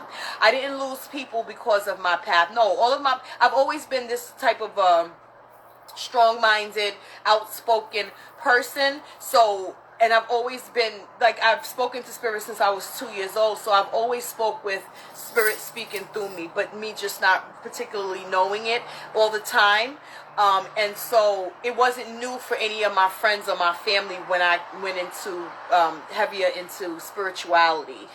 It wasn't a shock to anyone's system. It was really kind of, people would ask me some questions and get a little bit of clarity on what my thoughts were. And as because my studies allowed me to be, if you can explain your position, people understand you. You know, you got to be able to understand it enough for yourself, to be in it enough for yourself, and then you're able to articulate clearly to someone else where they can be like, oh, okay, I get it. It's not for me, but you know, I get it. That's where the knowledge comes in. If you can articulate it and understand it and explain it, that means you get it. That means anybody else can understand it unless they're so closed-minded. That shows you that I'm not talking to you anyway, because if you can't be open, then what's the point? Recently, someone came back into my life that just got crowned in Ifa, and she told me, and Orisha called for me. I just feel like I need a solid relationship with my ancestors first. She told you that, you can't get crowned in Ifa. So she got crowned in Ocha, she got crowned and had an Orisha put on her head, and then, right? Or she became an Ianifa, meaning she is now able to divine with an Opele and Ikin through Orumila. Which one? Because if she just got crowned, then she shouldn't be telling you shit. She's supposed to be in her year in white, shutting up and learning how to work with her and communicate with her own Orisha, and to make the proper changes in her life and to work on the taboos and stuff that she was given. She shouldn't be in there giving you no information that no Orisha called for you, especially if she ain't do a divination. Tell me something. What? How? I need more than that, baby. There's no such thing as being crowned in Ifa. You get initiated into Ifa. You can receive your hand of Kofa. You can receive your Ikin. But women are not Babalaos. Women would be Ianifas. Right? My bad. It was her Ita. But in her Ita, I'm confused. What? She just made 2 years crowned in Ocha. Who's her head? And did she do a divination? Meaning, she's not Ifa. She would have used the cowrie shells. It's the Marin de Lagoon, which is the 16 cowrie shell divination system that she would have read normally a legua. And then do that divination, Orisha talk. Is that what happened?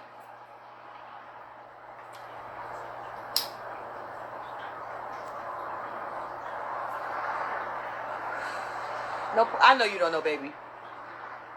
But if that's what happened and she did a divination and it came out that the Orisha are looking for you, that doesn't mean that it's time for you to be crowned.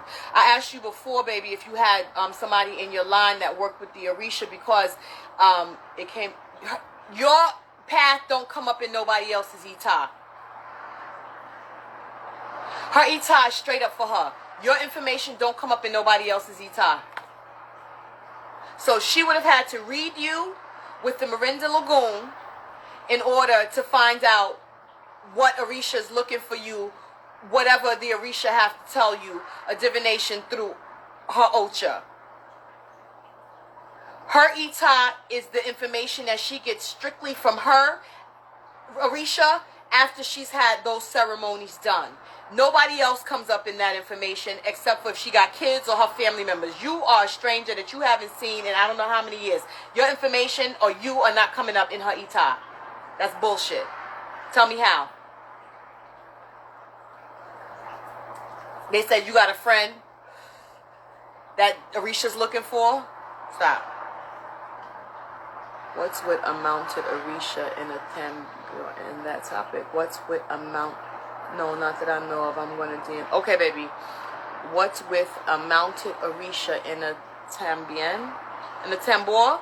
What do you mean? What happens when an Orisha is mounted at a drumming?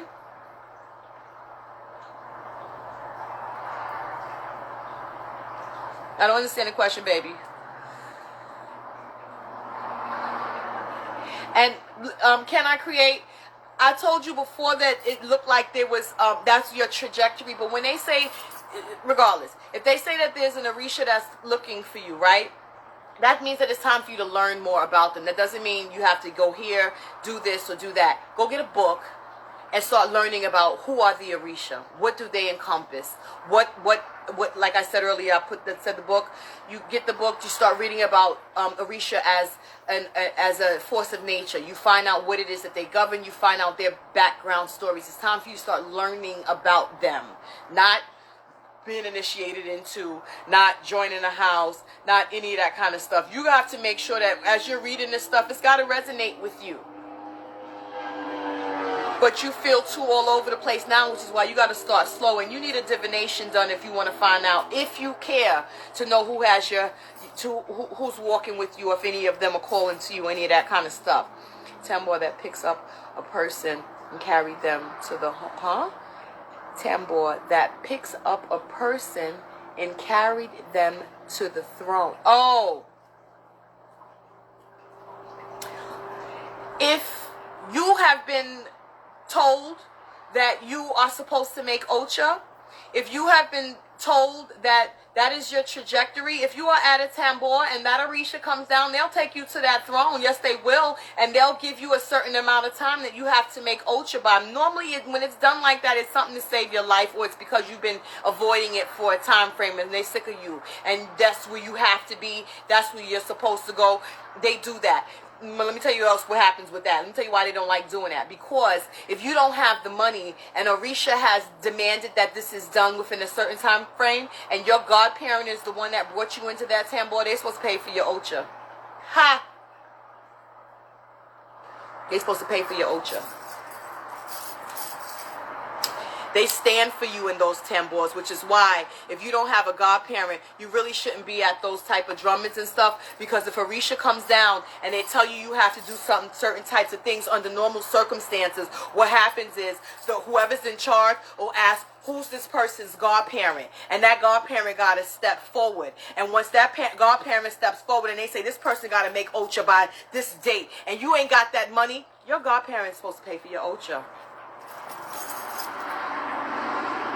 You brought them to that Tambor. You stand for them. You allowed them to come and stand in front of this Orisha. You allowed them to come into this space. You're responsible for them spiritually. Right? You can't just go to a Tambor and when Orisha comes down, you do ballet or prostrate, meaning go down for the Orisha. And when they lift you, your godparent is supposed to be standing there. When that godparent is standing there and they tell you you got X amount of time to make Ocha, first and foremost, what they'll normally do is pass around a plate to see if they can get some donations right then and there. After that, your godparent is supposed to figure out a way for you to get that Ocha, even if you don't got the money. They're supposed to figure it out for you. They don't tell you that because they don't want to pay. But that's how it works. That's how it's supposed to work. Traditionally, that's how it works. They don't leave you out there to hang, which is why you normally, your godparent, before they be taking you to Tambors and all that shit, they done read you a few times to know what's going on with your life. They already know what your walk is supposed to be. You're supposed to be starting to get little things here and there. Your warriors, your lekes, your Egun stuff, all that kind of stuff. If I had to answer general questions about the Orisha, I'd fail. That's because you got to give yourself more knowledge. This is the time now to give yourself more knowledge about them. More knowledge about what their energy encompasses. What knowledge it is that, knowing, walking into that realm, they require you to vibrate higher. They require you to do better. People think that you're not supposed, I'm crowned this, I'm crowned that. But your character is still at 0. That's the problem. You don't get these itas, you don't get these taboos and all of this stuff of telling you the things that you should not be doing if you ain't been doing them. Right? They see you. They've been watching you. They know everything that's going on with you. Now I understand, and it hit like a ton of bricks. Yeah, they get it. So they're telling you all the shit that they foresee in the future that's going to fuck you up. Stop doing this dumb shit now. Right?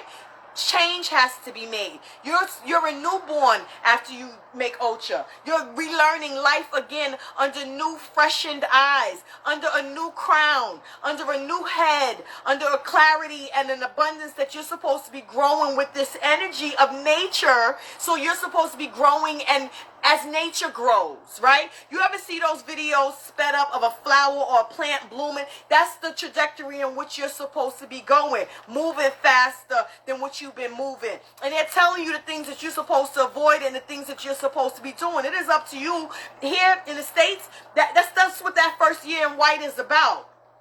Being reacclimated into your new life with your new mindset, with your clean, fresh, new ori, with your clean, fresh, new crown, and everything that comes with the responsibility of being Orisha's child.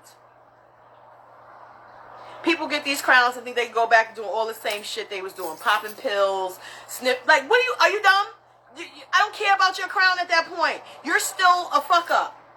Orisha still sees you, crowned and all, as a fuck up. You think that they're not going to tell you, sis, you fucking up? They don't care about that. They don't care about your crown or none of that kind of shit. They talk about your character. That's why it's very imperative when y'all doing anything with Orisha, Iwa Jere. Good character. Iwa Pele is gentle character. You want Iwa Jere. You want good character. Your character is supposed to be good and upstanding at all times. I was enthroned by Obatala and 90. I had no money. The shit you learned. Yeah, because whoever was standing there with you as your godparent at that time, when he told you you were supposed to make Ocha, you didn't have that money. Your godparent's responsibility was to cover it. Covers as much of it as she could.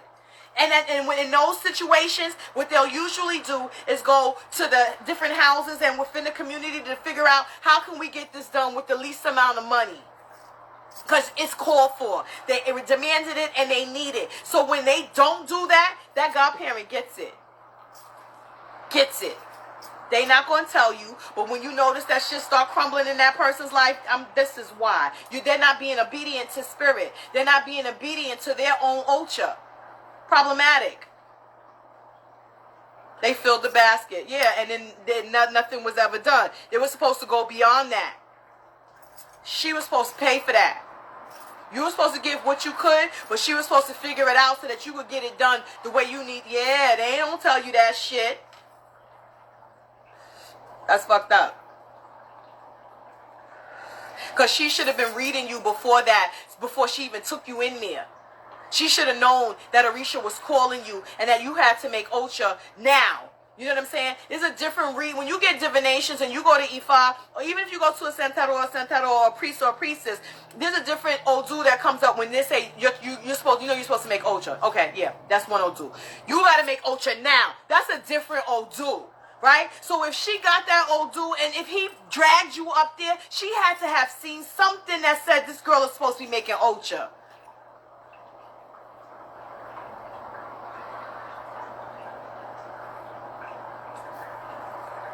That warned him, yeah. I mean, this is what I'm saying about the culture. This is what I'm saying about being in these houses and stuff like that. If you don't know how this is supposed to work, you get thrown into anything and then you don't get what you're supposed to get. But that's, he who knows does not die like who don't know. You didn't know it. They didn't tell you it. They didn't give you the option. So Obatala and none of them is holding you accountable for the fact that they faltered on what they were supposed to do for you. I was told by someone in an African spiritual system I had on too much black. I was confused. I had a black first. She said, why not white? She saw me on my FaceTime and said, oh no, do-rag. Because dark, you have to remember, we don't cover our heads with black. Black is a color that is combines of multiple colors, right?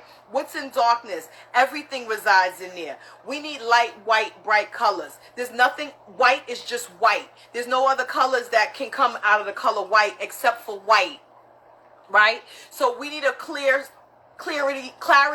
on our heads, not black. I don't need a cloud of anything on my head. If anything, the sun is bright and and shiny, right? The moon is even bright. It's nighttime. It's dark outside, but the moon comes to give light to the world at night. So now you can see the stars and you can see other things. If the moon illuminates an area, then now you can see. That's what light does. That's why you should have light colors on your head, not dark colors. Dark colors pull in, is made of multiple different colors. I don't need multiple of anythings on my head. You shouldn't be dressing in black. Black attracts things. You need to pay attention to lint, dog hair. If you got on all white and you got a dog, unless the dog is black and hairy as hell, you rarely will see that on the white outfit. Put on a black outfit and go around the pet. You look like the pet done rolled its brush on your back, right? It's the same thing with spiritual energy, that it connects kind of like a lint comes to the black. That's why we don't wear it. That's why you see us, we be in white. I can't wear all black. I'm not allowed. You know what I'm saying? I'm to be of light. You know what I'm saying? Everything I have to do, everything I do must remain in the light. Nothing in the darkness. When we use anything that's black, for instance, people will use black candles for certain things, right? If I burn a black candle, it's balanced. I never burn a black candle without burning a white candle next to it. Sheets? No, I'm not sleeping on black sheets. Why? It's dark. It makes the room darker. It makes the bed darker. It makes where you're laying darker. You ever turn off your lights and now your bed is black? You can't even see that. If you have white sheets on your bed or light color sheets on your bed and you turn off your lights, you can still see your bed. I don't want to be floating off in the darkness in any way, shape, or form, especially knowing that I asked to travel. Hell no. Hell no. Especially not my pillowcases. Even if I would put, say, orange sheets on my bed, I got wild pillows on my bed. The one that I sleep on is going to have a white pillowcase on it. I'm not putting, unless yellows, right? Shola Winge's my mother in Palo. So I do a lot with yellows. And then I'm a daughter of two waters, so I have Oshun and Yemaya. So I'll do those type of colors on my sheets. I'll use blue sheets or I'll use yellow sheets or something like that. That I can sleep on. But dark colors underneath my head, no ma'am. Can't do it.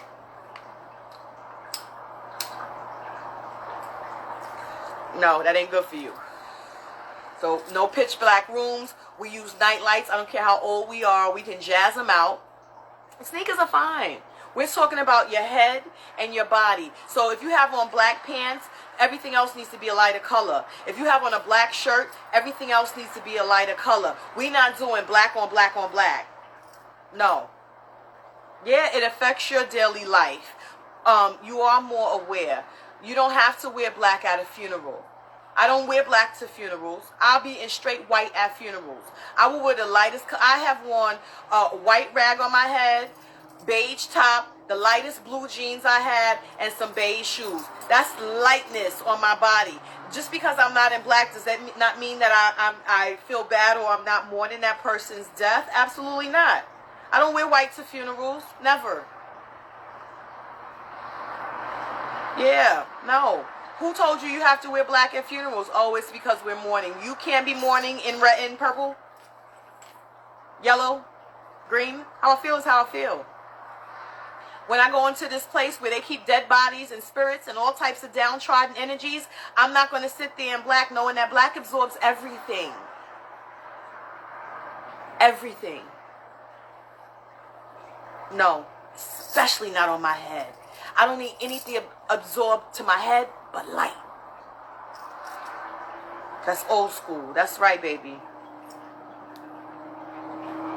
And then you guys always have to make sure that when you're coming out of place where there's funerals, dead bodies, y'all got to clean yourselves. Hospitals, every time. Yeah, you out here straight wilding. Every time you come out of these places, you got to spiritually clean yourself with something. 9 pennies. Take it from the head down to your feet, drop it behind you, and keep walking. You've got to clean off that energy with something. Flowers. Take them from the head down, rub them down, snap them, throw them behind you, keep walking. If you don't have anything, basil, go to the supermarket, the little Chinese stores, get a pack of basil, take that basil, rub yourself down with it, take it to the floor, snap it, throw it behind you, keep going. But don't throw it this way because you've cleaned down, so you throw it like this, right? Don't look back, keep going.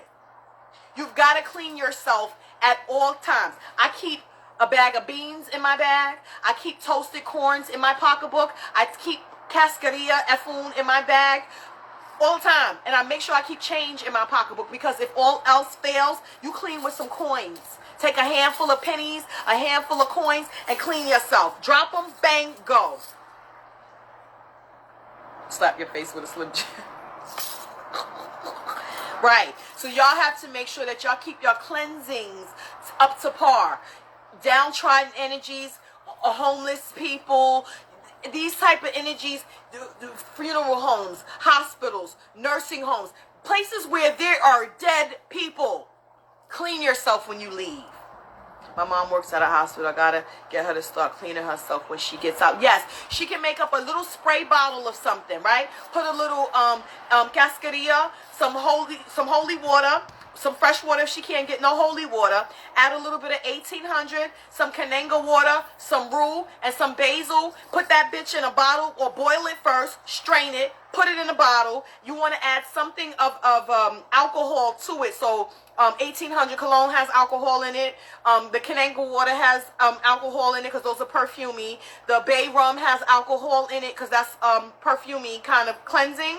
You add that to it so that it doesn't sour, and keep it in her purse. Every time she comes out of the job, before she gets to her car, spray herself down and then go home. And then because she works in a hospital, she should do weekly cleansing baths. She shouldn't let a week go by where she hasn't hit her body at least one day out the week. She works in an area where, and if you're spiritual, you get it from someplace. I'm almost positive that your mom has something back there. And so it'll attract itself to her. So you make sure that she go to the dollar store, get them little spray bottles that you could get for travel packs. Put something in there, mix it up for her, and have her keep one in her purse at all times. And every day she comes out of here, spray herself down. It don't got to be all fancy and grandiose. You know what I'm saying? These are basic things that you can use. Yes, my love. Well, I'm out here freestyling because everybody else is a Christian trial and error. I'm a bastard out there roaming around getting into stuff. But guess what? Clearly you're protected because you're still here, right? You're trying to figure it out. You're not trying to be out here all willy-nilly, but you out here searching, right? So it's good. I did a video with the prosperity. I'm going to do another one. And I'm going to do some stuff with some cleansing herbs so that you guys can get into that. I tell you all the time that one of the websites and the botanicas that I use is Original Botanical, because it's been in New York here. My grandmother used to use this. So I'm 45. Since I can remember, we were going to that store. It's been there forever. They also have a website and they have an Instagram page. The reason why I like their website is because their herbs, most of these places will give you the stuff in Spanish, and us English-speaking people don't know what the fuck is that. This translates everything into English and tells you what the herb is used for. You also get to shop by desire, and then they also sell bundles of herbs, so you ain't got to even search through stuff. They'll give you the 9-bundle cleansing, the 9-bundle sweetening. That means they're going to give you 9 herbs that clean. You take them herbs, you put it in a pot, you boil it, you let it cool, you strain it, you pour it into a bottle, and then you add the waters and the cascarilla to that. You refrigerate what you don't use, right? You make a big gallon bottle, and that'll take you for the week. Next up is the sweetening part. Same process, right, and procedure, because after you do a cleansing bath, you got to follow it up with a sweetening bath. We do everything in odd numbers, 1, 3, 5, 7, or 9 days. You choose the number of days that you're going to do it. If you did a cleansing bath for 3 days, then you want to do a sweetening bath for 3 days. We got to remember that you got to clean out the muck and gunk make room and space for the good to come in, right? You got to open your roads, which is where the Abre Camino comes in, for you to be able to now have abundance come back in through that road. You can't have abundance come through a road where it's blocks of bullshit in the way. It's never going to reach you. That's why we clean out first before we call in. People will go out here and be like, oh, I'm going to do abundance. Okay, but did you clean out the space first? No, you're not getting abundance. Why? It can't make it through the fucking freeway. It's cars piled on top of cars. Can we clear out some of those cars first? How do I do that? I take a cleansing bath. I do something in there to open my roads with the Abre Camino. If I think there's something on me and I want to get it off of me, I'll use the Espanta Muerto or the Arrasa con Todo or the Rompe Brujeria or the Rompe Muralla or the Rompe Saragüe. All of these types of things, right? These are cleansing, removing, breaking, taking off go-aways, all of that kind of stuff, right?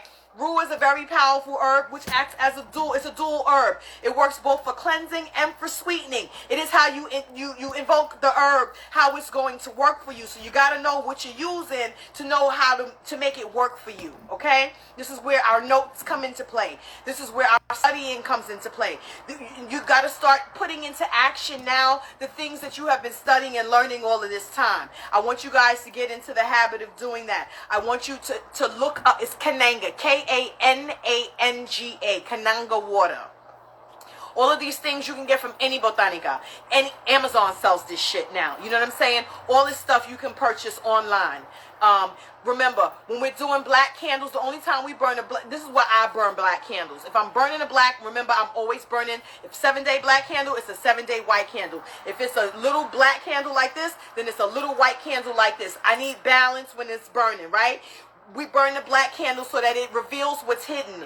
Anything that's hidden, buried, can't be seen, I need it to burn down so that it's illuminated. This white light that's next to it is going to help illuminate what's been hidden in the dark.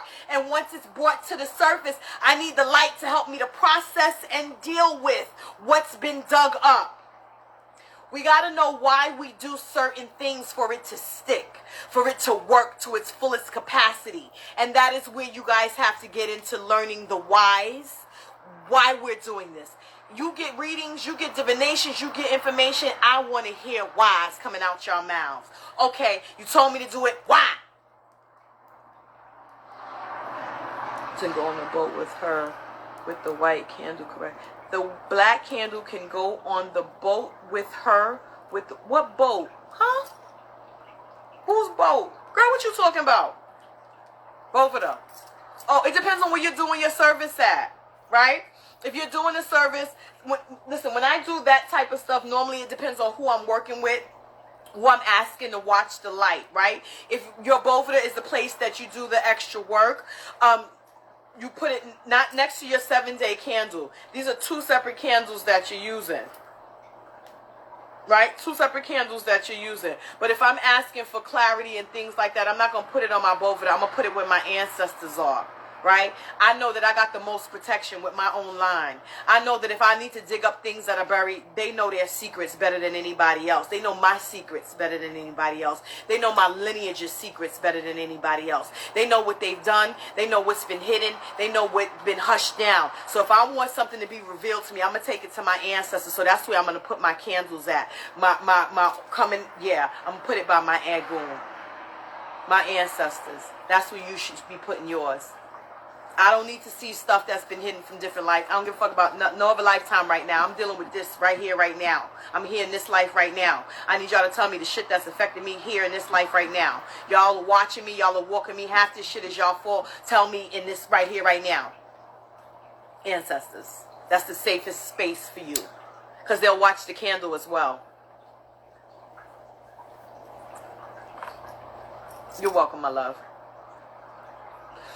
All right. I'm about to get off of here. I want to thank you all for your time. I want to thank you all for your energy. Please turn on your alerts. Y'all know I don't post that much, right? So that the next time I go live, you guys will get the notification so that I can do the live reads. And when I do those are donation based. So there's no amount that's attached to that. You come in with your donation. You're giving it from your heart and you're asking for a message. And then my ladies and me will work with you, okay? Thank you guys for your patience. Everybody, I want y'all to stay strong in your walk. I want y'all to stay diligent in your walk. I want you to not let the outside world affect you guys so much and know that you have strength and you have power that's in your own DNA. So we lean on that and we use that to help us to get to where we need to be in this world and to give us a better footing and guidance, because that's what the spirit realm is about, guiding us to be the best version of ourselves. And as long as you can do that, it doesn't matter what comes against you, you're always going to win. God is on your side. Your ancestors are on your side. Your team is on your side. And if you're doing things from the right place, it doesn't matter who comes against you. Those are learning experience. You figure out how to navigate that, you're going to win in the end. That's the bottom line. Peace and blessings, everybody. Good night. Thank you.